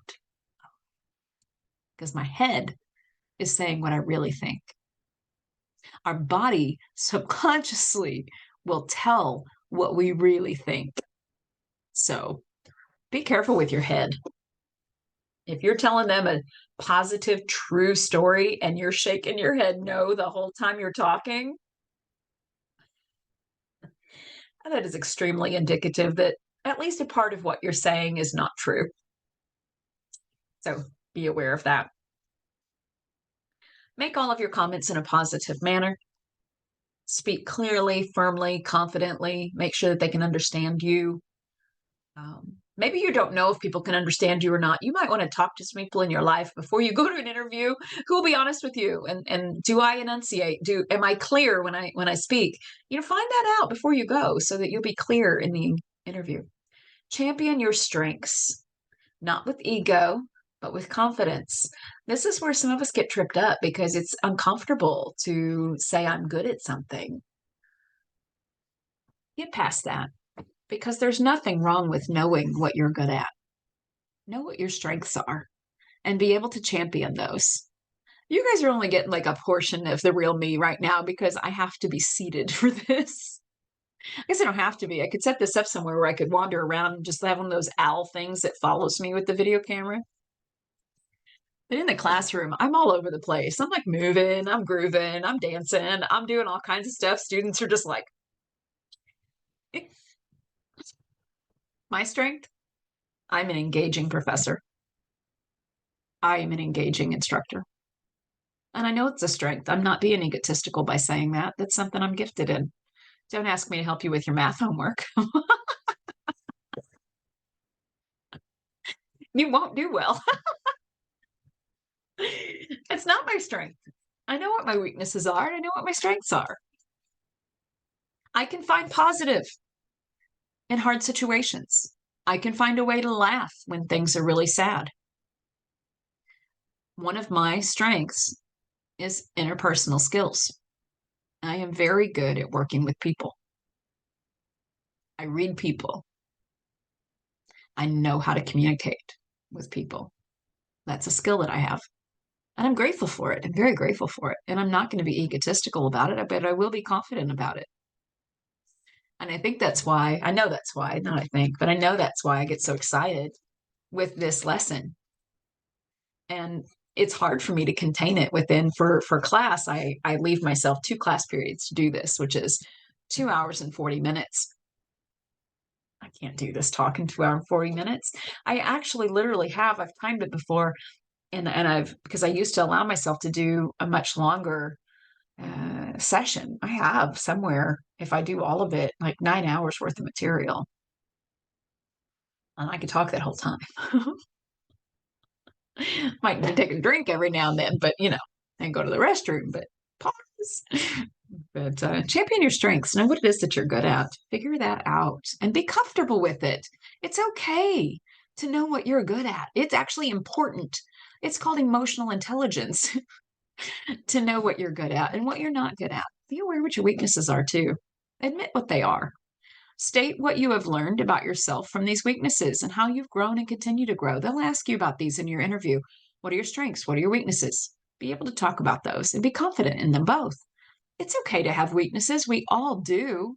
Anyone who says, I don't have any weaknesses, that's your weakness. You're cocky. That's a weakness.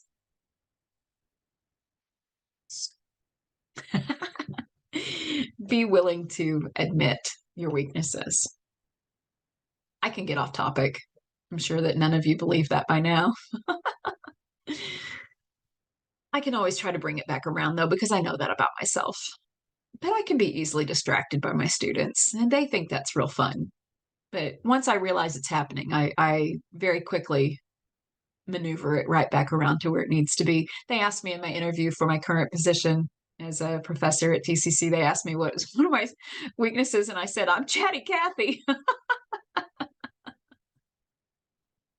You get me talking, and I'm just like, blah, blah, blah, blah. Not everybody's into that, and I get it. I get it. So I have to work on that. That's something that I'm aware of that is a weakness, and it's not always a strength. I mean, it can be a strength in certain circumstances, but I think on the whole, it's one I need to rein in. Always keep the goal in mind to convey how your skills will assist the company in achieving mutual success. This shows that you're motivated, and that is a beautiful thing. So if you're not 100% sure about your strengths, start by taking the 16personalities.com test. You can also access it through humanmetrics.com. That's where it's actually called the Jung Typology Test for the psychologist Carl Jung. But the 16personalities.com test is about 10 questions shorter, and it's just as effective. I highly recommend that you go there and you take that personality test and dig into you. There are other personality tests out there, of course. My daughter's really into one about white and black and red. I don't know, some color thing. And she's tried to get me on board with it. But I'm such a diehard 16 personalities girl that I'm like, you know, this is the one I like. And not just because I like the results it gives me about myself, but I feel like it's pretty clear. And I've had students do it for years and years and years. And it always brings insight for us in a classroom, even for how we function as classmates in a classroom. When you recognize how different everyone is in the room, you start to go, oh, they're not all like me. No. And as a matter of fact, my personality type is like 1% of the population. So most everyone is not like me. And most everyone's going, okay, shh, which is fine. I'm perfectly fine with that. So find out about your personality type. It will contain more than likely what your weaknesses are and more than likely what your strengths are. And you can learn some really helpful information about yourself by doing that. Never in an interview be aggressive or egotistical. Never tell them, I am the only person for this job. You should hire me on the spot. Don't do that. Don't have unprofessional messages. Those two things are wrapped up there together. Don't make demands. Hire me or else. No thanks, right? Don't make demands. Don't discuss money. I said this earlier, and I've already told you the story about it. If they like you, they'll bring up money. If they like you, they might not bring up money, but they'll want a second interview. When they're ready, they will talk to you about money. Don't bring it up. Because, like I told you, that story about that young woman I wanted so badly to teach with, they pushed her right out the door because she, from my boss's perspective, had the nerve to ask what she would get paid. So let's not do that. And you can look that up for yourself. Any of this information is verifiable. I have found all of this online, but I've also seen it work. I've seen it in real life. I've been a part of hiring teams. I've been an employer. I know this stuff is true. Don't act defensively when questioned about anything. Okay. Just be honest. Be straightforward. Do speak positively about previous workmates and employers. If there were negative experiences, only talk about what you have learned. I do have a very strong negative experience story that I like to share in the classroom, but because this is a video recording, I'm not going to share that story now. But suffice it to say, you don't want to be negative. So what I do in class is I'll tell all the negative things about that workplace, but then I'll say, but none of that is what I would talk about in an interview. None of it. What I will talk about is, and then I tell a really emotional story about getting to teach a little girl to walk again. And usually there's a couple people in the room at that point that'll wipe their eyes. Talk about what you learned. Talk about what you gained, what you're walking away with, not the stapler. Something you've gained as a person, not the stapler. Never answer questions with only a yes or a no. Always give full answers to questions. Sometimes employers will ask yes or no questions on purpose. Are you a thinking individual or are you just satisfied to go, no, yes? We don't need that. We want someone who's going to say yes and no because, and give explanations to their yes and no's. It's a test. They want critical thinkers and communicators, so don't shortchange yourself. Do be calm and still. Never fidget. It shows poor self-confidence. Now, as I'm saying this, I'm watching myself do this. What this is indicative of is having a really good time. I'm over here playing. Do you see this? I'm like literally playing while I'm talking because I'm having fun. Moving on. Be aware of your body language. See, I caught myself just then. I caught myself. Be aware of your body language. What signals are you giving off?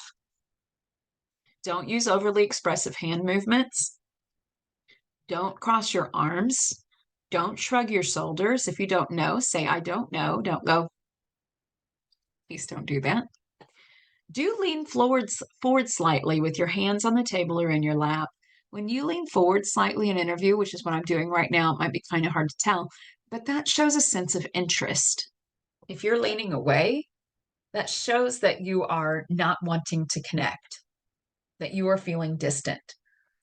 Straight up is fine, but lean forward just slightly because there's an intimacy to that.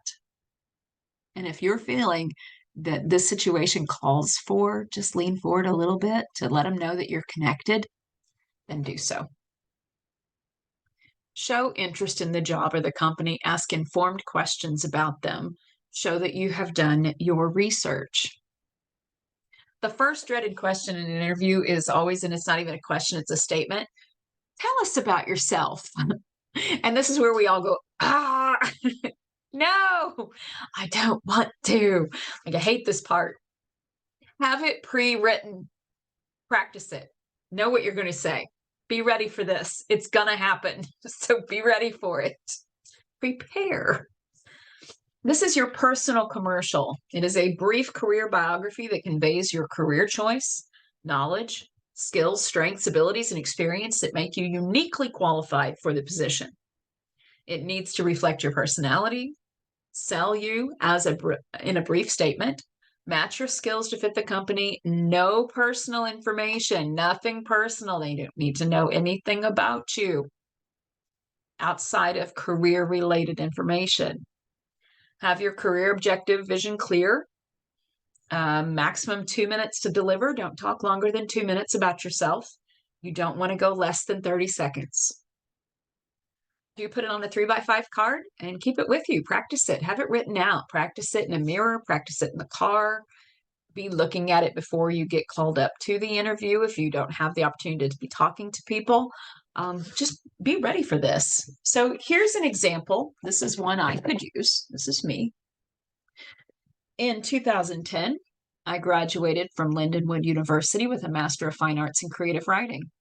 Since that time, I have worked in higher education as a professor, a registrar, a career services advisor, and a program director, many of those simultaneously. While making myself well-rounded in the higher education field, I managed to write and have published 3 novels, 1 children's book, and have several short stories published in anthologies, the most recent being The Devil's Promenade in the Tulsa Review, Literary Journal 2022 edition. Writing and teaching in higher education are my passions and will always be my lifelong pursuits. I love to talk about soft skills and creative writing to anyone who will listen, especially my students. I do consider myself a pantser plotter, not only in writing, but in life. And see, when you say something like that, it leaves an opportunity for them to say, what does that mean?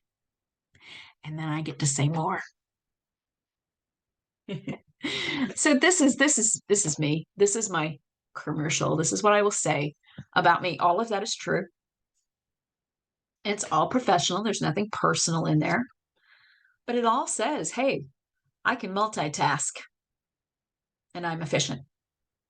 So that's something you want to do. Get yourself prepared. Know what your commercial is ahead of time. Familiarize yourself with interview questions and practice these before you go. Sit down with a friend or a spouse or a coworker and go through these. Have fun with it. Have fun with it. Relax with these questions. Have answers prepared in advance. Like, know how you would answer all of these different types of questions. And then know, too, that sometimes employers are asking like off the wall questions nowadays just to kind of catch you off guard or to see a little bit of your personality come out. One of my favorite things to do, because people were never prepared for it, was give me 5 adjectives that describe you. And then inevitably, I'm going to sit there with this big cheesy grin, waiting, going, ha ha, gotcha. Most people are uncomfortable with that. They go, oh, well, not somebody who's going to be quick on their feet. On the occasion, though, you have someone who looks at you and goes, oh, okay. Rattle, rattle, rattle, rattle, rattle. And then knock those words right out. And I'm like, yeah, okay, I like you. I like you. You're quick on your feet. When my students ask you questions that are going to rattle you, you're going to be okay. Because in that work environment at Ballarat, those students came into the room ready to tear you up and spit you out. You had to be ready and willing to participate and combat all of it. I found it fun. I felt equally matched in most of those circumstances, so it was a good time. It was a real good time. So get yourself prepared to answer interview questions. Go through different lists, read different ones. Find out if you can find out what some of the interview questions are that are asked at the job where you're applying. Talk to people that work there. Talk to people that you know. Find out. Be ready for those questions. Have these written out. Practice them. Some great questions are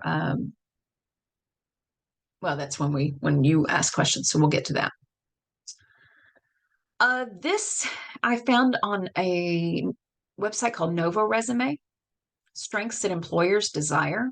As far as analytical jobs, they're looking for critical thinking, analytical thinking, problem solving, detail oriented, logical individuals.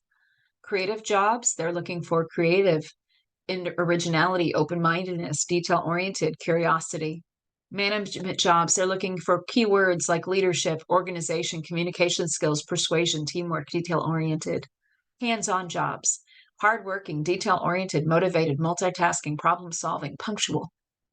Communication jobs, they're looking for words like charisma, communication skills, energetic, persuasion, witty, social. Know your field. Talk like you know your field. Give your interviewer confidence that you're someone that they want to talk to. Now, always keep in mind that an interview is a two-way street. You are going to have an opportunity at the end, generally, if they like you, or maybe they don't like you, they're just going to give you the chance. I mean, they might just say, okay, well, that's enough. Here's the door. But generally, you're going to come to the end and they say, do you have any questions for us? This is such an important part of the interview. Do not ever get to this point and be like, no, not really. Oh, you just sunk your boat. You literally just sunk your boat. You took the drill and you went like this and you made a giant hole and the water is just. Don't sink your boat. Do you have any questions for us? Yes, I do.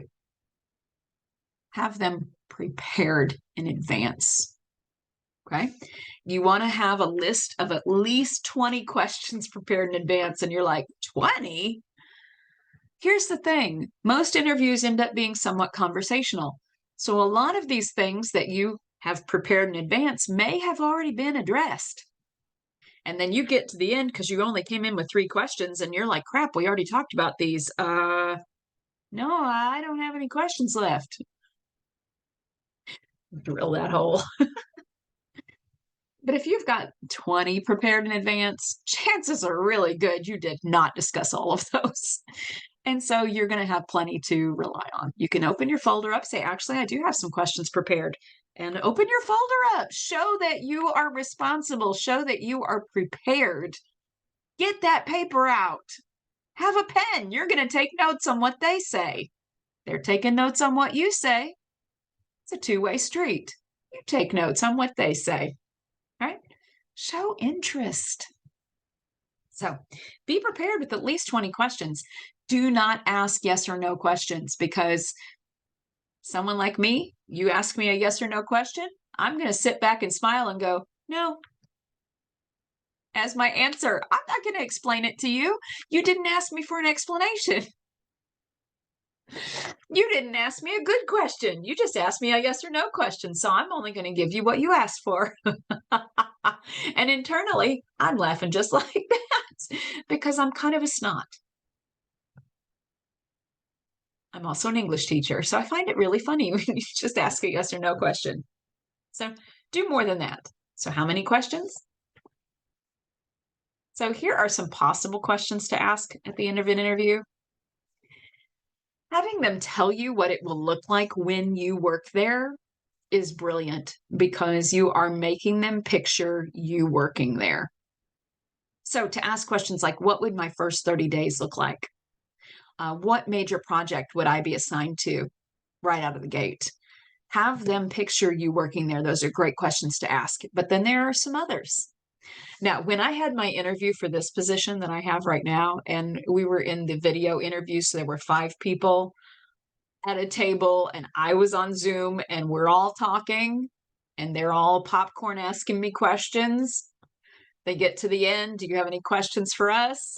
Me being me, I said, each one of you tell me what your favorite part of working for TCC is.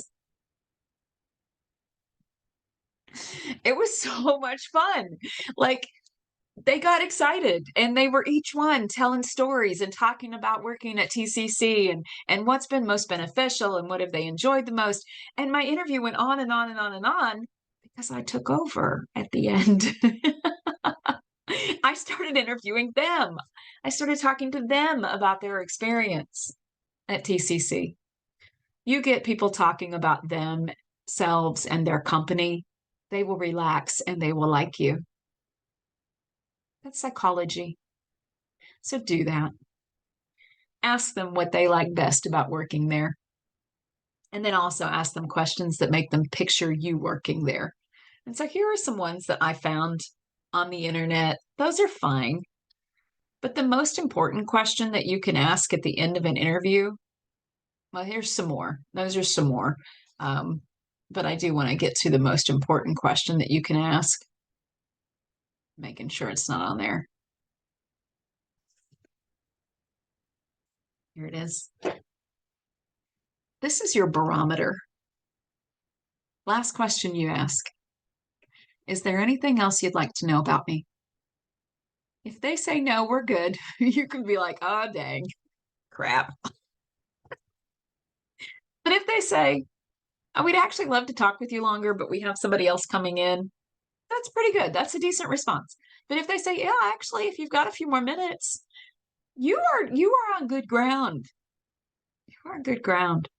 So if you're brave, toss that in at the very end. Is there anything else you'd like to know about me? See what they say. And then the next step is don't ask them if they want your references. Take your references out of your folder and slide them across the table. You would have already sent them to them with your resume and your cover letter, but take them out again, slide them across the table, say, here are my references for your consideration. See, because what happens is they might have thought that your interview is kind of, but they know someone on that list and they respect someone on that list. So they're going to reach out and ask questions. And the person's going to say, yeah, she probably didn't interview great, but I'm telling you, she would be really very much an asset for your company. Let your references be strong for you. So go ahead, slide them across the page here or the table. Here are my references for your consideration, and smile and say thank you for your time. Thank them for their time. Tell them you've enjoyed what you've heard and ask when you can expect to hear from them. There's absolutely nothing wrong when asking, and when can I expect to hear from you? That's a whole lot different than saying, how much money are you going to pay me? Don't do that. Don't do that. So now you're not done.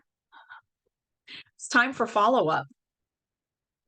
Okay, so follow-up. Yes, follow-up. What does follow-up mean? Well, this is still on you. You're not done yet. A handwritten thank you note can push you leaps and bounds above the competition. These can be purchased at Walmart or Walgreens or other stores, of course, for pretty cheap. You can get a box of 25 thank you cards for about $3-5. Keep that in your car. And after your interview, go out to your car, handwrite a thank you note, or have it prepared in advance. I mean, there's absolutely nothing wrong with that. And give it to the lady at the front desk. A simple thank you that is personal in the sense that it is handwritten and specifically for them, not a photocopy of a generic thank you card.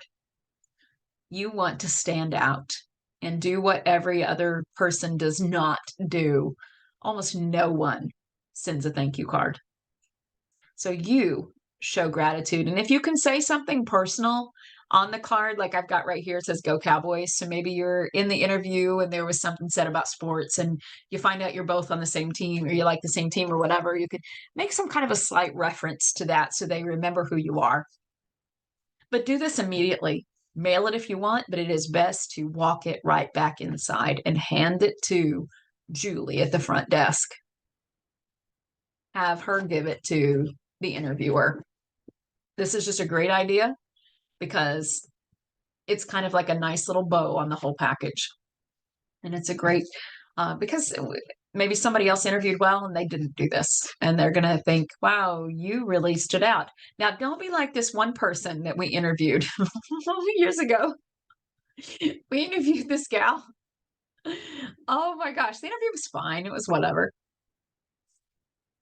After the interview, she sent a full 5 to 6 paragraph thank you letter to each one of us that was individually written.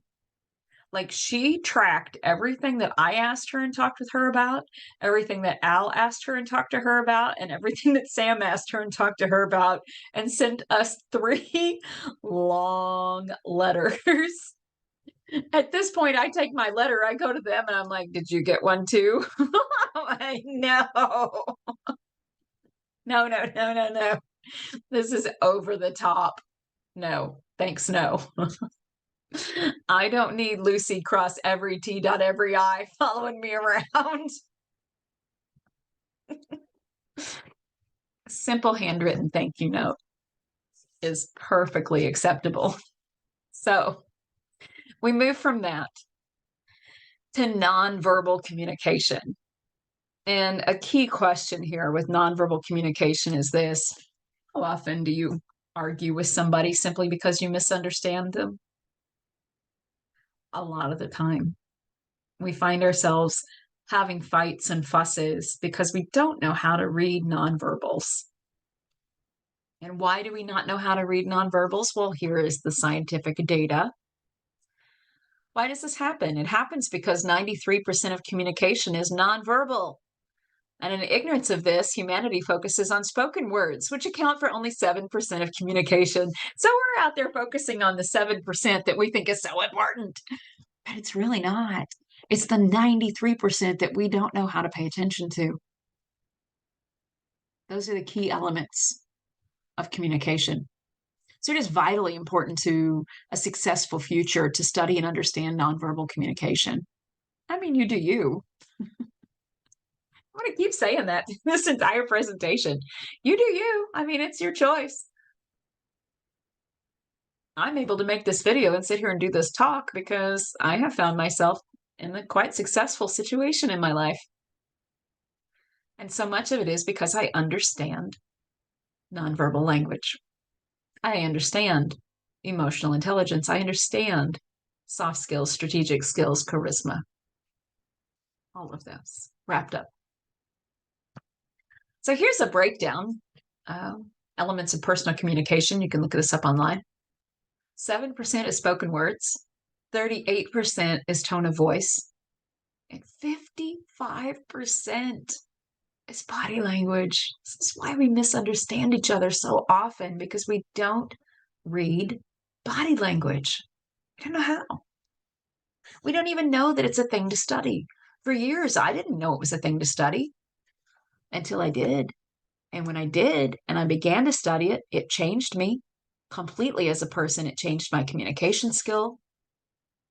It made me a better person. So I love it. I love studying it. I find it to be completely fascinating. Did you know that the human face is capable of making over 3,500 different facial expressions? That's a lot of facial expressions. And this is based on the research of Dr. Paul Ekman. So I've given you his website there. But Paul Ekman is the leading psychologist in body language and facial expression studies. He has, over the years, assisted the FBI, police departments. He has traveled all over the world to do his research. And so here's a little blurb I found about him. Dr. Ekman was named one of the 100 most influential people in the world by Time magazine and ranked 15th among most influential psychologists of the 21st century. He is the world's deception detection expert, co-discoverer of microexpressions, and the inspiration behind the hit series Lie to Me. Fascinating man. I just absolutely enjoy his research. And I also love this TV show, Lie to Me. If you haven't heard of it, you haven't watched it, you really ought to. Lie to Me was out a few years back. It was only 3 seasons long. But someone came to Dr. Ekman and said, we want to make a TV show about you. And he was like, well, okay, but only if I'm the science consultant for the show. So anything that goes into the show is actually based on my scientific research. And they said, okay. And so they created a show around Dr. Paul Ekman, and he is played in the show by Tim Roth. I have several videos in the remainder of this PowerPoint, but because this is going to be a video that I'm placing on YouTube and we're dealing with copyright and whatnot, I'm going to tell you about the videos and suggest that you look them up and watch them, or you open up the PowerPoint and you work your way through them.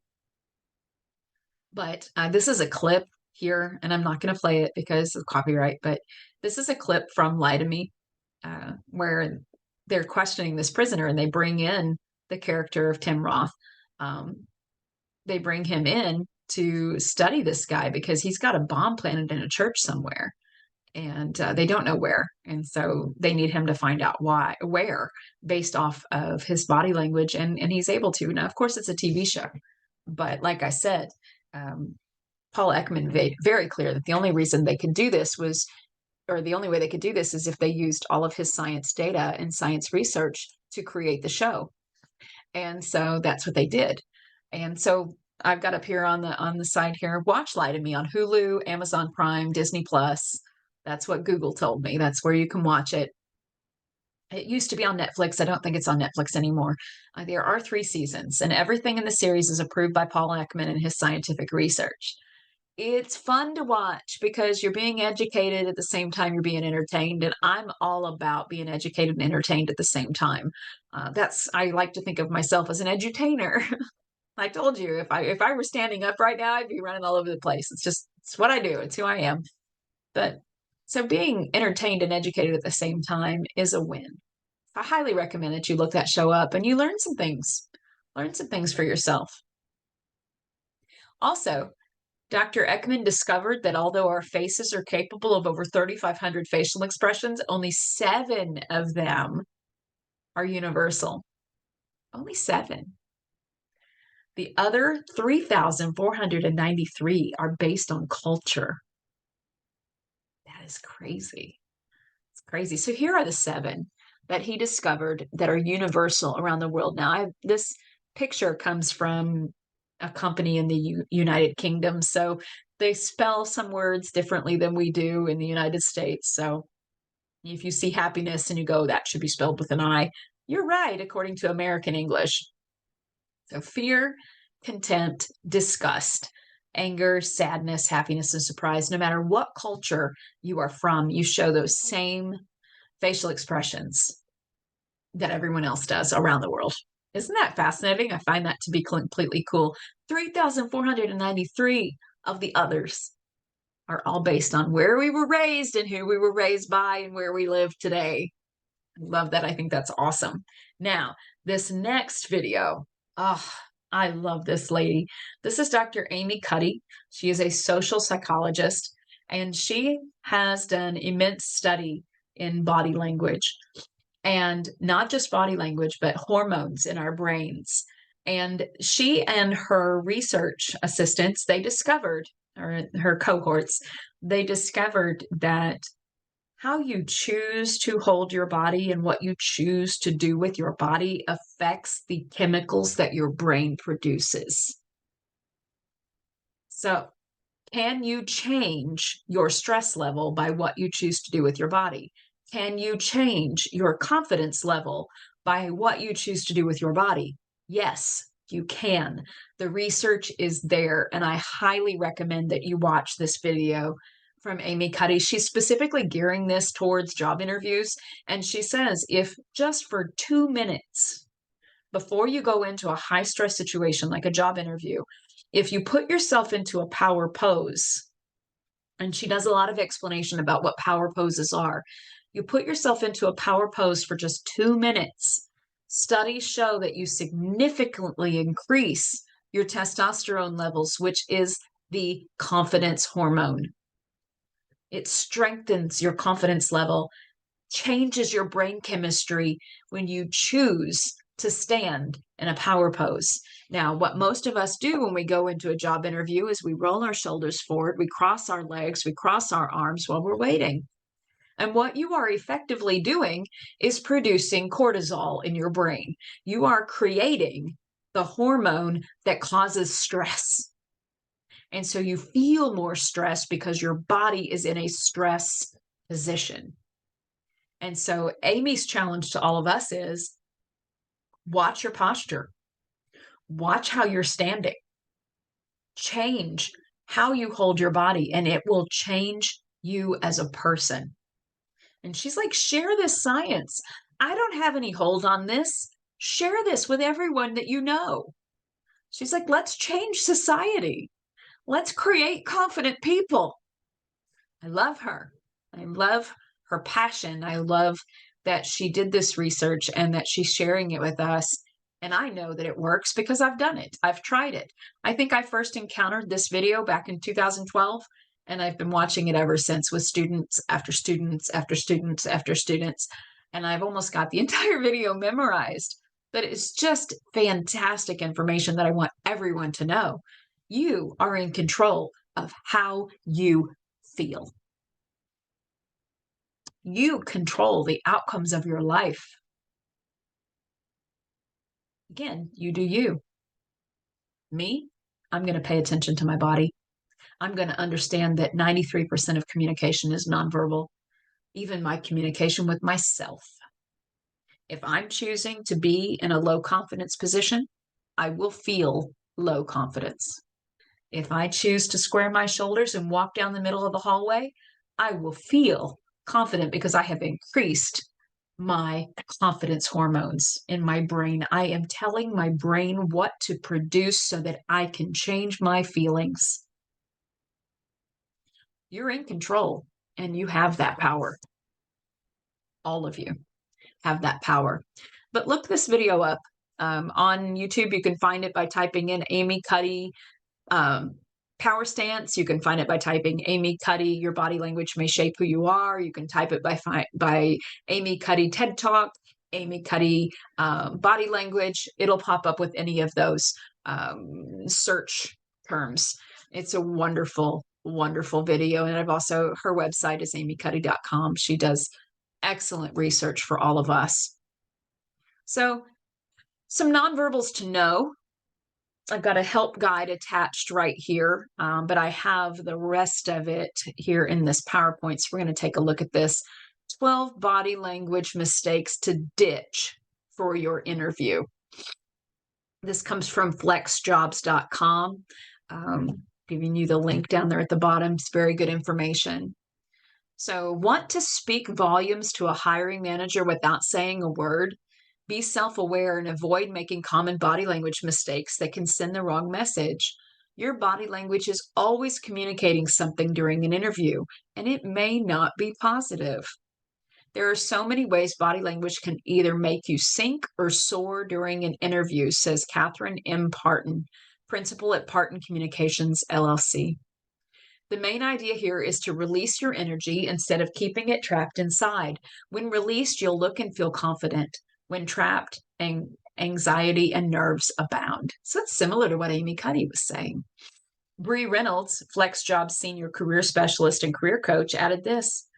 Your body language is one piece of your overall interview performance, and sometimes it can have an outsized impact. As humans, we're naturally conditioned to pay attention to visuals. If you make the most of your body language during the job interview, it can help you leave a great impression with a potential employer. So here are, I cut out a lot of the article, but here are the things that you want to pay attention to.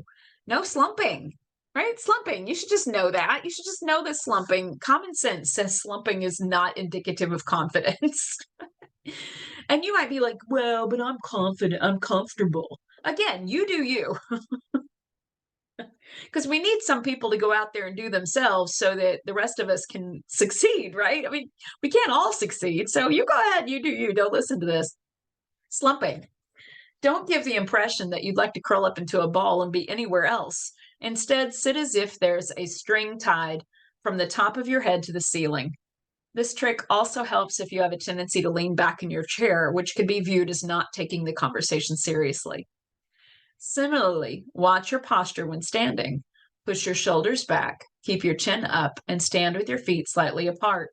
Studies show that taking this Superman pose, here it is, changes hormones in your brain after only 2 minutes. They're talking about Amy Cuddy, leaving you feeling stronger and less stressed. So, one thing that I always do, and I teach my students and my own children, if you want to look confident and have strong posture, sorry, my cat is in my lap and I have cat hair going up my nose. I feel like it's all over me.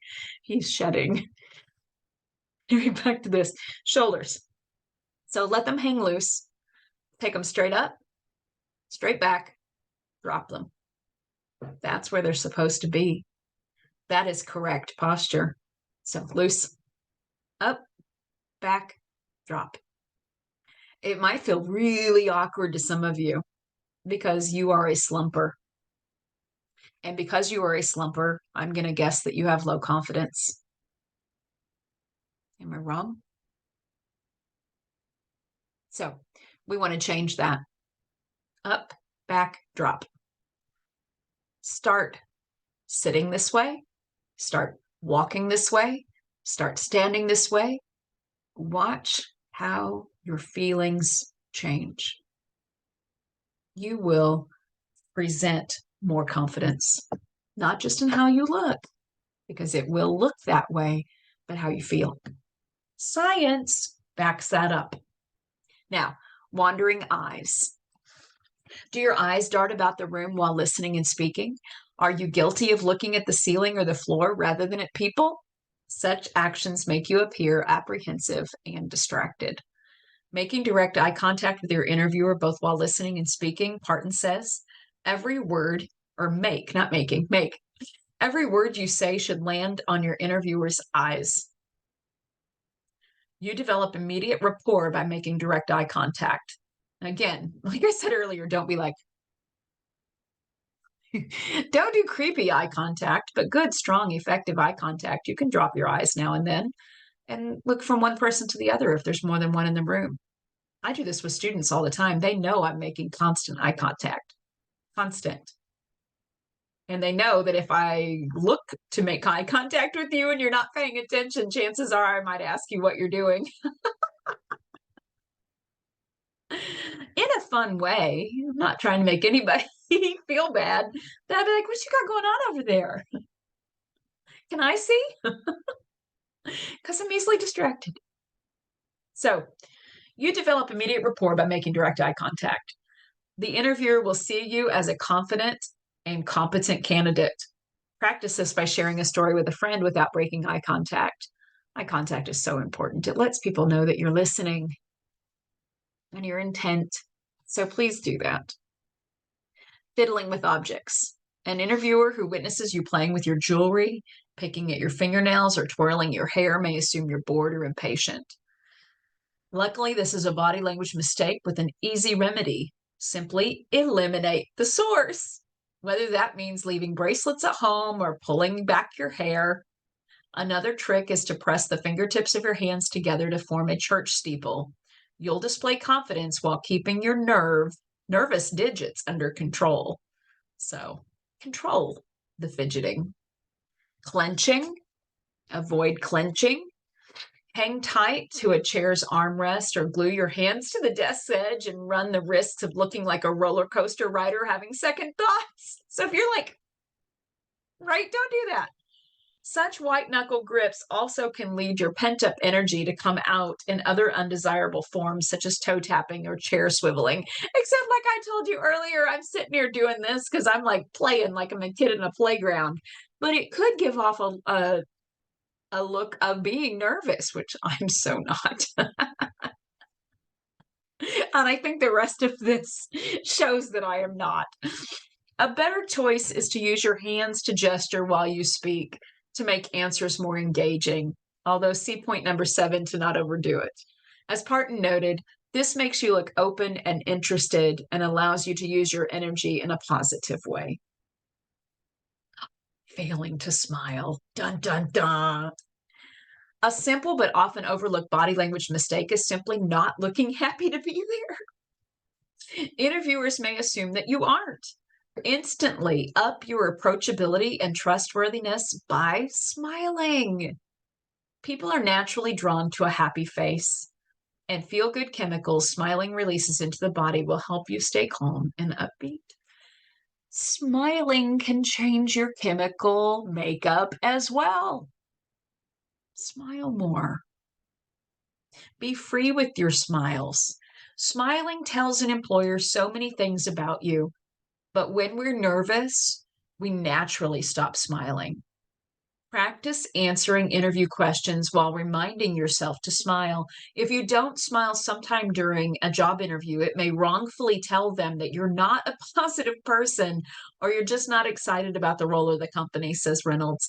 Make sure that you are smiling. Don't creepy smile, don't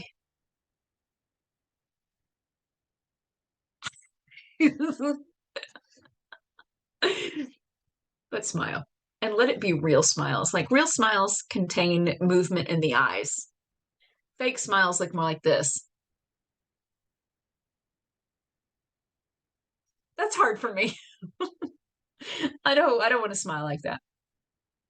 Number 6 is defensive or aggressive body posture. Get rid of it. Get rid of it. Crossing your arms across your chest, leaning forward a bit too assertively, invading the interviewer's personal space aside from a handshake, no touching during an in-person interview. No touching. No touchy. What characteristics do these postures share?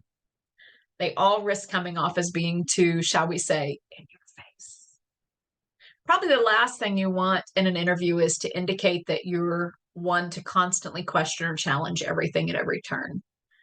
Turn off the aggressive body language cues and instead rest your hands in your lap, on the arms of the chair, or anywhere that conveys a sense of calmness and an even-tempered disposition. So be aware of your aggressiveness. If you are naturally aggressive, you want to be aware of that.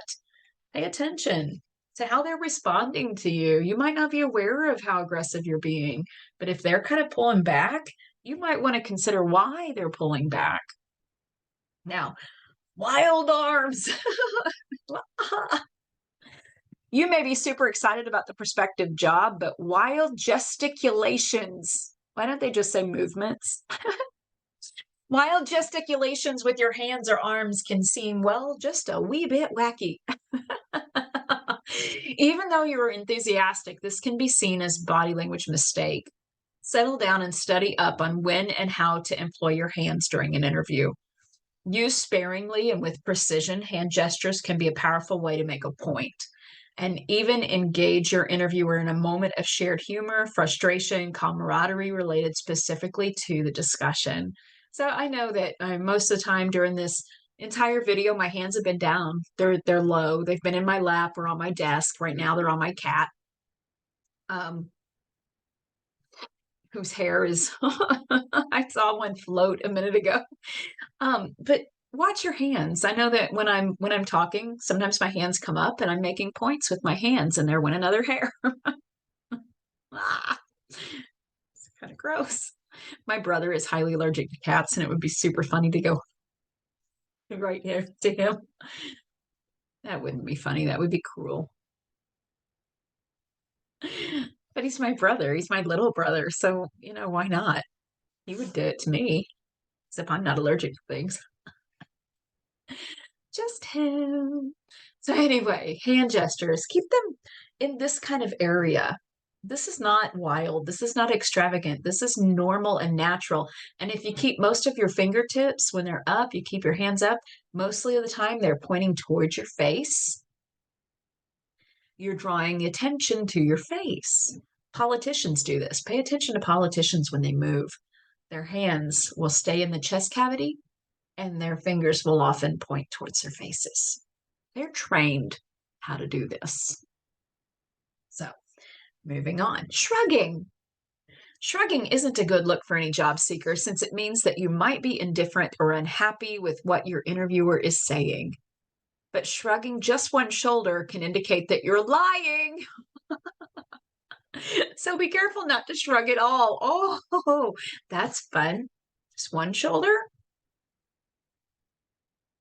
can be indicative of a lie. Take some time and research the body language signs of lying. That's a fun thing to study because there are lots of things people are not aware that they're doing that indicate fibs. Don't be stiff. Of course, you're nervous. It's a job interview. Many people tend to get a little stiff when nerves are getting the best of them.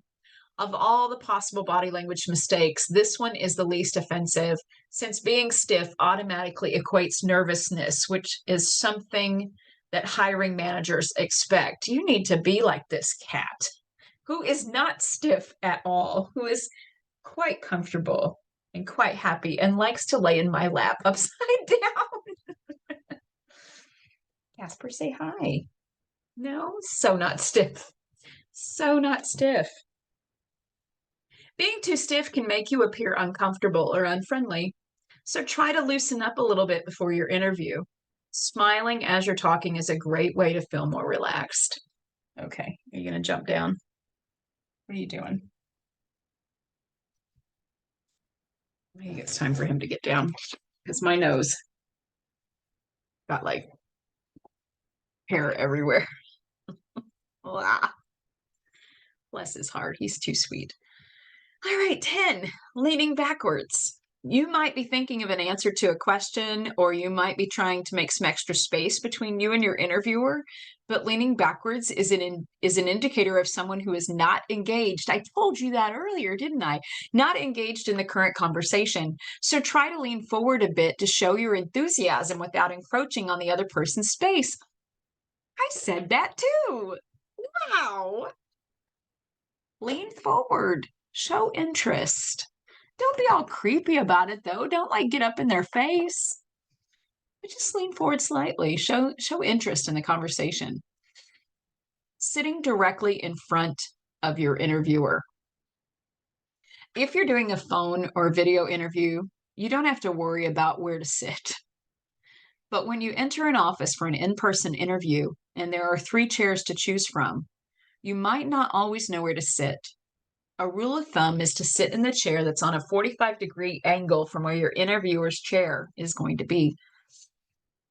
Being on an angle is more collegial and less combative and can help make you both feel more comfortable. So sit at an angle from your main interviewer. That's an interesting one. Now, touching your face, which is what I've been doing this whole time.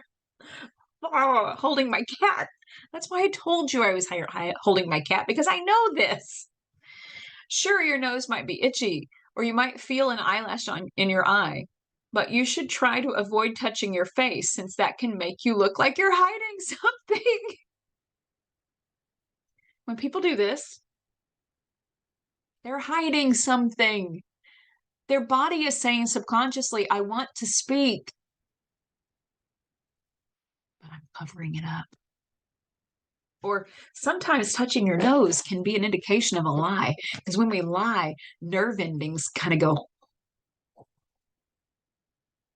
and we touch it. Touch it. We rub it. So touching the face can indicate a lie. It's really wild. It's just one of those things. I'm telling you, look it up and read about it. That's why I told you my cat's in my lap and there's hair flying up. Now, if I were in a job interview, I would never have my cat sit in my lap. And I probably shouldn't have done it while I was making a video, but he's just so dadgum cute. I showed him to you. He's so cute. So avoid touching your face. Body language mistakes can break a job interview. So make sure you study up on these tips so that you can ace your next in-person interview with positive body language that shows that you're the right candidate for the position.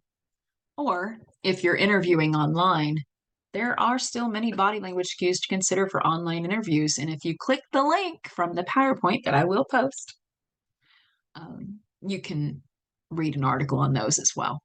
Things that you can know that help your body language for video interviews. So that was a great article. Lots of good information there. The internet is a vast wonderland of fascinating research materials on nonverbal soft skills and body language. So much information out there available, like so much. I'm going to share with you a minuscule amount of information now in comparison with the amount that is out there and available to you online. All right. I had to take a little bit of a break there, so I'm going to get back into the slide here and make sure that I got this turned back on. Yes, I did. Okay, so nonverbals are the key to our success, and the internet is a vast wonderland of fascinating research. There's so much out there at your fingertips that you really need to be looking for. Just reading, arm yourself with excellent information because it is there and it does exist.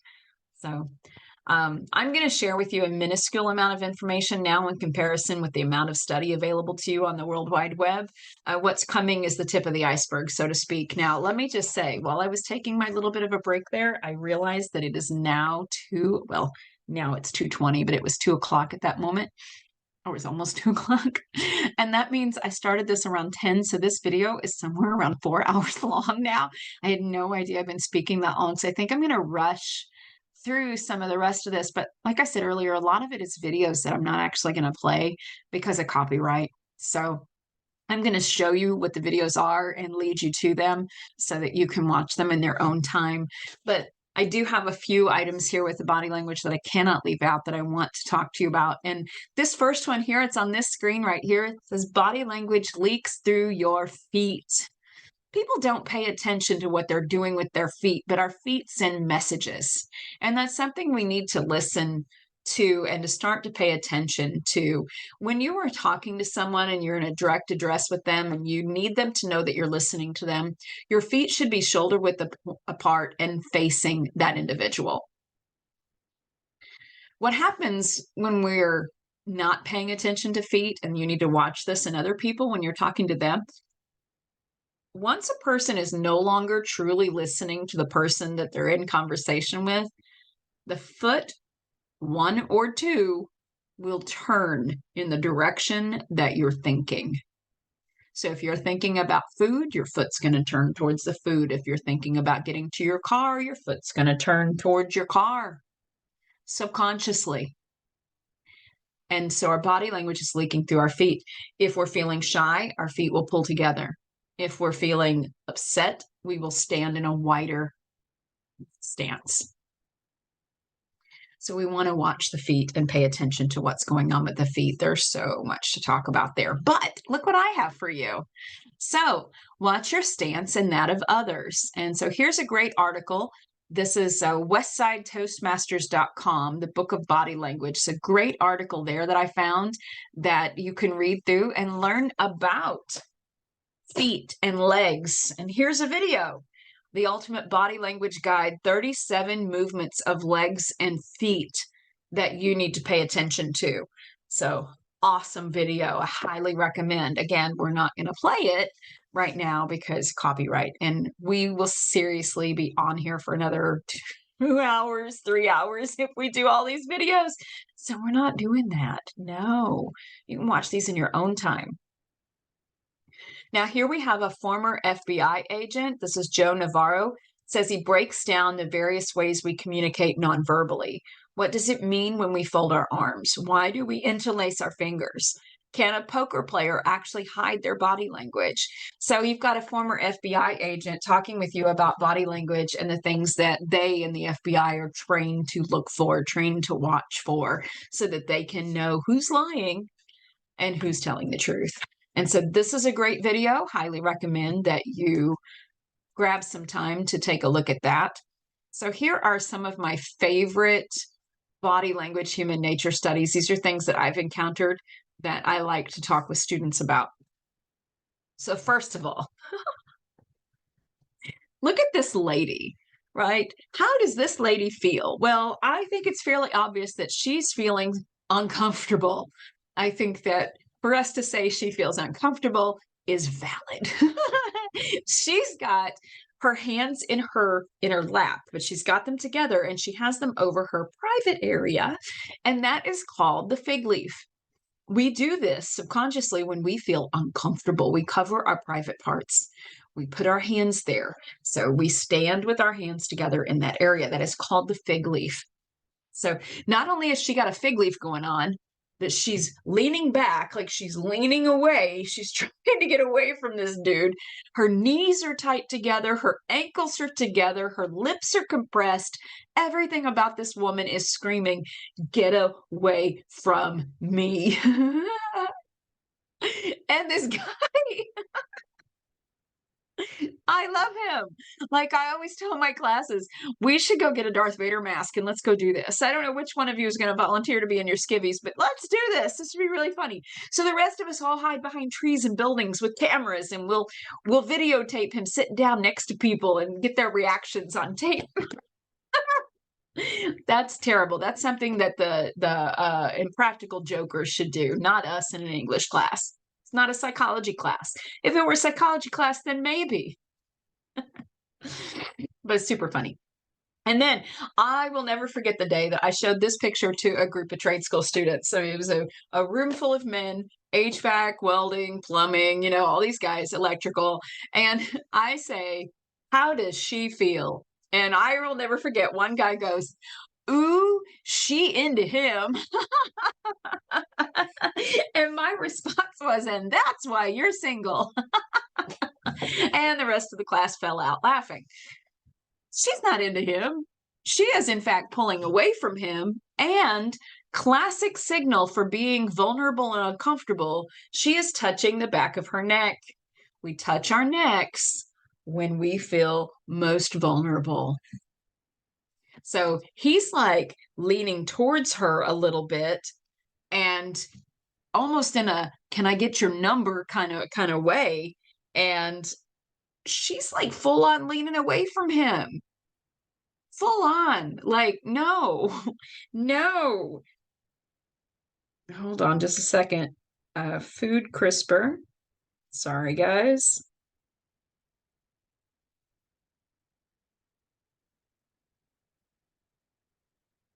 All right. My father needed me. So moving forward. Now, this one, I love this one. This is, of course, Bill Clinton. You'll recognize that face. I share this with you because he is often called the master of body language. So he and Barack Obama both kind of are vying for that title of master of body language. But I would say Bill Clinton is better. And one of the things that Bill Clinton always did, and perhaps still does, except now he's kind of old and long in the tooth, body gestures, hand gestures, when he would be talking to people, stayed in the chest cavity area, which is exactly what you want to do so that you keep people looking at your face. So you use hand gestures that are in this area on a continual basis because you are drawing your listeners to your face, where your conversation is coming from. And so he's often referred to as the master of body language. Now, I love this picture. This picture is hysterical. I come across this picture often, but I'm also frequently on the internet looking up body language stuff and politicians and whatnot because I find them fascinating. But this picture is hilarious for many reasons. So this is like when Obama is first in office. And by the way, for any of you guys that think these people hate each other, no, they don't. They're friends. They're all in it together. They know each other on a "hey, I know you" level, not a "hey, I hate you." It's not like that. So anyway, so it's Obama's like first day in office, right? And the other guys are all there. It's a big photo op. Look at Obama. How does he feel? Like he looks like a little kid in a candy store whose mama just said, "You can have anything you want." He's like, "Oh, really?" He's so excited. Like that is a genuine, huge smile. He is so happy. Like this is unbelievable. I'm standing here with four former presidents, right? This is cool. And this is my office now. And holy cow. And then it also cracks me up that W puts himself right smack dab in the middle of the picture. Does that scream confidence or what? This dude thinks he is the cat's meow. And there it is. He's got his shoulders squared. His arms are hanging right down at his middle. He is shoulder width apart. He is in charge. I got this. Right? Put himself right in the middle. We got Bill Clinton standing next to him with his hands behind his back. Hands behind your back is an indicator of hiding something. Whoever thought that Bill Clinton might be hiding something? It's just funny. And he's got his feet pulled together, so he's feeling a little uncomfortable for some reason. For some reason, this day with this picture, he's feeling a little uncomfortable. And it's evident all over his stance. And then we've got, I'm going to go to George Sr. He's over here on the left side of the screen. He's got his hands in his pockets again. What you hiding there, George? But his feet are shoulder width apart. He's got one foot forward. He's got his right foot a little bit forward. So he's somewhat of a confident man as well. He is comfortable. He's ready. He's there. But then we've got on the far left side of the picture, we've got Jimmy Carter. Jimmy Carter does not associate with the other presidents. The other presidents are in a club and they like talk to each other and hang out and stuff. Jimmy Carter doesn't. And look how he has separated himself from them. It's often like that if they are forced to all be in the same place. And I say forced because I'm including Jimmy Carter. The other guys don't have to be forced to be together, but he doesn't want to be there. And it's evident he is standing apart from the group. And the hand closest to Clinton is in his pocket. Don't touch me. It's wild. I mean, study these things for real. Study these things. I'm not making this stuff up. I've researched it. It's fascinating to me. This woman. Oh, if she doesn't look familiar to you, you should look up Susan Smith and watch the interview where after her two young sons have gone missing, I think they were like 4 and 2, or maybe younger. They both in car seats at this time. Her two young sons have gone missing, and this made national news because these were little bitty guys. And she and her husband were being interviewed. And in the interview, she does one of these. I just want my babies home.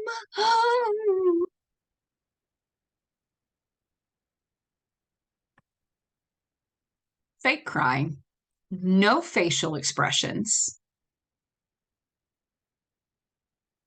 totally a put on. And all of the body language experts that saw the news that day went, liar. Her husband's standing next to her, and he's like in anguish, like true anguish. His forehead is creased up. His lips are tightly compressed. He has tears in his eyes. He's begging for his sons. And his wife's next to him. I just want my babies home. It wasn't too long before they found out that she had strapped those babies in their car seat and let her car roll into the lake so that she could divorce this man and run off with her boyfriend who didn't want children. Disgusting. But the body language experts knew it from watching her on screen. The police knew it. They knew she was lying just from her body language. Gross. Really, really gross. Now, here's another fun one, though. We'll go back to something fun. We got Bill Clinton talking with Chris Wallace, being interviewed by Chris Wallace, but which one of these two men is in charge? Well, Clinton, obviously, he is like full on leaning into Chris Wallace's face, and he is leaning over and straight into his face, touching him. He is telling him, I have got this. That makes me laugh. Now, the piece de resistance that I love to point out. Oh, Hillary. Oh, Hillary. When Hillary was running for president, well, all of the politicians that are in major power play roles, they have body language experts that travel with them, that teach them, that train them, that show them how to act, how to be, how to talk, all of these things so that they get the votes. Well, Hillary was told that she wasn't really connecting with the audience. And so when she was in a speaking engagement where there was a live audience, they encouraged her to begin pointing into the crowd and saying things like, oh, so glad you're here. It's good to see you. And you can look up pictures of Hillary pointing. You can look at videos of her pointing into the crowd where the people are literally like,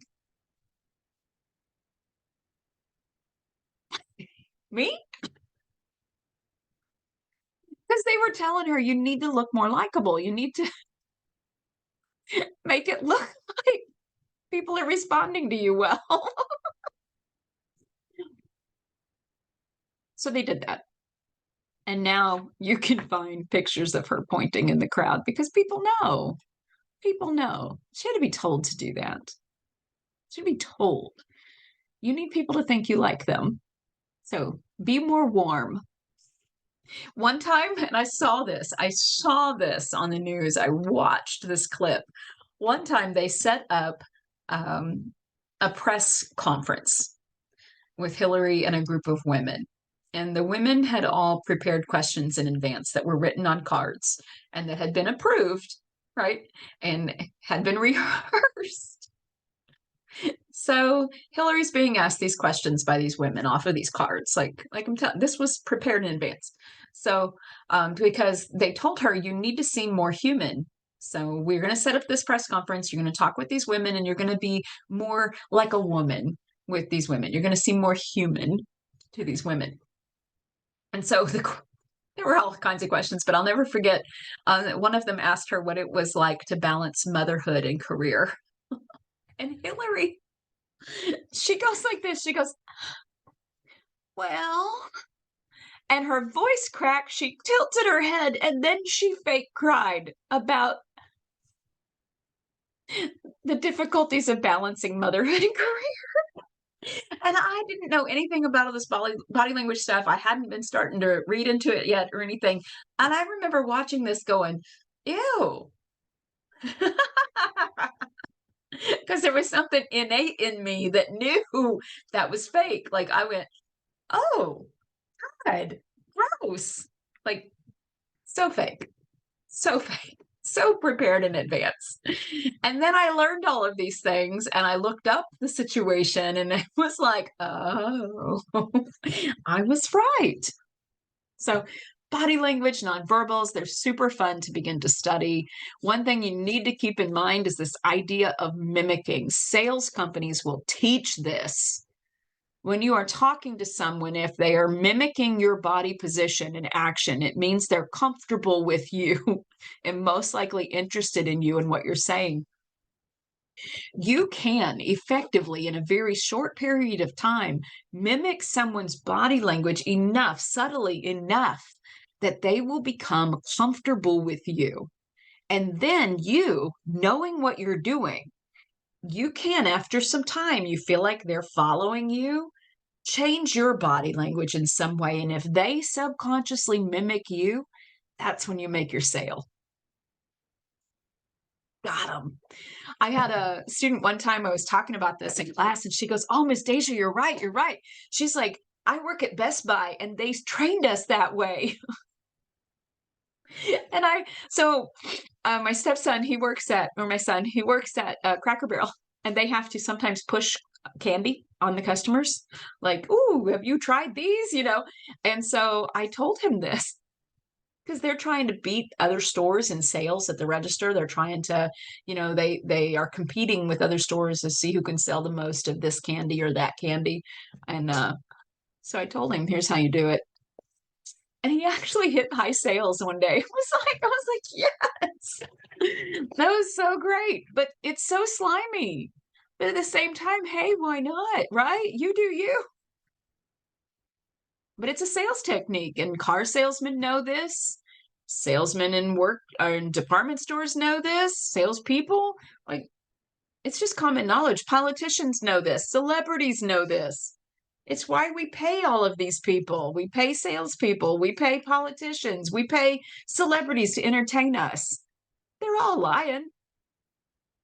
They're all being smooth. They're all telling you, you can't live without this. You can't live without me. Buy my product. And we do because they make us feel good. They make us believe them. It's all nonverbal. It's all nonverbal. So there are nonverbal videos in abundance on YouTube. There's so many. Like Oh, but this is speaking of nonverbals. Watch this. That's my grand dog. Watch him. He not supposed to watch his mama eat.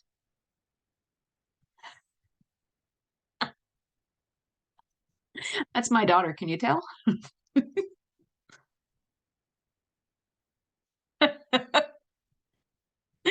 That's Dingo. That's my grand doggy. Oh, yeah, Dingo, don't watch mommy eat. He understands body language. He understands when mama turns around, he gonna get in trouble if he's looking.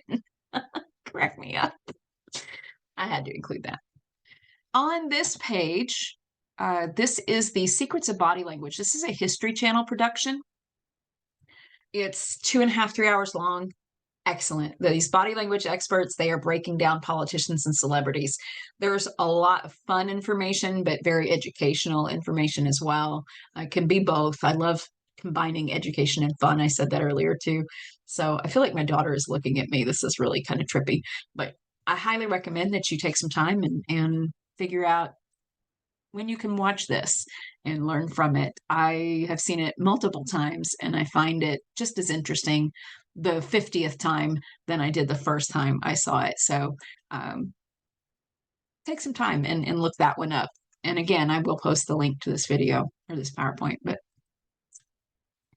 how to read body language, the behavior panel, they have their own YouTube channel. And so they have a plethora of videos where they watch a celebrity or watch a politician, watch a news person, and break down their body language and talk about who's believable and who's not believable and based on why, and who's lying and who's not, and based on why. And it's so good. I highly recommend that you take some time and subscribe to the behavior panel and start educating yourself from these experts.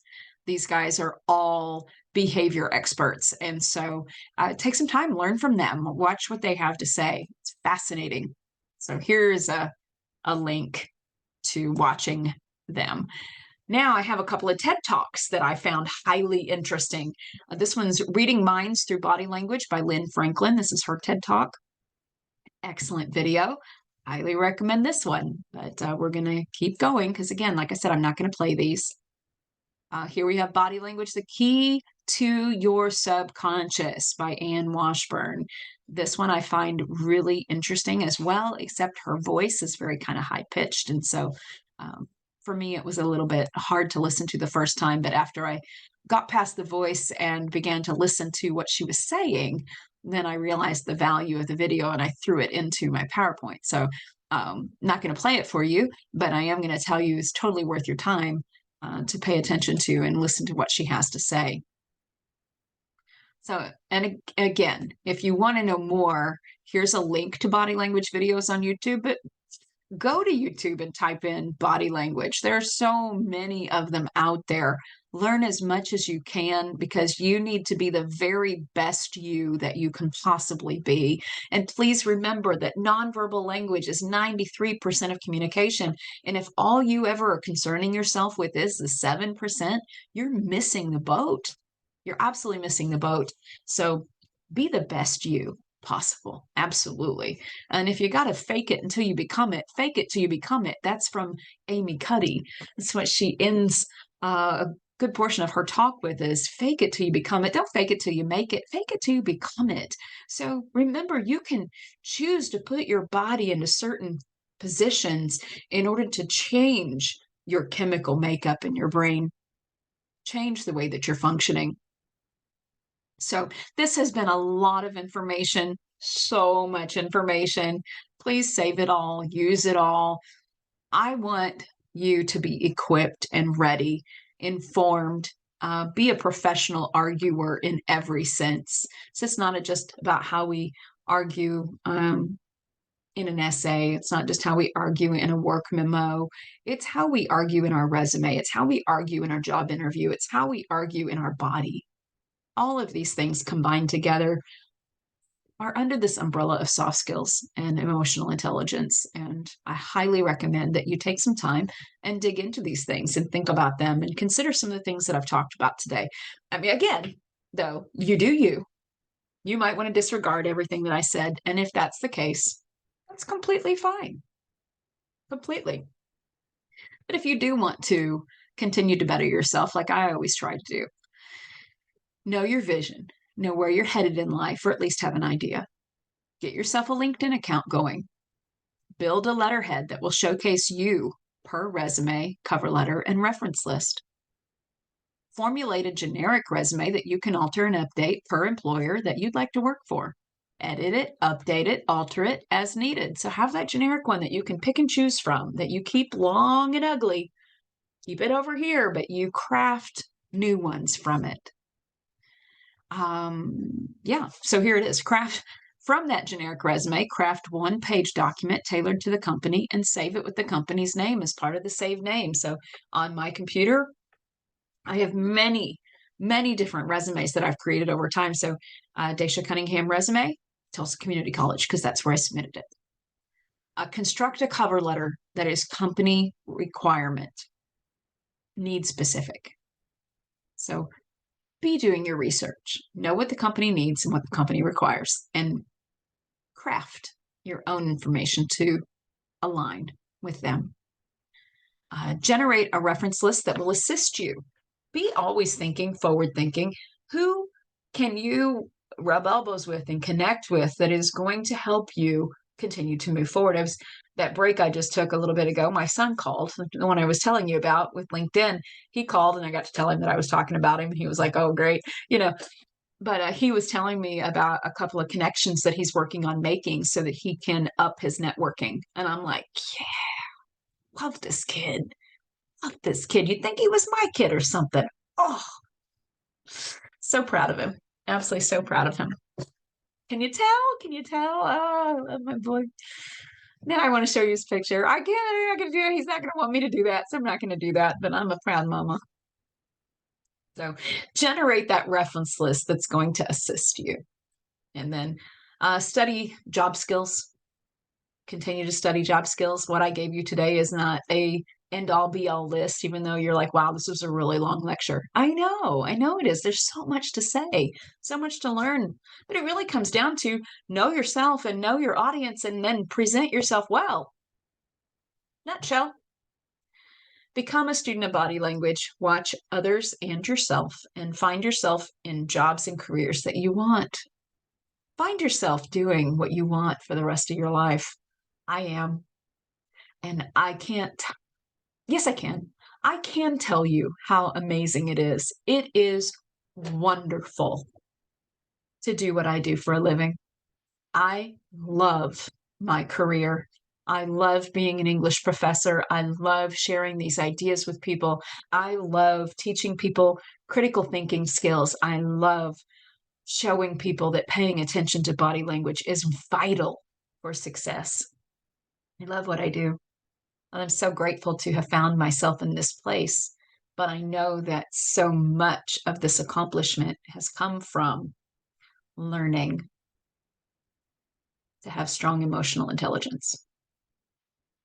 So I challenge you to that. And I leave you with this quote from Maya Angelou. I've learned that people will forget what you said. People will forget what you did. But people will never forget how you made them feel. Isn't that lovely? I find that to be very lovely. A beautiful thing to remember at the end of all of that. People forget what you said, but they'll never forget how you made them feel. And you know that's true. You know that's true when you think about people in your life. The ones that you remember most, it's because of how they made you feel. And I could tell story after story after story about the most important people in my life. And so much of it is because of how they made me feel. So thank you if you've made it all the way to the end of this presentation. I know that this has been really long, but I'm hoping that this presentation takes its own life and travels around out there and helps people to get or find themselves in the jobs that they want. Find yourself successful and create your own happiness.